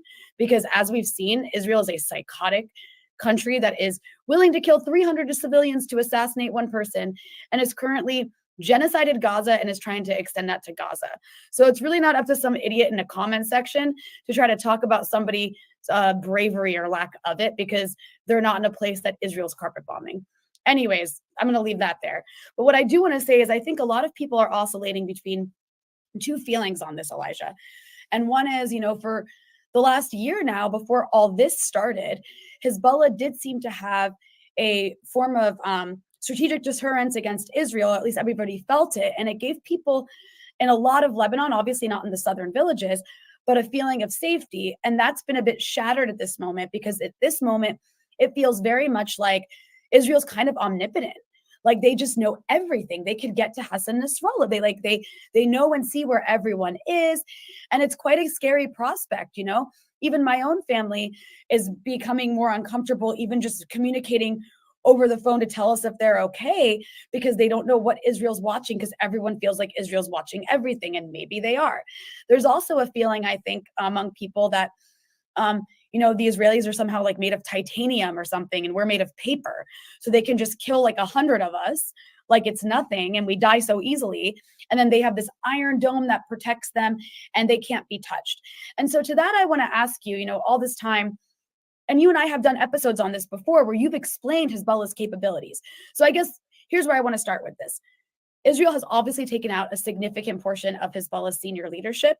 And obviously some mistakes were made, and I'm sure there's a reckoning about that, and hopefully a reflection on that among the resistance axis leadership or whoever's taking over at this point. But all that's to say, how degraded are they? Are they what are their capabilities still? Israel took out leaders, very important figures. We cannot deny that there have been massive blows, and Lebanon is in a catastrophic situation right now. And everybody's wondering, where is this capability we heard about Hezbollah's ability to hit back? And what's the response going to be, if they're even capable of one? The reaction is normal. People are not expert in warfare, and perhaps they did not live enough wars to understand that we are just at the beginning, only 2 weeks. The war started with a pager, really. And then with a pager, there were one hit after another. That's one. Two, the Israelis have the air superiority and dominance. And I've written several weeks ago that Israel had 13 to 15,000 targets to bombard. And when they finished their bank of objectives, Hezbollah will react. It turned out that I am wrong, because actually Israel has only 3,500 targets, not 13,000, because today they said, we've done it. That's great, which means that when there is an air dominance, people don't go out and open their warehouses and start firing against Israel, offering to Israel new and updated bank of objectives. On the contrary, you've done your job, you're finished, you show everything you have. Now you feel the victory. Great. Did Israel occupy Lebanon? Did Israel declare that Hezbollah has been defeated? On the contrary, the Lebanese and the world is watching and saying that Hezbollah has been defeated, while the Israelis are saying 10% of Hezbollah's capability has been destroyed. We're talking about 10%. So after carpet bombing Lebanon for 2 weeks, all bombarding all these capabilities, all the families of the militants and the militants, they've managed to come out with a total, since the beginning of the war, around 1,700 people who were killed. Is this all what Israel can do in terms of war? I'm not encouraging or undermining the number of killed or the number of targets destroyed. On the contrary, if Israel is right, then the invasion will happen in the next few days, and that will be it. Israel will walk into Lebanon and then it can occupy the area that it wants. But what's happening is, first, the ground forces, the special forces, have not been engaged in any war or any confrontation against Israel from the 7th of October until today. The special forces were not involved in this war. Only the missile forces that are part of the 3 units, 2 south of the Litani River and 1 north of the Litani River. These are the units that were fighting Israel in the last almost 12 months. Secondly, all the warehouses, the excess of warehouses, not all of them have been destroyed, showing that the Israelis in some places had old information, but it doesn't matter. Everything that's under the ground is still intact. And I think in the next 48 hours, we will see if Hezbollah has the capability to regain the initiative after Israel said, I'm done with the objectives, and now I'm going to look for something else, because they feel the victory. And feeling the victory is deadly when the Israelis are not really estimating the strength of the enemy. Hezbollah has received a hit. That is true. Hezbollah has failed in several small tactical battles, but the war has not started yet. We're just the beginning. We still have a year ahead, several months ahead. So people are going to start falling into the Israeli propaganda and what they see, thinking that 150,000 members of Hezbollah, that Hezbollah said, this is how we are. Suppose Hezbollah is not telling the truth and it has only half of that. So that is, we're talking about 75,000 only. So if Israel managed to kill 1,700, or even 2,000, or 3,000, or 5,000, or 10,000, there's still at least tens of thousands waiting to fight. So what the Israelis are not saying, we have won. John Kirby today, the spokesperson of the US government, said, Hezbollah today is not like Hezbollah a week ago. And Hezbollah's chain of command has been destroyed. All the leaders have been destroyed. I can tell you, all the leaders have been already replaced. The announcement of Sayyid Nasrallah's death took place only when a new Secretary General was elected. The killing of every single commander was announced when immediately another commander took place. For example, the Akil was killed among other Rudwan commanders. 7 of these commanders came out alive. They died from the pressure, but the other 7 were very close to the exit and they did not die because Hezbollah did not hit the same room under the ground, but 100 meters away, and the pressure killed many people. But there are 7 that did not die. And there are around 200 other commanders that are ready to replace those who are going to be killed in the battlefield. So let me ask you this. This is a criticism that I've been hearing people say, and I'm curious your thoughts, because I think up until now, the resistance groups and Iran have been quite restrained, right, in their response to Israel. And some of the criticism has been that perhaps this was a mistaken way of dealing with Israel. Perhaps too much restraint has made these groups look weak, and has emboldened the Israelis. For example, the Iranians have yet to respond to Ismail Haniyeh being murdered by the Israelis in Tehran. Hezbollah has responded to, various assassinations prior to the last couple of weeks, of course, but the responses have not been, have been calibrated to, not provoke a wider scale war, in hopes that, they could continue this sort of tit for tat.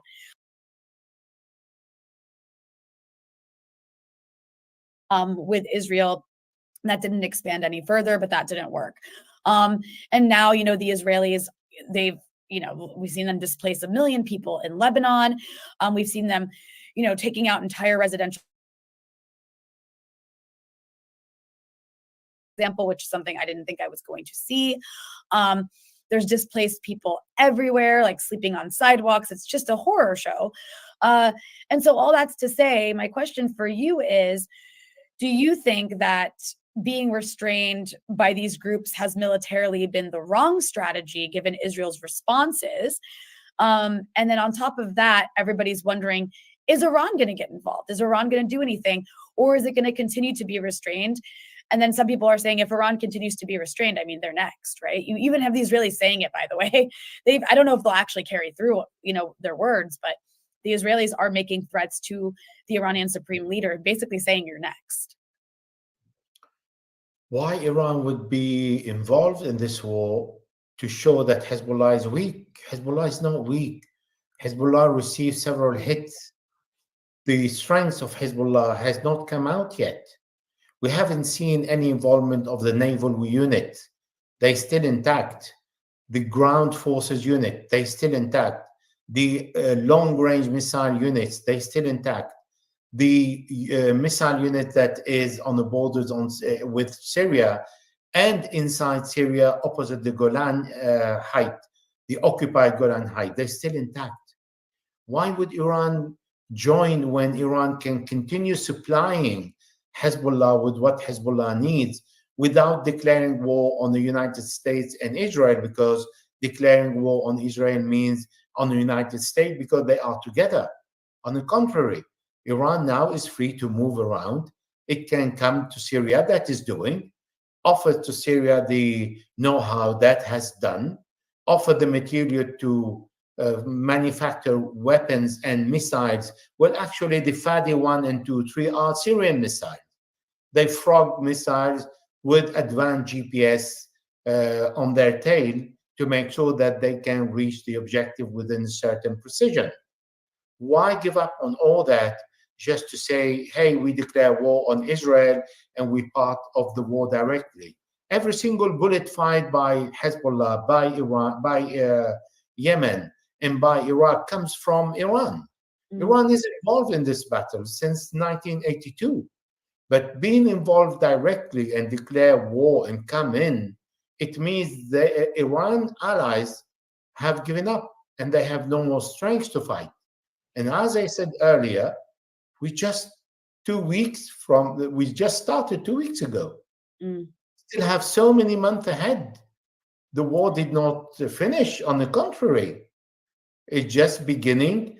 The Israelis tested Hezbollah's capability, and Hezbollah learned what Israel knows and what are the objectives that were uncovered to the Israelis. Good. Other objectives are not. Other warehouses are not. Other leaders are still not known for Hezbollah. There are thousands of leaders that have not been killed. Killing 5, 10, 20, 30, 50 is part of the war. So it's like when I ask a general, if there are 8 major generals in the army, as there are 8 people in the Jihadi Council, and 3 or 5 of these have been killed, how many generals will replace them? He said 2,000. they're all waiting because there aren't spaces for more than these 8 occupying all the key positions. So Hezbollah is an irregular, organized army. Yeah, no, those are all really good points. I want to thank people who are throwing money in the super chat, and one person in particular. I just want to show the comment. His name's Nader. Says my family's from areas next to Sur, Tyre. My heart is broken seeing what my people are going through. I visited most summers. Stay strong, my people. Thank you so much, Nader, and I'm with you on that. And I wanted to ask you also. I just want to remind people. If you want to help support the show, you can go to patreon.com/breakthrough news and become a member. And I do appreciate the comments in the super chat. Elijah, I wanted to ask you about Israel's ultimate goal here, because, you know, they're talking about limited ground incursions. They're obviously feeling very emboldened, and it does seem like they're going to try some sort of ground invasion. And I know you've often said that will be their graveyard, because that's where Hezbollah will be able to really shine in its capabilities if Israel's on their turf. But that said, you know, we do see these groups in Israel talking about resettling southern Lebanon, even changing the names of Lebanese villages and towns to Jewish names. You see Israeli officials talking about buffer zones, reoccupation. They want to go to the Litani. I mean, we know this is their ultimate goal, right? At the end of the day, they have expansionist ambitions on top of the fact that they do want to get rid of a military threat to their north. So I guess my question there is, and I also wanted to add 2 things here. One, the Israelis have essentially put like a sort of military blockade on Lebanon. They're bombing border crossings with Syria. They're threatening to bomb any attempt by the Lebanese to fix those border crossings in an attempt to stop, I guess, in their minds, weapon flows, right, to Hezbollah. And then they're also threatening the airport. They're saying that any plane that lands at Beirut airport needs to be given permission or cleared by the Israelis, which is actually how an occupying power behaves. I just want to point out how outrageous that is, because it's a complete violation of the sovereignty of an internationally recognized country called Lebanon. On top of that, you have the Americans, and I saw you pointing this out on Twitter, you have the Americans telling the Iraqis they are not allowed to send anything to Lebanon without it first being inspected and cleared by the Americans. Another violation of the sovereignty of an internationally recognized country. I guess we shouldn't be surprised that this is the behavior of the Israelis and the Americans. All that's to say, there definitely does seem to be ambitions to reoccupy parts of Lebanon by the Israelis. The Americans, it seems, have sort of just given the green light at this point. So I'm curious what you think the prospects of that happening is. I think it's great news to hear that the Israelis think they can change the names of the villages in the south of Lebanon, and they can occupy the south of Lebanon, because their overconfidence means that therefore will be harder. And we're talking about the ground forces that are still intact. I'm sorry to say, to disappoint many people, that we haven't seen yet what the missile forces are capable of. And I think soon they will regret to think that the missile forces units have been depleted, or they have no longer the possibility. If you start counting how many missiles are going to fall on Israel on every day, you understand that Hezbollah can fire at least the same amount every single day, or go gradually higher if they go higher. So I think this is going to be shown very soon. Secondly, saying that they threaten the Lebanese airport is again great news, because it means that Hezbollah has a right to treat the Ben Gurion airport and other airports in the same way, because the Israelis violate the Lebanese sovereignty by threatening the Lebanese airport, the only airport that is in the country, and they bombed the civilian area in the Dahieh. They bombed civilian area in the south of Lebanon, and in the Bekaa Valley. They offered on a silver plate to Hezbollah the possibility to do exactly the same, when Hezbollah was trying to avoid all these and was losing, because avoiding all the non-combatant targets, Hezbollah is not the match of the Israeli Air Force. But when all the red lines are lifted, then this is where there is a little relief for Hezbollah, which means the Israelis have invited Hezbollah to treat its civilians in the same way, to treat the airport in the same way. But what about the surface-to-surface missile that can destroy all the oil and gas platforms? We haven't seen any yet. What about the harbor of Haifa and Eilat? We haven't seen any attack on these harbors yet. The moment the Israeli threatened the harbor in Beirut, I think the harbors in Israel will be shut down completely. But maybe people will start laughing at what I'm saying now. But the Israelis said they have exhausted their bank of objectives.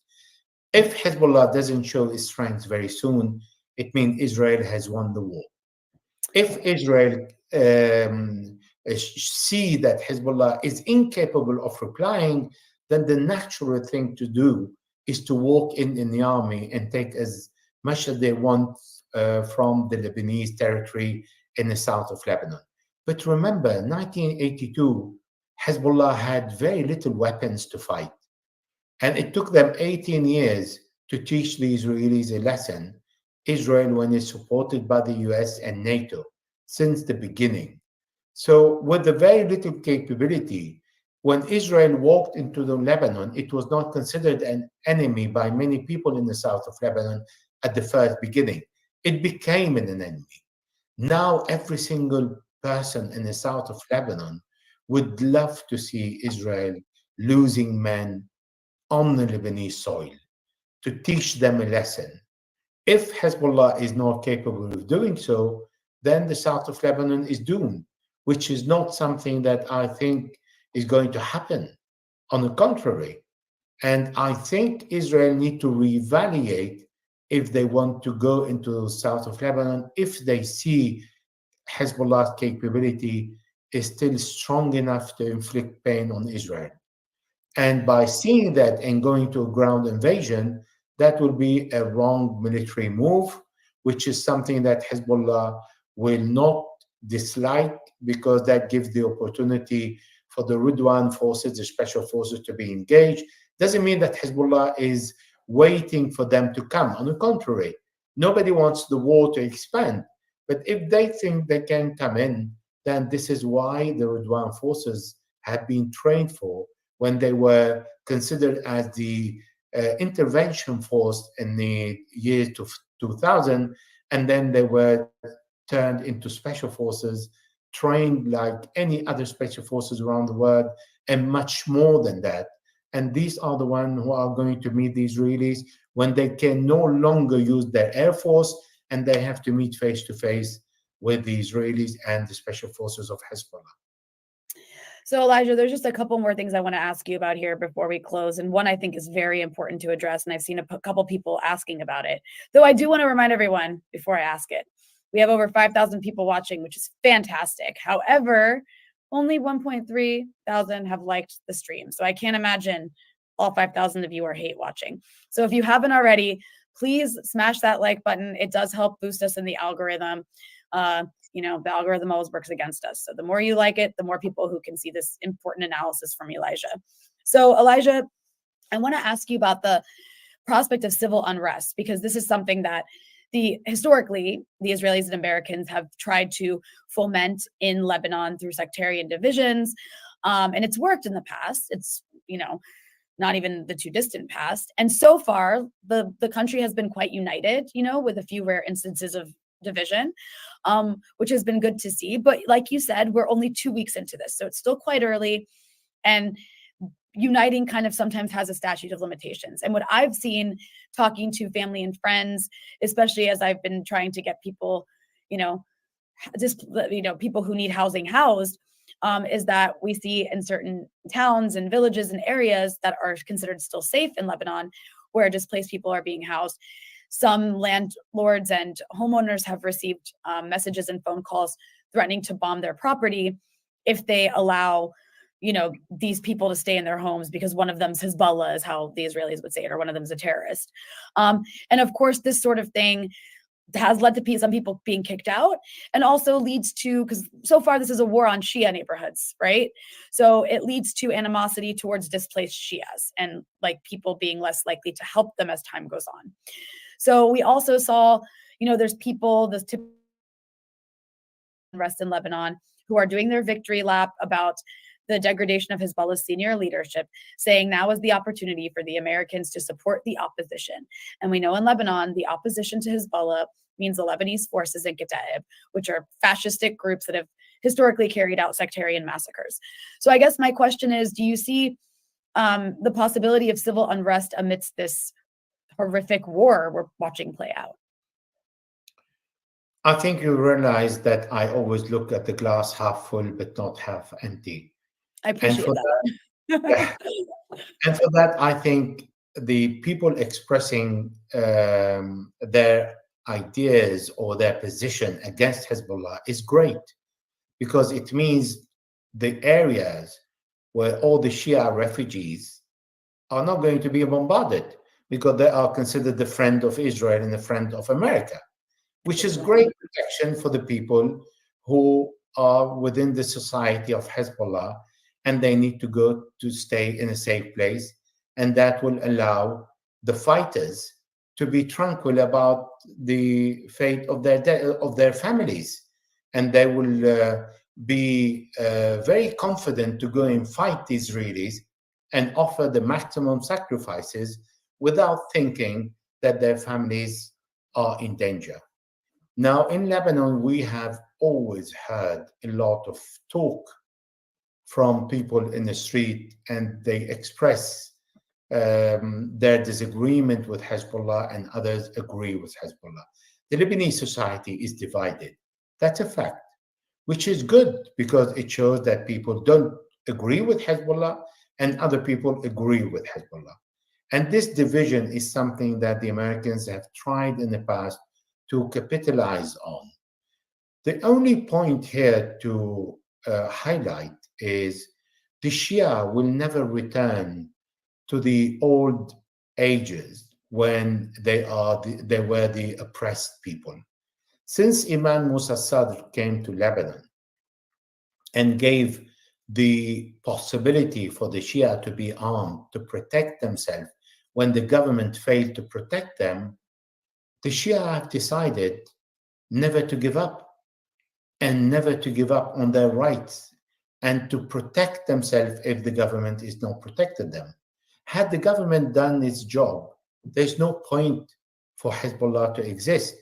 Hezbollah has existed because nobody defended Lebanon when the Israeli invaded the country. And Hezbollah continued to exist because all the services in the Shia area, in the Bekaa Valley, in the Dahi, before that in Naba, and in the Christian area, and after that in Dahi and in the south of Lebanon, they were the deprived society. They received nothing. They were not giving any jobs. They were considered good for serving as waiters in a restaurant or working at the harbor to shift goods, and that's it. But today, this society grown. There are intellectuals, there are doctors, there are engineers, there are handicraft, there are thinkers, there are philosophers, but there are also fighters. And these people will never accept to be humiliated again. And even if Israel goes in the south of Lebanon, for whatever reason, they will have the joy to continue fighting Israel. Because Lloyd Austin, the Secretary of Defense, told the Israeli at the beginning of the war one sentence that I found brilliant, that the Israelis never learned from it. And he said, "Don't make our mistakes. We have failed to earn the heart and the mind of the population." The Americans went to Afghanistan, and after 20 years, they were kicked out, taking the power from the Taliban to give it back to the Taliban. In Iraq, they went and occupied Iraq, and they were kicked out. And they returned after ISIS controlled Iraq in specific places, but not as occupier as before. They still occupy a part. And they went to Libya and they failed. They went to Syria and they failed. They are hated by the entire Middle East, and those who do not hate them fear them. This is not earning the heart and the mind of the population. The Israelis have lost everything or any connection with the population of the Middle East. And showing how Israel is strong and imposing the Abraham Accord and normalization, because Israel can destroy, but what Israel has destroyed, Gaza, 360 square kilometers, or Lebanon, 10,400 square kilometers? Not yet. Is that the capability of the strongest army in the world and the 14th in the world and the strongest in the Middle East? That's very slim. And yet, no one in Gaza raised the white flag. And no one in Lebanon is going to raise the white flag, not domestically and not to the Americans or to the Israelis. Yeah, no, I think that's a very important point. And the last thing I want to ask you, I'm just going to make a couple comments and I'm going to ask you this question. You know, I do see like a lot of people are very angry. They're like, well, why was Hassan Nasrallah in, you know, in South Beirut and not in like some mountain bunker somewhere? Like, why did Hezbollah make all these mistakes? And I mean, I think there are a lot of questions to be asked. I imagine they're being asked internally, but I do want to say, you know, when you're fighting the most powerful military empire in the history of the world, and that's what Israel is, because Israel is an extension of America and it has the full backing of America. And, you know, you've covered war for a very long time, Elijah. You saw the aftermath of Sabra and Shatila, which is one of the most horrific acts of violence in the region ever. I think what we're witnessing now is a more depraved kind of imperialism than anything we've ever seen. I mean, I saw someone pointing out that George W. Bush had actually criticized Israel in the early 2000s when they killed Hamas's leader because they killed 7 civilians in the process, and that was too much collateral damage. Now we have an entire political spectrum in the US that includes the Democratic president and vice president, who's probably going to be the next president, releasing statements calling the assassination of Hassan Nasrallah, which was carried out by killing hundreds of civilians in residential buildings, hundreds, not 7, hundreds, an act of justice that they fully support. That is the kind of American imperialism and empire we are dealing with today. I think it's more depraved than ever before, and it is a huge adversary to be up against. And I mean, Hezbollah, Iran, this resistance axis, you know, they're made up of people who, you know, picked up arms defending their land to the best of their ability. Maybe mistakes are made, but at the same time, they don't have the resources or the technology or the advanced weaponry of the monster that they're fighting. And I think that's important to keep in mind in terms of resistance, because resistance loses sometimes, a lot of times actually. And, you know, there's some people who I think maybe only want to support it when it's winning. I don't know. But all that's to say, I guess my question here is to the U.S. question. You and I have often talked about the U.S. threat, the threat to the U.S. in the region if they allow this to explode into a regional war. We're closer to that possibility now than we were 2 weeks ago, right? And that's all to say, you know, do you think the U.S. is making a miscalculation here? Because it seems like something in the U.S. has shifted in terms of those in power, where they went from trying to constrain Israel on the issue of Lebanon to avoid this all-out regional war to kind of just greenlighting whatever Israel does. I'm not sure what's changed, but it, you know, is that a miscalculation on their part? Does the reality of, you know, U.S. as sitting ducks across the region remain if they continue to allow this to expand? For many years, I used to think that the American administration is intelligence and they plan for 5, 10, and 20 years ahead. But then when I saw how they occupy Afghanistan and how they occupy Iraq, I understood the level of stupidity of the decision makers in the US. There are many thinkers in the US who are extremely intelligent, but they do not have influence over the decision makers.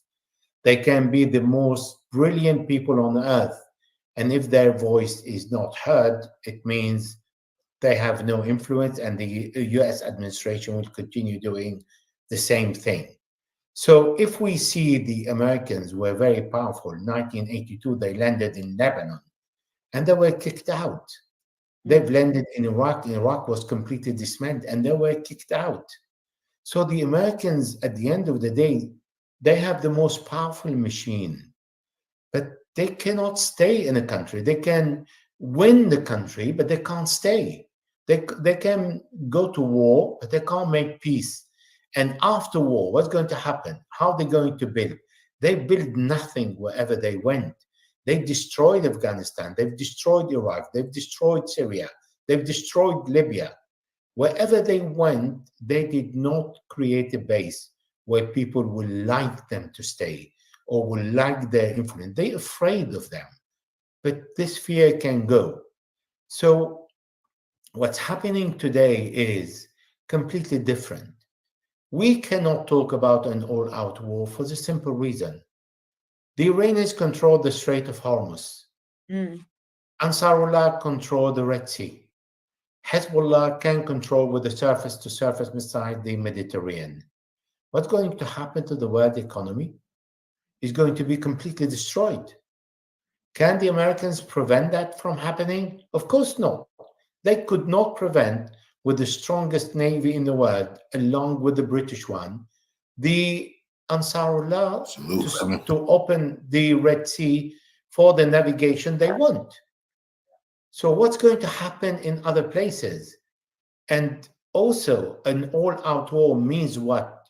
We've seen Donald Trump, what he did when he killed the Brigadier General Qasem Soleimani, the Iranian Brigadier General, and the Iraqi commander Abu Mahdi Mohandes. He received 16 missiles next day and did nothing, did not react. And McKinsey, the chief of staff, said Iran could have inflicted on us between 100 and 150 soldiers killed in that very precise bombing.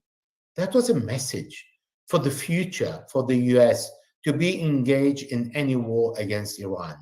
Yes, the US can destroy Iran, but can prevent Iran from retaliating? No. Hezbollah can have many of its warehouses destroyed. Can Israel stop Hezbollah from retaliating? No.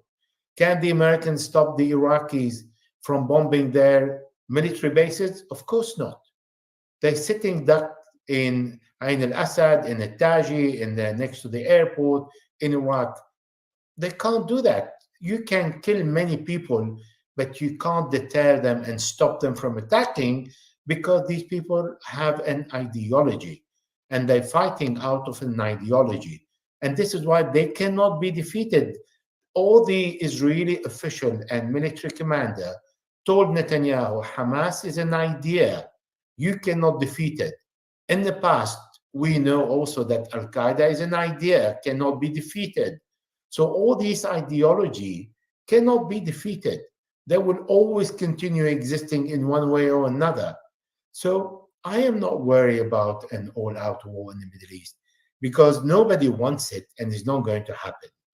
As long as Hezbollah is fighting, Hamas did not surrender. Netanyahu went from Gaza to the West Bank, from the West Bank to Lebanon. He's looking for a victory. Is this going to be his victory or his graveyard? I think it's going to be his graveyard.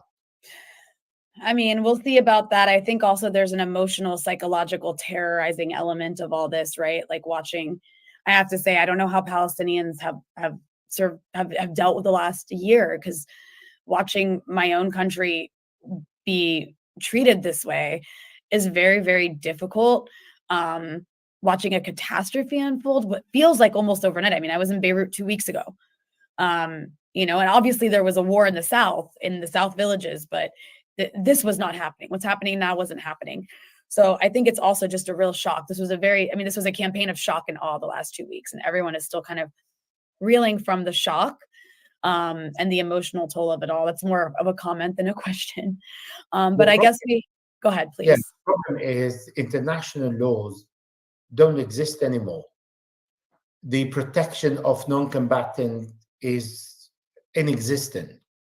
The International Criminal Court and the International Court of Justice have no power. The United Nations have no power. But this is why the United Nations issue many resolutions giving the people, the resistance, the right of armed resisting. And this right is the only thing that exists in the international law that the population is doing. And no occupation forces can defeat the resistance. Look what happened in Palestine. 1948, despite all the massacres and the exodus of the Palestinians never stopped fighting. Lebanon is the same. Lebanon never stopped fighting since 1982 when the country was invaded and will never stop. Israel cannot win. It can destroy, but it cannot win. Well, I think that's a good note to leave.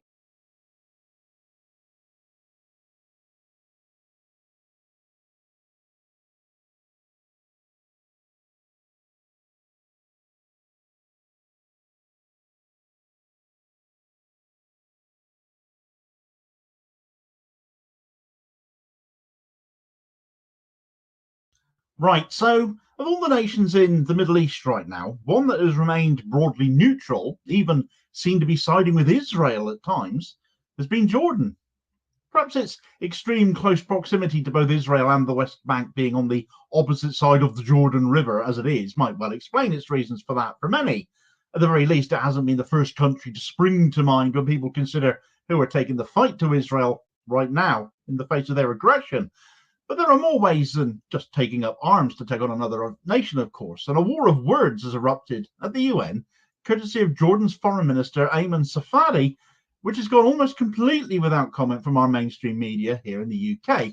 And it really does warrant some coverage, because he's absolutely nailed Israel's true intentions, hammered Netanyahu for his drivel of a speech to the United Nations, essentially handing him his backside and telling the world that Israel cannot be allowed, cannot be permitted to hold the entire Middle East hostage as it seeks to broaden its war against Palestinian-occupied territories and Lebanon.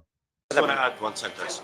The Israeli Prime Minister came here today and said that Israel is surrounded by those who want to destroy it, an enemy. We're here, members of a Muslim Arab committee mandated by 57 Arab and Muslim countries. And I can tell you here, very unequivocally, all of us are willing to, right now, guarantee the security of Israel in the context of Israel ending the occupation and allowing for the emergence of a Palestinian state, independent state, along the efforts that we all agree. He is creating that danger because he simply does not want the two-state solution. And if he does not want the two-state solution, can you ask Israeli officials, what is their end game?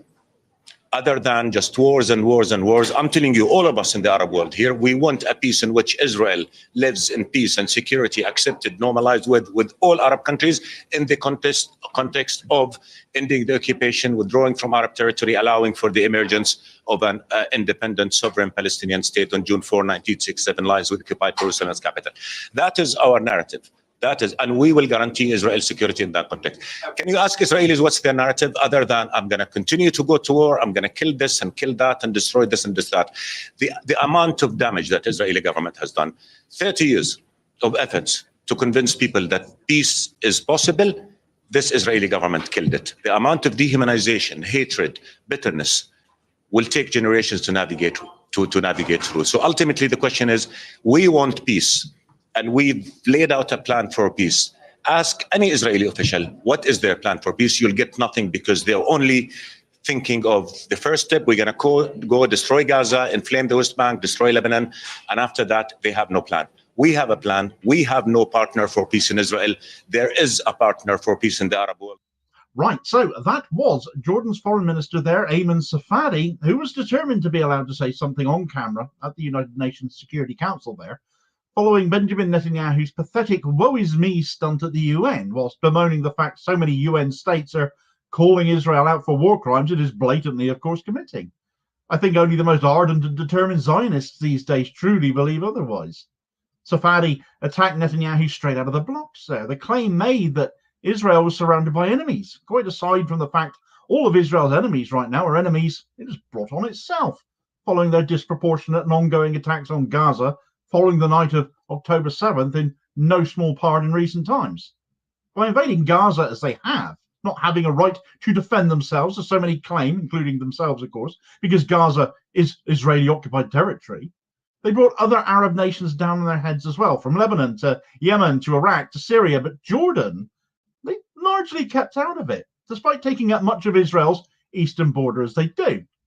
So maybe he was offended because Jordan was getting labeled alongside these other more aggressive neighbors Israel has made for itself. Or maybe Jordan's largely neutral stance, though not exclusively, they allowed their airspace to be used by Israel's allies when Iran attacked them following the bombing of their embassy in Damascus, you might recall, is too neutral. And Israel are determined to drag Jordan in and demand they actually formally pick a side. But actually it's about more than Jordan. This was a group of 57 countries after all. This was who Safadi was speaking at the UN as a representative of there, so he claimed, of the OIC, the Organization of Islamic Cooperation. And as he said, that is a representative body consisting of and representing 57 mainly Muslim Arab states, the vast majority of which are in Asia and Africa, as you might expect, but also includes Albania, Guyana, and Suriname, you might be interested to know. Now, this speech by Safadi has wrong-footed Netanyahu completely. It's caught Israel off guard. And it might explain why Western pro-Israel governments and their client media ignored this story as well, because on behalf of the OIC, Safadi laid down an unequivocal, unanimous offer, in a sense, on the table for Israel to take. He said all of them, every member state of the OIC, are willing to guarantee with immediate effect the security of Israel in the context of Israel ending its now illegal occupation of Palestine, as per the advisory decision handed down by the International Court of Justice recently, of course, and allow for the formation of a Palestinian state. Now, bear in mind who else belongs to the OIC here as well. Although currently suspended, so possibly Safadi doesn't speak for them right now, is Syria, for one, who have been at war with Israel pretty much since Israel was formed in 1948. But it also includes Yemen, it includes Iraq, Iran, Lebanon. All of Israel's woes would be over, in effect, according to the unanimity that Safadi claimed there that he speaks for unequivocally. All Israel needs to do is do what it has claimed it always stood for. The West as well, Western allies as well, still claiming they stand for, which is a two-state solution, with Palestine recognized at the UN as a state with full membership and voting rights status. It is, in effect, just repeating what so many other nations claim they want. But to put the offer there, leave it hanging in the air for it to be taken, and the fact there is media silence on this, just goes to show how much such nations meant a word of what they said on that matter. Safadi, although he targets Netanyahu specifically when he said that he does not want the two-state solution, the same is true of their allies as well, especially in the US. Biden doesn't want peace, and now anyone can believe Antony Blinken does when he lied about aid being blockaded to keep arms sales and supplies heading to the genocidal Netanyahu regime. I don't know. His position, in my view, is now completely untenable. But the US cannot possibly want peace for as long as it keeps supplying Israel with more and more weaponry.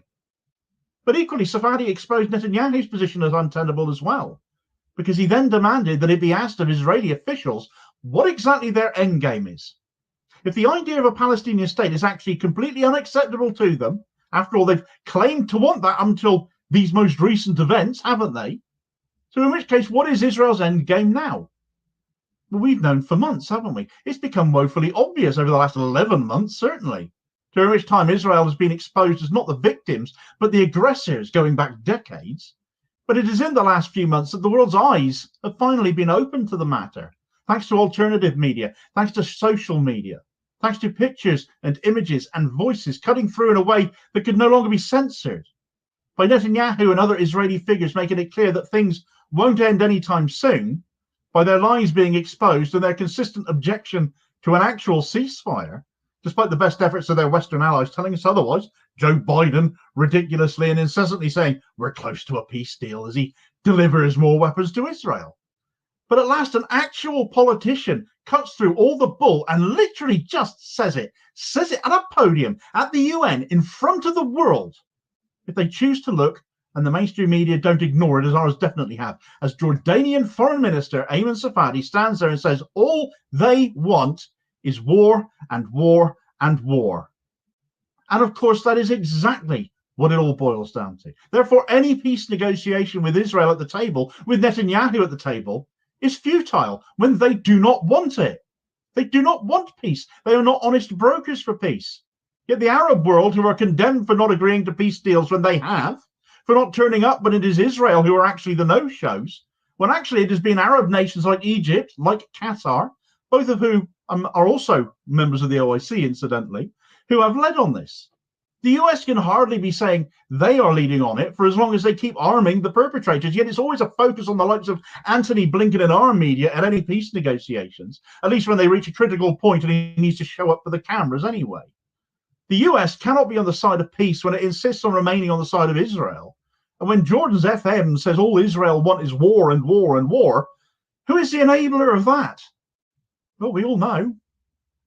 Every Arab nation, every OIC nation has now said in one voice, we want peace with Israel. Israel can have its security, but they have to get out of Palestine, and a Palestinian state needs to emerge on 1967 borders. Well, that is literally what every country, every Western leader says they want. For as long as they continue to deal dishonestly with Israel, though, then they are liars. And they are just as guilty as Israel of not wanting any such thing in reality. The best thing the West could do for Israel, to my mind, is let Netanyahu collapse under the weight of his own egotism and criminal ambition and start again after. Because if Israel is to survive, and Arab countries are giving it a chance here, they have to embrace it. But carrying on as they are, if they truly are that kind of a society, reflecting Netanyahu, proving him to be the common denominator instead of an awful exception, it's frankly just a recipe for their own disaster, which they'll bring on themselves. An example of which would be the recent attack by the Houthis on Ben Gurion Airport, just outside Tel Aviv, a coordinated attack to actually try and assassinate Benjamin Netanyahu as he returned from the US. Get the details of that story in this video recommendation here as your suggested next watch, and I'll hopefully catch you on the next vid. Cheers, folks.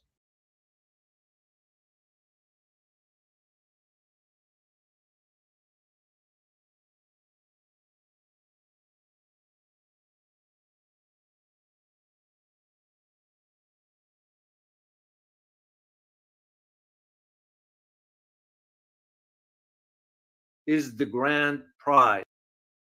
Just like looking at this from an intelligence perspective, it's a complete failure for Hezbollah. Same thing for Iran. You know, that means that the Israeli agent, Mossad or otherwise, are able to penetrate the structure of Hezbollah, and if it does, which most likely is the case, it's once you are infiltrated, ain't gonna be easy to weed out the double agents and so forth. So, and I will touch on this one briefly as I move forward. And the the last question rather, is targeting Iran is the grand prize for Israel? Because apparently now Israel doesn't care about what the US think, which to me, as an analyst, I'm looking at it, it's like a slap in the face for the Americans. You know, we keep telling them, don't do this, don't do that. But Netanyahu doesn't care. He moves forward with it. So that's like disregarding what Washington says, because we all know why, right? And that's a question that is worth asking. And as I delve deeper into all this details and so forth, we're going to go from there. I'm going to also share something with you from my book that I wrote about, especially when it comes down to Saad al-Hariri, who used to be the prime minister. And I'll provide you the context and on which this happened. So, well, as you know by now, it's confirmed. It's a done deal. It was confirmed on Saturday. I didn't want to do it. I didn't want to talk about it because I don't like to jump and just follow the crowd. I decided to wait till I gather my own information, till I reach out to my own people, till I find the facts. So when I present you the information, it will be sort of, you know, I'm not racing the clock here. And I don't do that, guys, because I wanted to provide you an accurate assessment into what lies ahead moving forward, the big picture, as I always do. So as I said, by now you know that Hassan Nasrallah has been targeted in the bombing that Israeli conducted, the operation that is. And by the way, there were about 80 tons of explosive that's been used to target him. To be exact, 85 bomb that's been dropped. I mean, it was massive. Each bomb has about a ton of explosives, to my knowledge, and I searched into all this. So I have, and I'm going to be sharing a lot of pictures with you guys just to make the point, whatever I'll be talking about. And this is the F-15 from the 6th, 9th Squadron. That's the one that conducted the operations. So those bombs here, which is the bunker buster bombs, which, by the way, we provided those for the Israelis, and that's what's been used to sort of assassinate Hassan Nasrallah in his location. And as I said, the question becomes is, was Israel aware of his about? And if it does, how that, to me, it's straightforward. Hezbollah has been infiltrated. No other way around it. The interesting thing is that you'll remember the pager issue, right? Hezbollah did the same to Israelis back then in 2006. Yeah. It just tells you the complexities of how things are in the region, especially in the Middle East. So the Israelis now, they're looking at it as removing Hassan Nasrallah is kind of like decimating the party Hezbollah. Well, that's not necessary. Just because you took out the top of the leadership doesn't mean it's over. So strategically, yeah, it might create issues for the party as far as the continuation.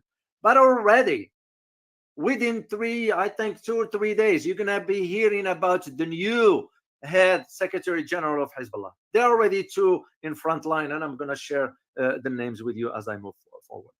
What was interesting about this targeting of Hassan Nasrallah? It wasn't just Hassan Nasrallah that died on that. You have a guy by the name Abbas Nilforsan.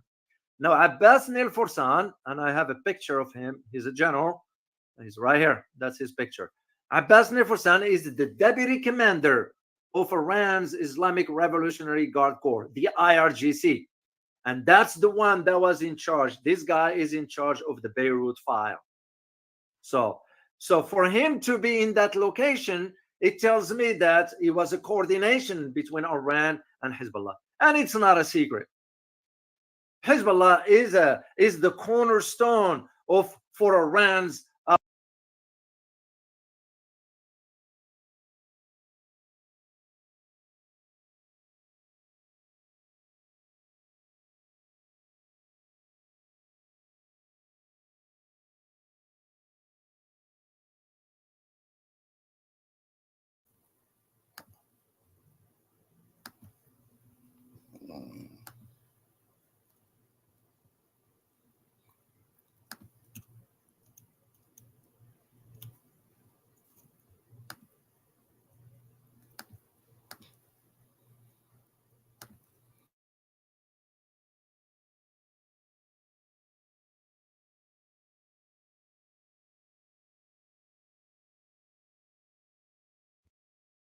Gold? I do. I bought my gold in February 2023, and it has. Judge, I don't have any direct. 3620 LearJudgeNap.com. Remember, hope is not a strategy, but gold is. Ray McGovern, my dear friend, good morning and welcome here. What role do you think, if any, CIA and MI6 played in the assassination of Nasrallah over the weekend? Judge, I don't have any direct evidence, but I know that these three cooperate closely on all manner of capabilities, including cyber attacks. And we know from what Julian Assange disclosed that the CIA has a whole division devoted to this, and a whole branch devoted to offensive cyber attack capability. So that was called Vault 7, and it's really why Pompeo moved against Julian and put him in prison. So we know that they're cooperating very closely. Whether this particular operation was known to my old friends in the CIA, I suspect it was to some of them, but I can't prove that. But would the White House, would the State Department have known of a plan so dramatic as this? 80, according to Alistair Crook, 80 2,000-pound United States manufactured bombs causing catastrophic damage to buildings and infrastructure, and of course the death of Nasrallah and many of his senior people, ordered by Netanyahu while he was in the United States. There's some dispute as to where he was. The Israelis claim he was in his hotel room, in which case he committed a federal crime and a state crime. no chance of him being prosecuted. Alistair Crook says, Intel says he was in the UN. He may still have committed the crime there, but he would be immune from prosecution, I would think. Well, in either case, it's chutzpah on steroids. Would you not agree? Yes. I had been referring in my previous remarks to the pagers and the walkie-talkies. If you're talking about the attack on Nasrallah, well, we have reports that Secretary of Defense Austin was just outraged because he was only told apparently short time before that this was going to happen. And in this case, this is completely believable because the Israelis are famous for not asking for permission, but it's far better to ask for contrition or for penance after having done these things. So I don't imagine the Israelis gave much, if any, time for the U.S. to react because they knew that the U.S. the sensible ones, and it turns out Austin was one of the sensible ones now, would have said, don't do that, and then they would not have permission. They would have done it anyway, but they prefer not to give the U.S. a lot of lead time to think these things through. You talk about chutzpah. Take a look at this statement by Prime Minister Netanyahu directed to the people of Iran, and listen for the outrageous braggadocio of just ask Nasrallah, cut number 14. Every day, you see a regime that subjugates you make fiery speeches about defending Lebanon, defending Gaza. Yet every day, that regime plunges our region deeper into darkness and deeper into war. Every day, their puppets are eliminated. Ask Mohammed Dev. Ask Nasrallah. There is nowhere in the Middle East Israel cannot reach. There is nowhere we will not go to protect our people and protect our country.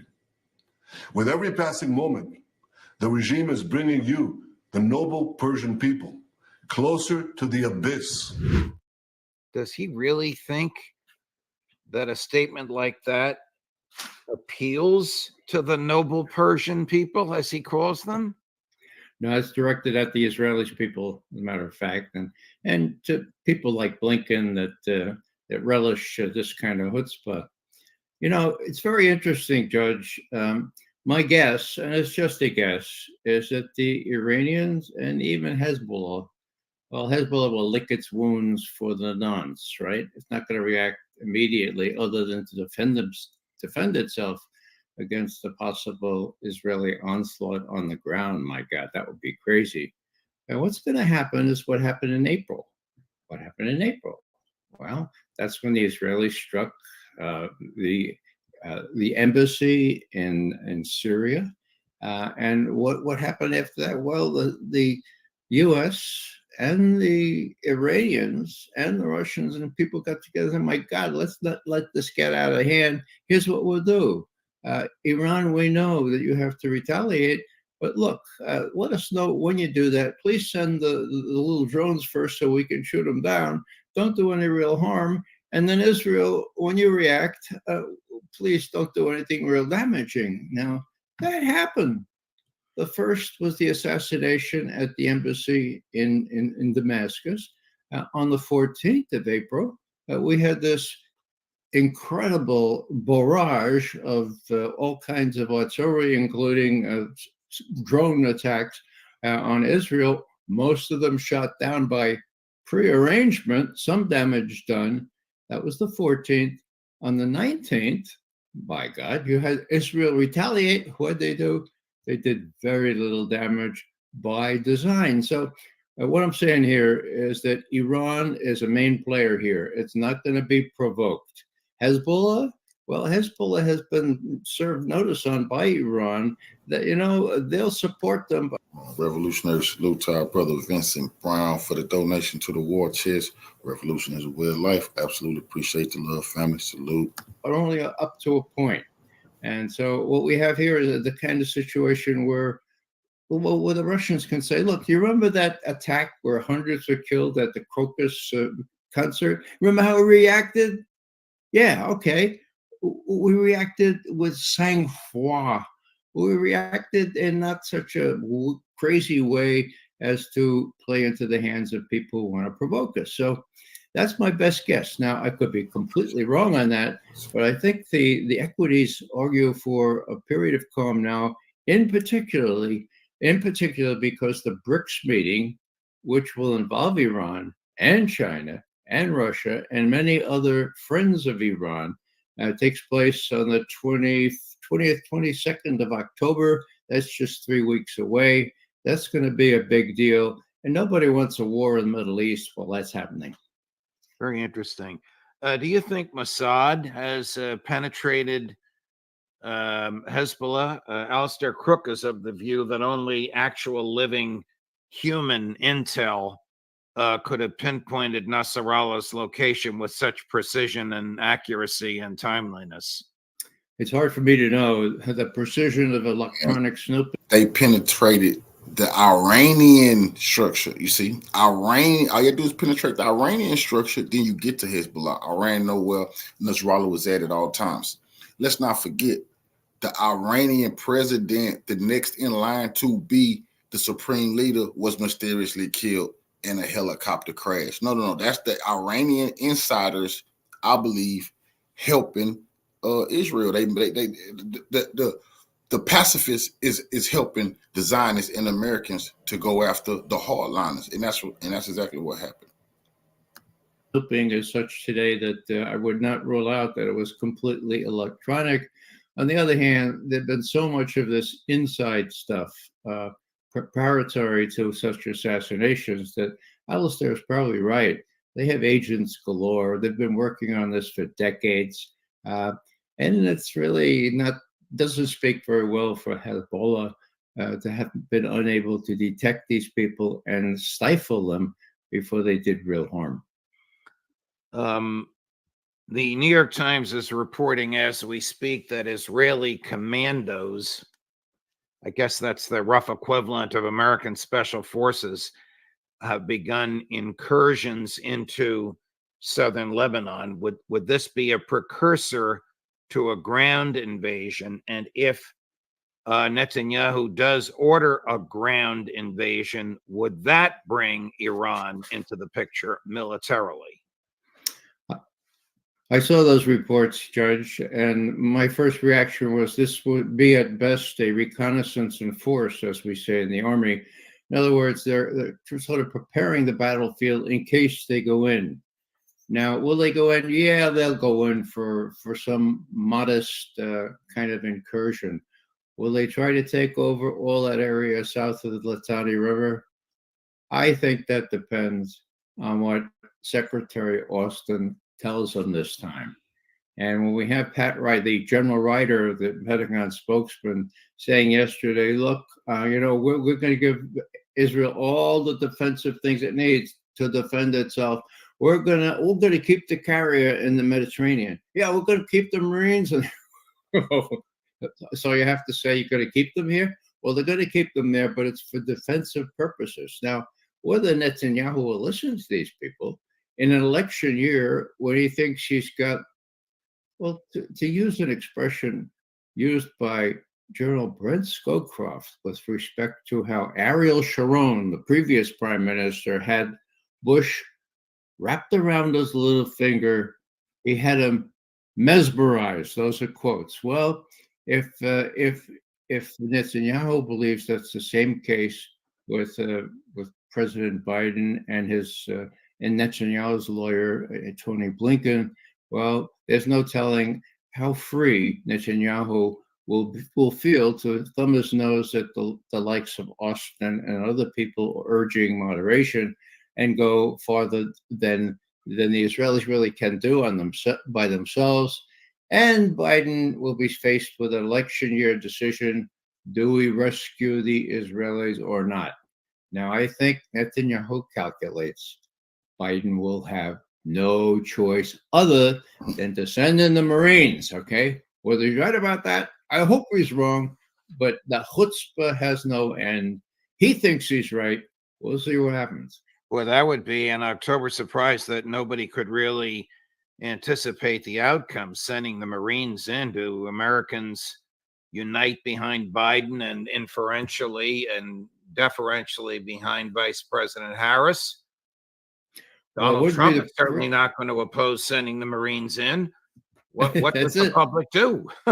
It's been done before. What was it, 58 that we sent Marines into Lebanon? It never has a good end, so to speak. Right. But we do it, and you know why we do it, Judge. So the lobby is very, very strong, and the votes are there, and of course the money for the candidates is there. They want to risk that. So in an election year, all bets are off. Let's transition over to Ukraine, because you've been writing some interesting things about it with our friends at Veteran Intelligence Professionals for Sanity. I want to begin by showing you something I think you've seen before, but I'd like our audience to see it. This is President Biden at the UN last week. It's a lot of gibberish, except for his statement that Putin has failed. I can't imagine he believes this, but this is what he says. Cut number 7. So, my direction, America stepped into the breach, providing massive security and economic and humanitarian assistance. Our NATO allies and partners in 50-plus nations stood up as well. But most importantly, the Ukrainian people stood up.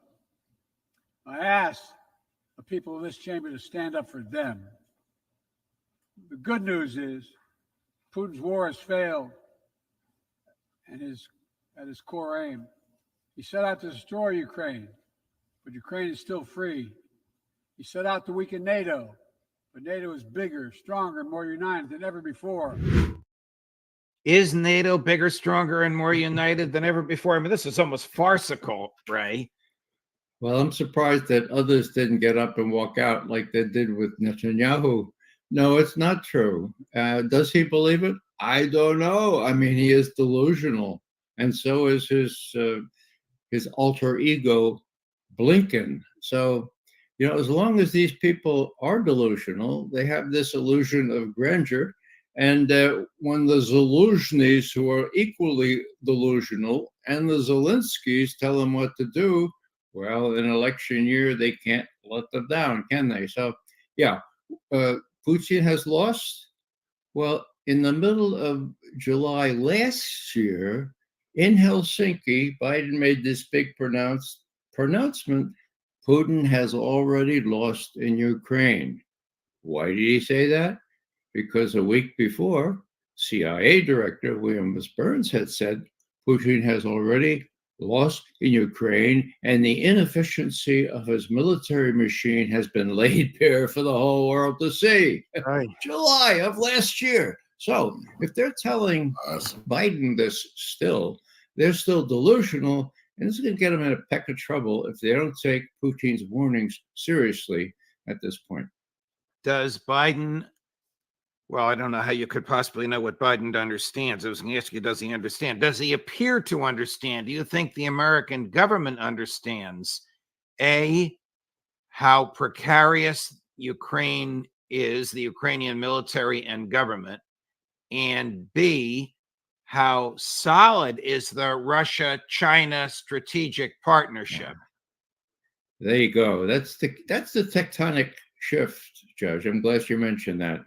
No, I don't believe he does. He was briefed before his first and only personal meeting with Putin to tell Putin that, we know you got a real problem with China. China's trying to be the dominant influence in big economic military, and we know you got a long border, and we know that China is squeezing you. Biden's word. I mean, this was crazy. This may have been the case 3 decades ago when I was working on Sino-Soviet relations. It's no longer the case. So what's the case now? The case is that they're not only closer than ever, Judge, but what happened last week, actually it was on the 11th of September. So it was just before Putin, the day before Putin's speech, where he laid down new rules for the use of nuclear weapons. The foreign ministry spokeswoman Maria Zakharova. She said, look, with China, we have this joint arrangement where we're going to work together in case we have to face a common foe. We have this arrangement where we're going to do that together. Now, the Chinese have been very chary of being put into a kind of a defense cooperation agreement with anybody, Russians or anybody else. I've been asking my Chinese colleagues, how has China reacted to that? Apparently, they haven't said anything yet. That's probably a good sign, because if they didn't like it, they certainly would speak out against this suggestion that China is already in with Russia if Russia is threatened. And that could not be bigger, whether Biden gets it or not, or Blinken or Sullivan. They didn't get it 3 years ago. Whether they get it now, I don't know. They probably don't care. Here's the statement by President Putin to which you referred with a translator, making it crystal clear who will be held responsible for attacks into Russia and how and with what ammunition and weapons Russia will soon be free to respond.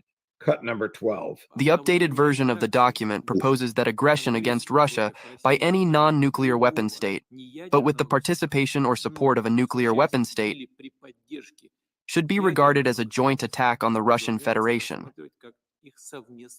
The conditions for Russia's transition to the use of nuclear weapons are also clearly defined.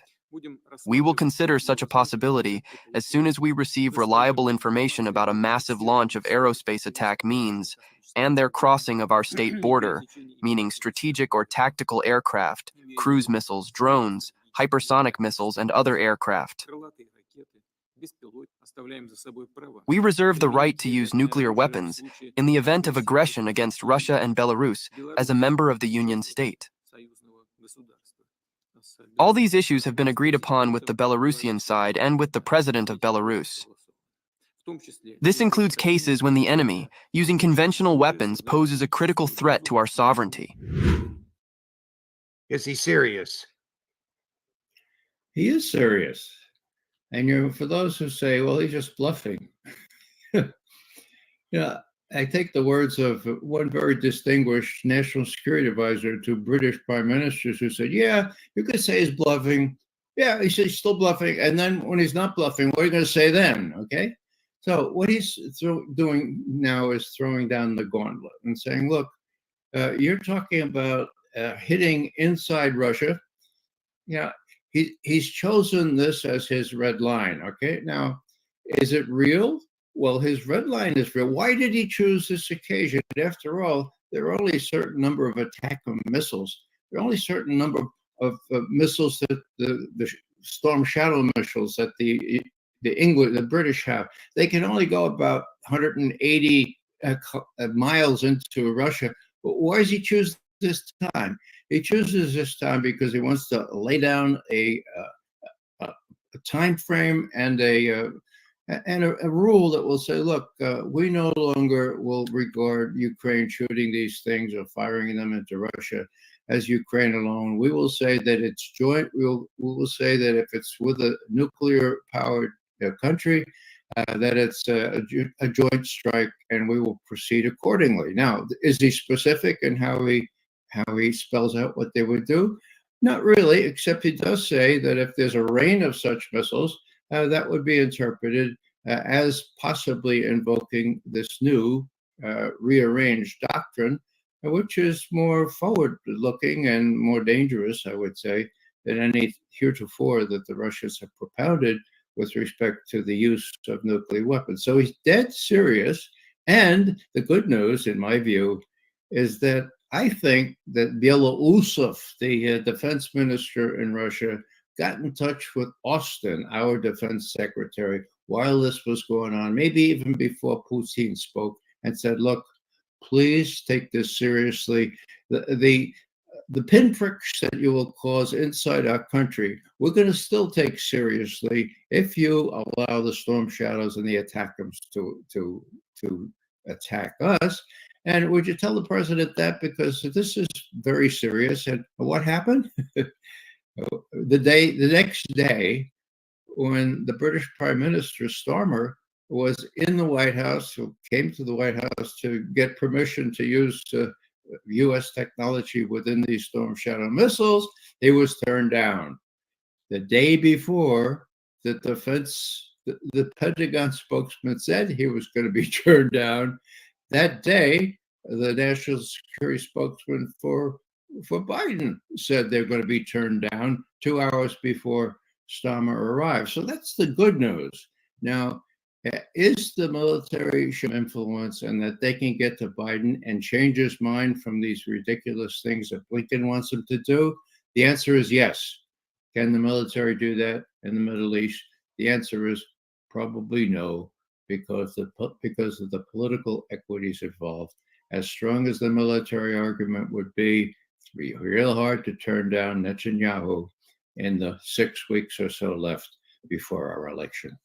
Wow, that's a profound analysis, Ray. How headstrong or reckless will the British government be? Are they more war aggressive than Blinken? Well, there, as I see it, there. Let's you and him fight. I mean, the British have nothing in terms. Well, they have submarines, of course, with sea-launched ballistic missiles. But I don't really understand what the British have in mind, other than to egg on Biden and the rest of them to be more frontal in fronting down Russia. It doesn't make a lot of sense, but the British have always taken us under their arm and said, look, this is what you do. And when some upstart like Russia or anybody else starts to challenge you, be advised, we know what this is all like. So this is what you do. In this case, our military is strong enough to say, that's really crazy, Mr. Biden. And as I say, they prevailed. I can't understand really why the British are way out in front on this. Even the French, the Hungarians, the Italians, nobody, the Slovakians, nobody in NATO, going back to your question about whether NATO is more united than ever, nobody in NATO wants to do this. And the Germans, too, are against it. And all hell is breaking loose in Germany because the current coalition government is falling apart and may even fall apart before the elections that are scheduled for next year. Here's breaking news from the Washington Post. This is just 90 seconds old. Israel has told the United States it is planning a limited ground operation in Lebanon that could start immediately, U.S. official says. Why do they feel free to do that? Well, look at Biden's reaction to Nasrallah's assassination. Look at the pledge of everything Israel needs to defend itself, which continues. And more importantly, look at the $8 billion supplemental that has just been authorized to give to Israel. I mean, if you want to have leverage on a country like Israel, are you going to give them everything they want and before they decide what to do? No, you're not. So, as I say, I don't know what's going to happen. I suspect a limited foray into Lebanon, south of the Litani River. I don't think they're going to try to take over all that territory. But as they sell this to the Israeli citizens, of course, this will hopefully, I don't think it's going to work, allow them to move back into this area in northern Israel, where upwards of 60,000 Israeli settlers. Will Hezbollah fight back? Of course they will, yeah.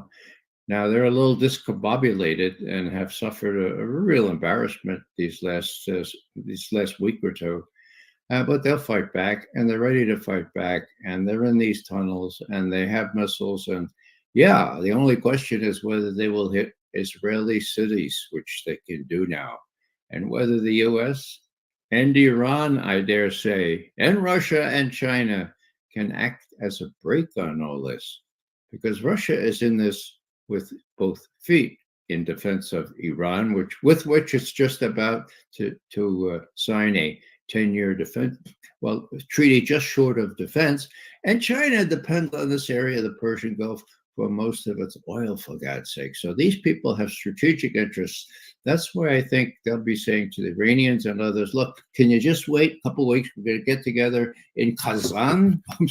In Kazan, and we're going to talk this through. We'll be able to meet this challenge, but please don't run off half-cocked. Look how measured we reacted to provocation. For example, when that Crocus atrocity happened, we model restraint, perspicaciousness, and you ought to follow our lead because it's working. Look what's happening in Ukraine.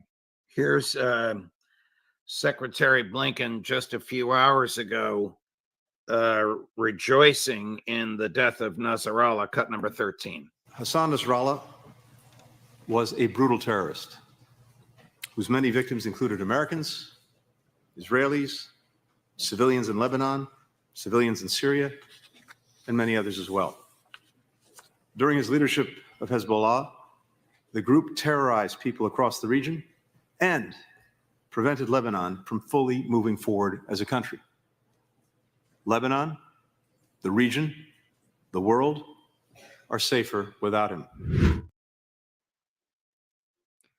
I guess that is a tacit go-ahead to Netanyahu to invade Lebanon, and it remains to be seen what resistance he meets and if this is enough to bring the Iran missiles in.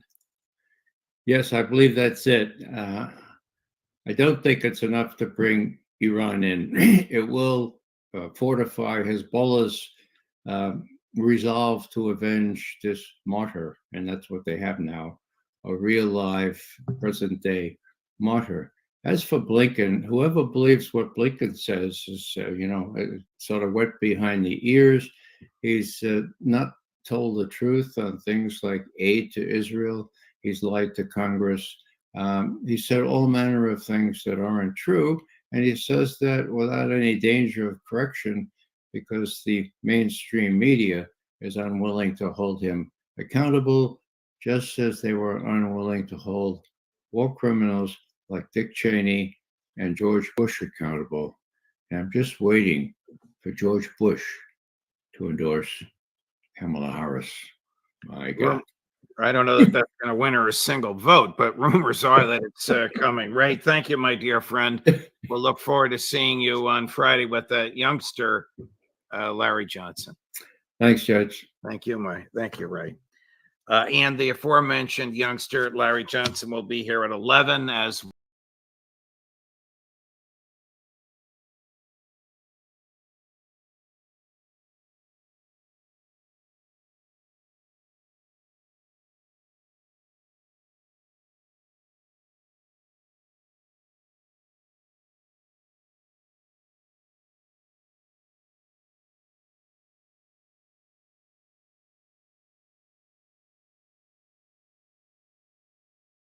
in Lebanon and into Iran.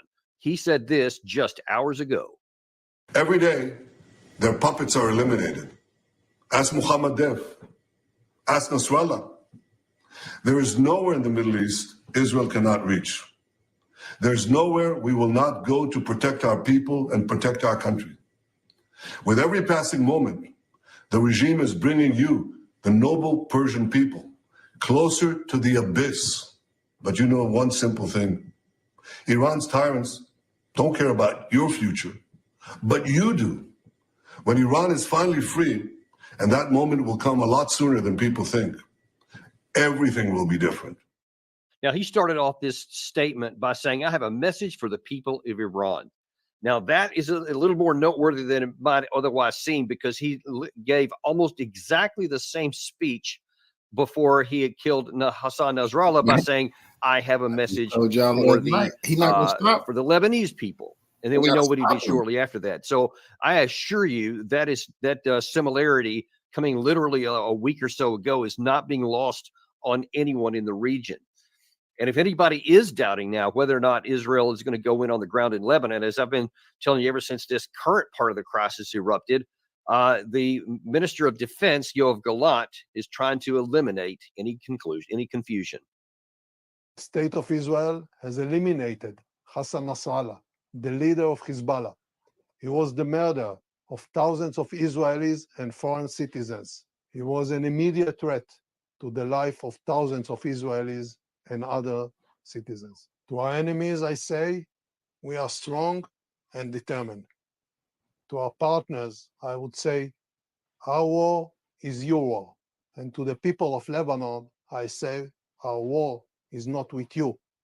It's time to change. Okay, whoa, hang on. What do you mean your war? Our war is your war? No. It is. America has no interest. No other country in the world has any interest in Israel going into attack Hezbollah, to invading sovereign country of Lebanon. There's nobody else that needs this war. So let's just strip away that lie right off the top of the bat. That is attempted at self-justification to justify an expansion of the war. The United States has been saying from the outset that we don't want any expansion of this war. Every time we have tried to tell Israel to hold it back, they continue to spit in our face and do anything that they want anyway. They have. We said earlier, we didn't want the war to expand from its earlier stages. We keep going on. We said, hey, don't advance into Rafah in southern Israel, in southern Gaza Strip. They did it anyway. We said we wanted a ceasefire. We actually had a UN Security Council resolution, which we passed, which by itself was really unusual. They ignored that. We said we want a ceasefire in the Lebanese conflict. They said no to that. We said we want a two-state solution. They said no to that. You see the point here. Every time the U.S. says this is what our interest is, Israel says, I don't care what your interests are. This is what our interests are, and this is what we're going to do. And oh, by the way, you're going to pay for it. We saw just last week that we authorized, on top of everything I just told you and all the absolutely in-your-face repudiations of what the United States says it wants, we gave an additional $8.7 billion. So you can see who's running the show here and who's not. Definitely, it's not the administration of the United States, who's supposed to exist to defend our interests. And our interests are not synonymous with Israel. Even though that we have historically supported Israel, that does not mean that we're going to get dragged into a war. And if this expands into Hezbollah, a couple of things. First of all, you guys are high if you think that you're going to be able to just roll in there on the ground and have some sort of big victory. You haven't even finished the ground war that you started a year ago in the Hamas area of Gaza Strip. And now you're going to go into a much, much more difficult ground incursion into Hezbollah. And you think that somehow that's going to work out better when your army is still pinned down in the Gaza Strip and in the West Bank in certain respects. And those areas are not going to stay quiet. I assure you, if the Israeli Defense Forces go into southern Lebanon, those forces are not going to be quiet. They're going to do everything they can to support to cause even more trouble for the IDF.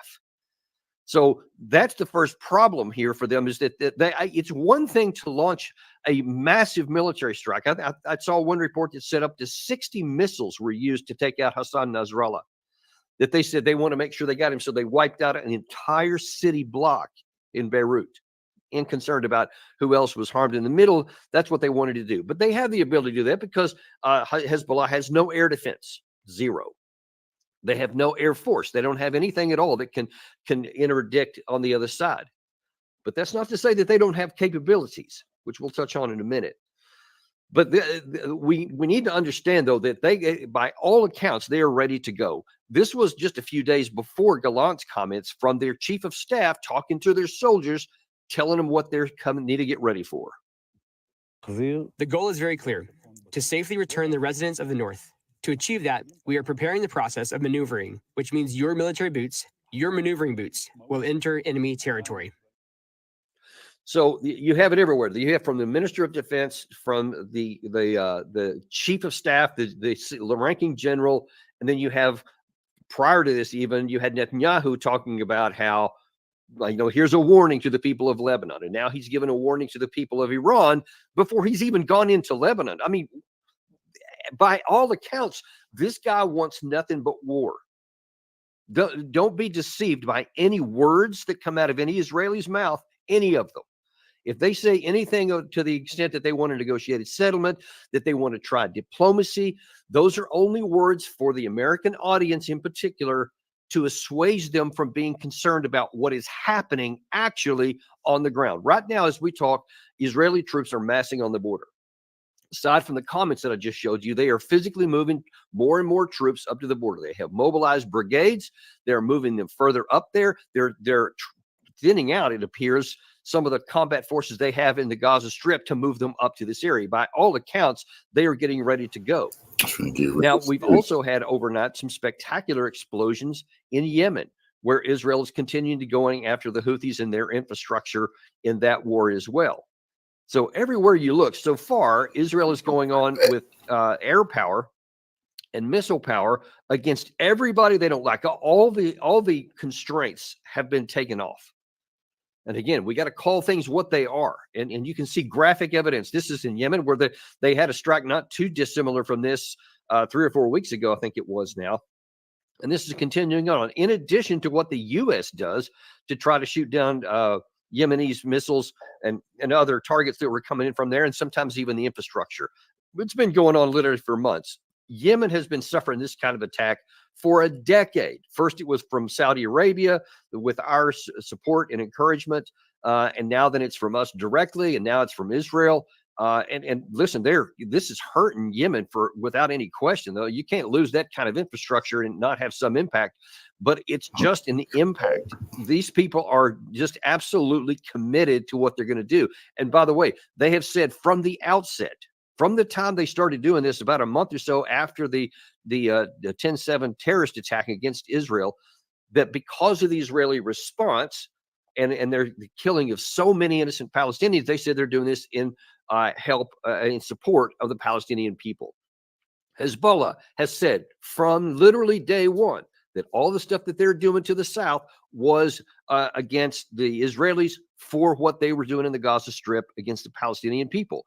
They have all said that they would stop their attacks if there's a ceasefire in Gaza, which is America's national interest, which we had a UN Security Council resolution asking for an immediate ceasefire. That would have solved all these problems diplomatically and at least brought an end to the killing, and then would have opened up the window for diplomacy to try and solve the problems.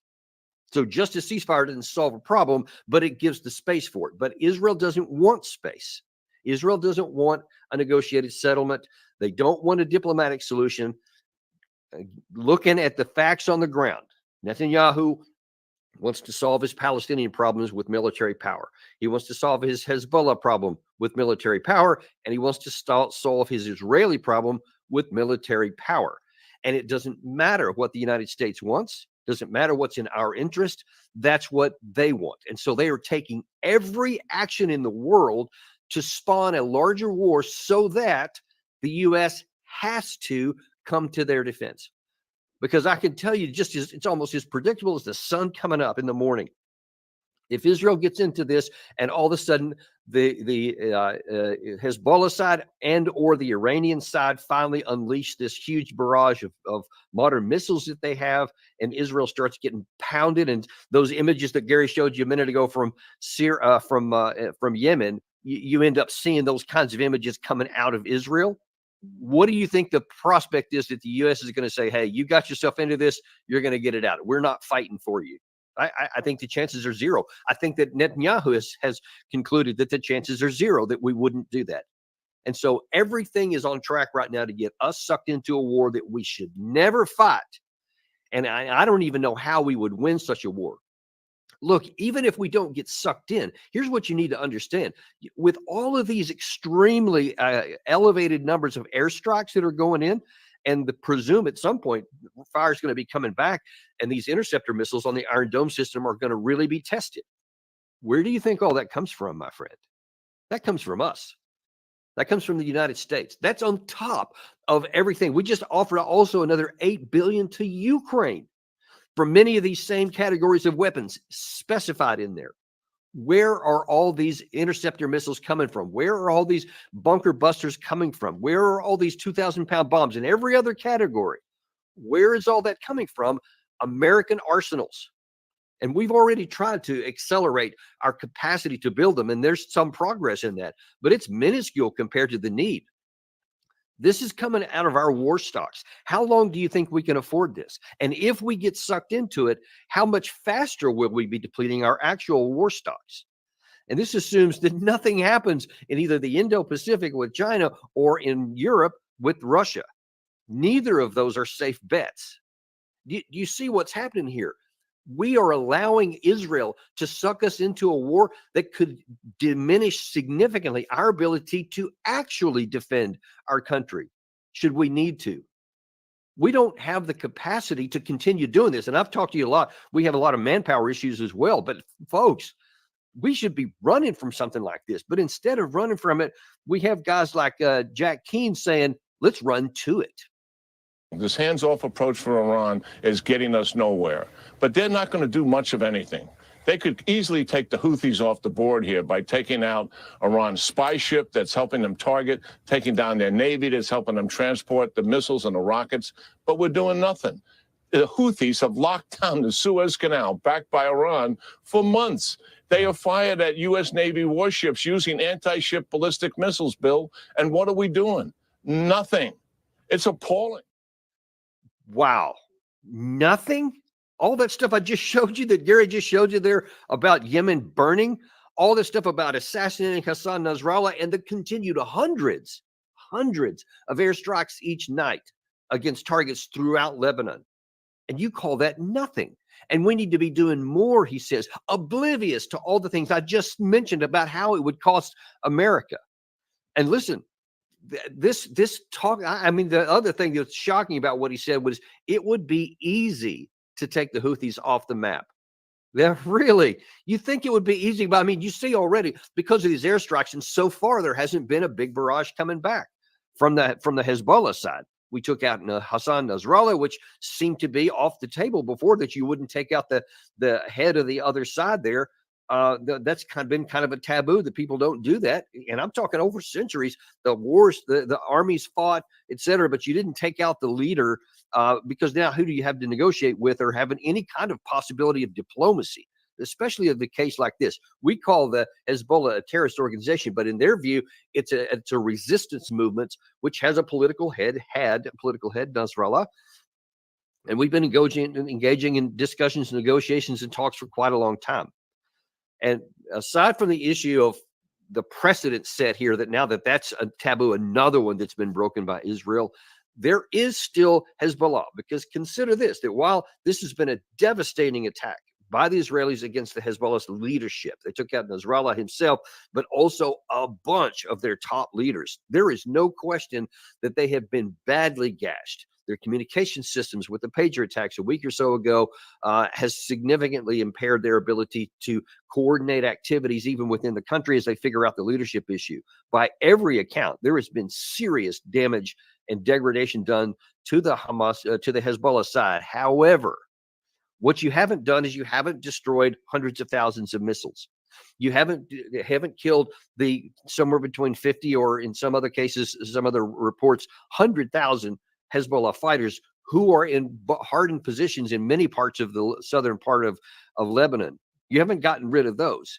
And you also haven't wiped out all their leadership. And now then the deputy, I think they call him Secretary General Kazem, has this message to tell anyone who's interested. We are ready. If the Israelis want to enter on a ground offensive, the forces of resistance are ready in order to begin a ground confrontation and a ground battle. We have prepared and we are ready. And with God's support and with confidence in God, we are confident that the Israeli enemy will not achieve its objectives and we will be victorious after this battle. Okay, so now on the one hand, you can say, well, of course, what else is he going to say? He's not going to quit. Well, the point being that they're not going to roll over.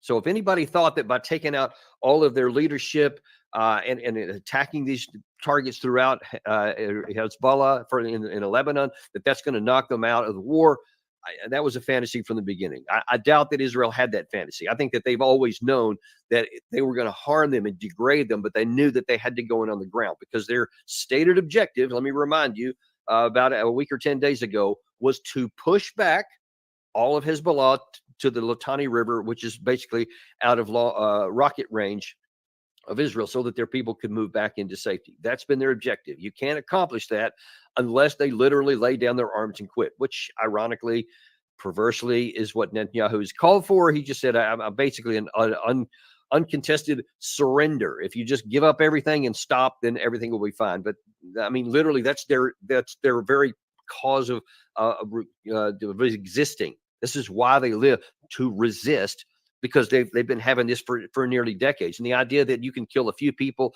and that the rest of them are going to quit is just absurd. They're not going to. Israel's not confused on that point. Some in the West have been. It's like if you take these people out, then all of a sudden maybe they'll quit. But Israel has known that was going to degrade them, but now then they're ready to go in on the ground. And so Qasem also addressed that issue of the leadership problem in saying that, like we've been talking about before, this is how these organizations are actually manned and created. They understand that they're targets, so that their leadership is going to get hit, and they always have backup plans and other people to fill the gap, as he said here. When it comes to our ability, we do whatever is there in order to replace leaders by leaders. And Israel didn't manage at all to hit our military capabilities. What is being said by their media that they have targeted and hit our military capabilities, this is a dream. They are dreaming. They will never be able to achieve that. We are strong. We are strong enough, and we will turn the Israelis mad, because they will never ever be able to reach and hit and hurt our military capabilities. We are ready with the help of Allah Almighty, and we will continue our path when it comes to the human and military powers. Okay, it's unclear yet whether Naim Qasem is going to be the formal head, but he is the acting head right now. And you have to think about what this looks like from his perspective. So one thing about Hassan Nasrallah is that, especially over the last decade or so, he's been a very pragmatic and risk-averse leader. He's made lots of flashy statements, but when you're talking about what his actions are, they were taking even very measured actions here about what they were going to do in response to everything since October the 8th. And they have been careful not to escalate too far, because they constantly say they don't want a wider war, and their actions showed it. They wanted to put enough pressure on Israel, they thought, to make them have be willing to have a ceasefire, but they did not want to go too far. And by all accounts, at least publicly said, they have somewhere around 150,000 missiles and rockets, many of which are quite modern and can penetrate Israeli air defense systems. They have not used any of those to date, except for one single shot to Tel Aviv, which I think was probably more of a recon shot than anything else, to see how the Israeli defense systems work. And if they have more of those and they want to use them, they now have a better idea of how to make them more effective. But here's the thing. Hassan Nasrallah was leading, and he was always careful. He didn't want to get into an escalated situation here, so he held back the majority of his weapons there. Now he's dead. So what do you think that the guy who's coming after him is going to think? Is he going to be more pragmatic and calculated? Or is he going to say, man, Nasrallah had this arsenal before and every intention of what Israel was going to do, and he never used them, and now he's gone. So the next guy in line is probably going to say, I'm not going to get into this failed issue of use it or lose it. And so they didn't use it, and now they've lost it. Hassan Nasrallah. The next guy is likely to be much less restrained and more willing to take risks, because they see there's no value in just talking. There's no value in trying to be measured. So now then there's the risk. And again, this assumes that Hezbollah actually has this arsenal that has been attributed to them. And I can't say that myself with any conviction, because all I've seen is reports myself. I'm obviously not on the ground. I don't have any sources inside Hezbollah. So who knows? It may turn out that they don't ever use them because they've never had them anyway. I doubt that's the case, because there's every reason and every means for them to have gotten them and assessed them, pulled them together over the years. But if they do, then they're almost certainly going to use them. But even if they didn't have that, let me talk about the military difficulty for Israel on the ground here. You can airstrike stuff all day long, but you can't root people out unless you go in on the ground. And it is extremely difficult to be able to root out somebody who's had prepared deficiencies. Look at the Russians over all these years. I'm going back to 2014. A lot of these defensive positions that they're hitting right now in the Pokrovsk area, for example, before that in Bakhmut, Avdiivka, several Donetsk, Lysychansk, etc. All those had been built since the 2014 time. And so it was really hard for Russia to go through. And you see how long it's taken them. Now over 2.5 years. And they're only now getting to the end of those prepared positions here. This is probably going to be something the same level of difficulty. I don't know that Israel has 2.5 years of time to be able to fight a slow and grinding and methodical battle like this to try to move through them. But the difficulty is quite serious. Now, what's going to come next? So let's just say that Israel moves in there, and they do, and it could come literally any day now. And all of a sudden they start getting bogged down here. And then Hezbollah shows that they have this arsenal, and they start using them when the Israeli forces are pinned down. Now, you see that they don't have enough troops to fight all of these wars simultaneously, and especially if they try to advance and escalate into Iran. And I assure you, the Iranian leaders right now are terrified. No doubt they're probably going into their deepest underground bunkers, because they see that Israel has not concerned themselves about any previous taboos about how international relations are done, and they're willing to kill anyone. So they're taking this very, very seriously, because it's now an existential threat for the Iranian regime. That message I showed you at the top was nothing less than a plea to the Iranian people to rise up and overthrow their government. Because he kept saying, after you're free and your government doesn't care for you, etc. I mean, it's a ham-fisted situation, but he certainly is saying that because there's no question that there are people in Iran that would love to do that. But I think the chances of that happening are incredibly remote. And if Israel attacks into Iran in any capacity, many of those who were kind of on the fence and don't like the regime will probably have a rally around the flag situation. And certainly those that are under their control will definitely do so. So this could just expand greatly. Doug McGregor just released a statement where he's warning about how serious this is. People need to keep their eyes on Mr. Netanyahu's threat to invade and destroy southern Lebanon, because that could be the trigger for dramatic events in the entire region. That could bring on a major war, not just with Iran, but with other states. Need to watch Egypt. General Sisi is hanging by a thread. He's extremely unpopular with his population, who see him as an Israeli and U.S. puppet. The same thing is true for King Abdullah in Jordan. His entire government resigned 24 hours ago and walked away from him. I don't think that Abdullah or Sisi are going to survive this crisis and conflict. And sort of to underscore that, there was a statement released by 57 Arab countries I guess also hours ago. Watch, this is a Jordanian foreign minister that's delivering these remarks, but look at the frustration and the growing anger in his voice. Watch this. Sir came here today and said that Israel is surrounded by those who want to destroy it, an enemy. We're here, members of a Muslim Arab committee mandated by 57 Arab and Muslim countries. And I can tell you here, very unequivocally, all of us are willing to, right now, guarantee the security of Israel in the context of Israel ending the occupation and allowing for the emergence of a Palestinian state, independent state, along the efforts that we all agree.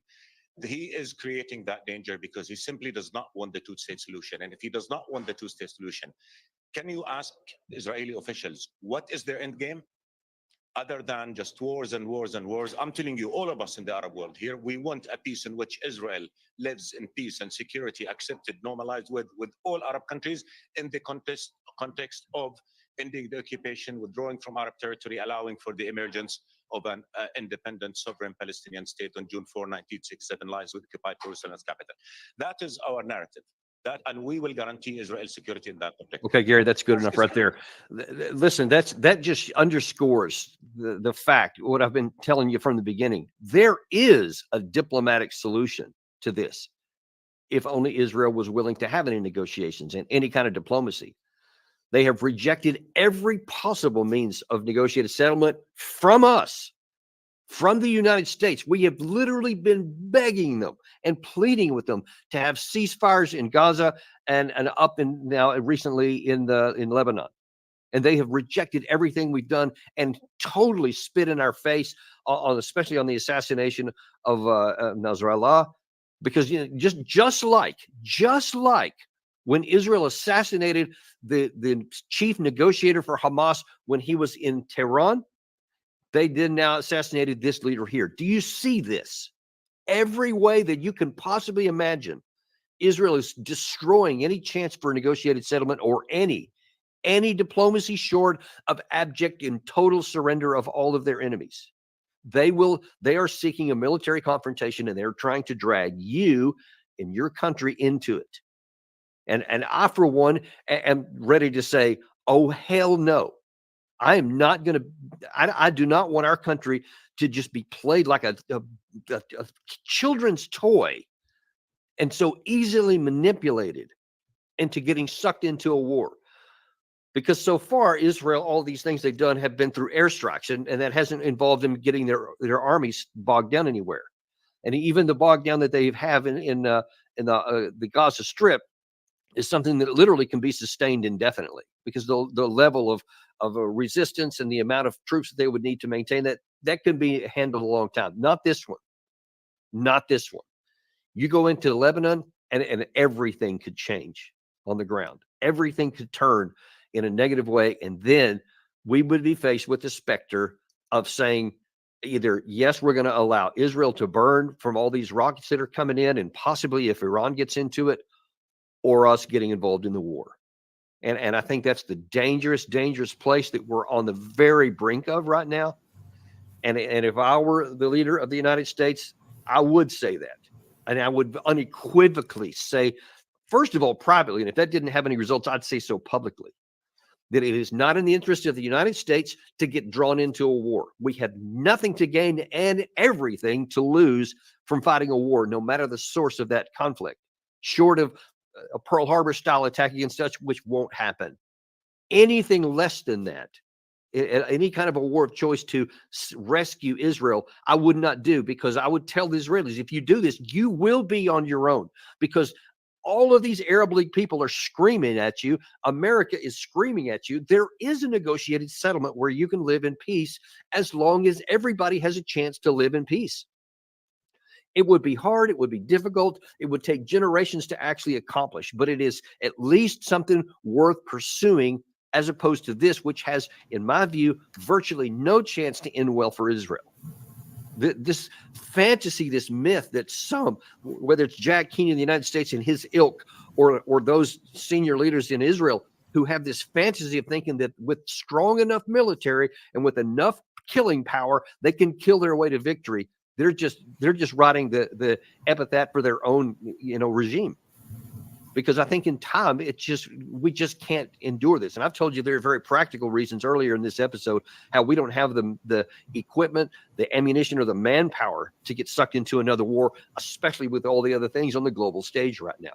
We should be running from this and screaming in the face, if necessary, of our Israeli friends, as Netanyahu once so eloquently put it in reverse, and say, we will tell you no. He's willing to tell us no. When is it ever that the powerful United States is ever going to stand up and tell them no? Because all that I ever hear about is how we shape events and we do this and we're the most powerful nation in the history of the world and all this nonsense. Those are all empty, humiliating words when you see the action is the exact opposite. Is that we're not running anything. We're not shaping anything. We're just a patsy walking along, letting this much smaller Israel call all the shots, and we subserviently give into it. Now, it's one thing if it's a political issue and We can roll our eyes and say this is not bad, and the Israeli owns our politicians and whatever. That's one thing. But when it's physically on the ground and you're talking war and peace, which could kill Americans, they could draw us into a conflict where Americans would die for a war they should never fight, in a war that's not for American national security interest. It's not. And it has every possibility beyond that, I won't go into it now, of escalating even beyond that. There's all kinds of other parties with an interest in the region, and God only knows where it could go. We don't need to find out, but that's where it is right now. And Caulfield, follow me.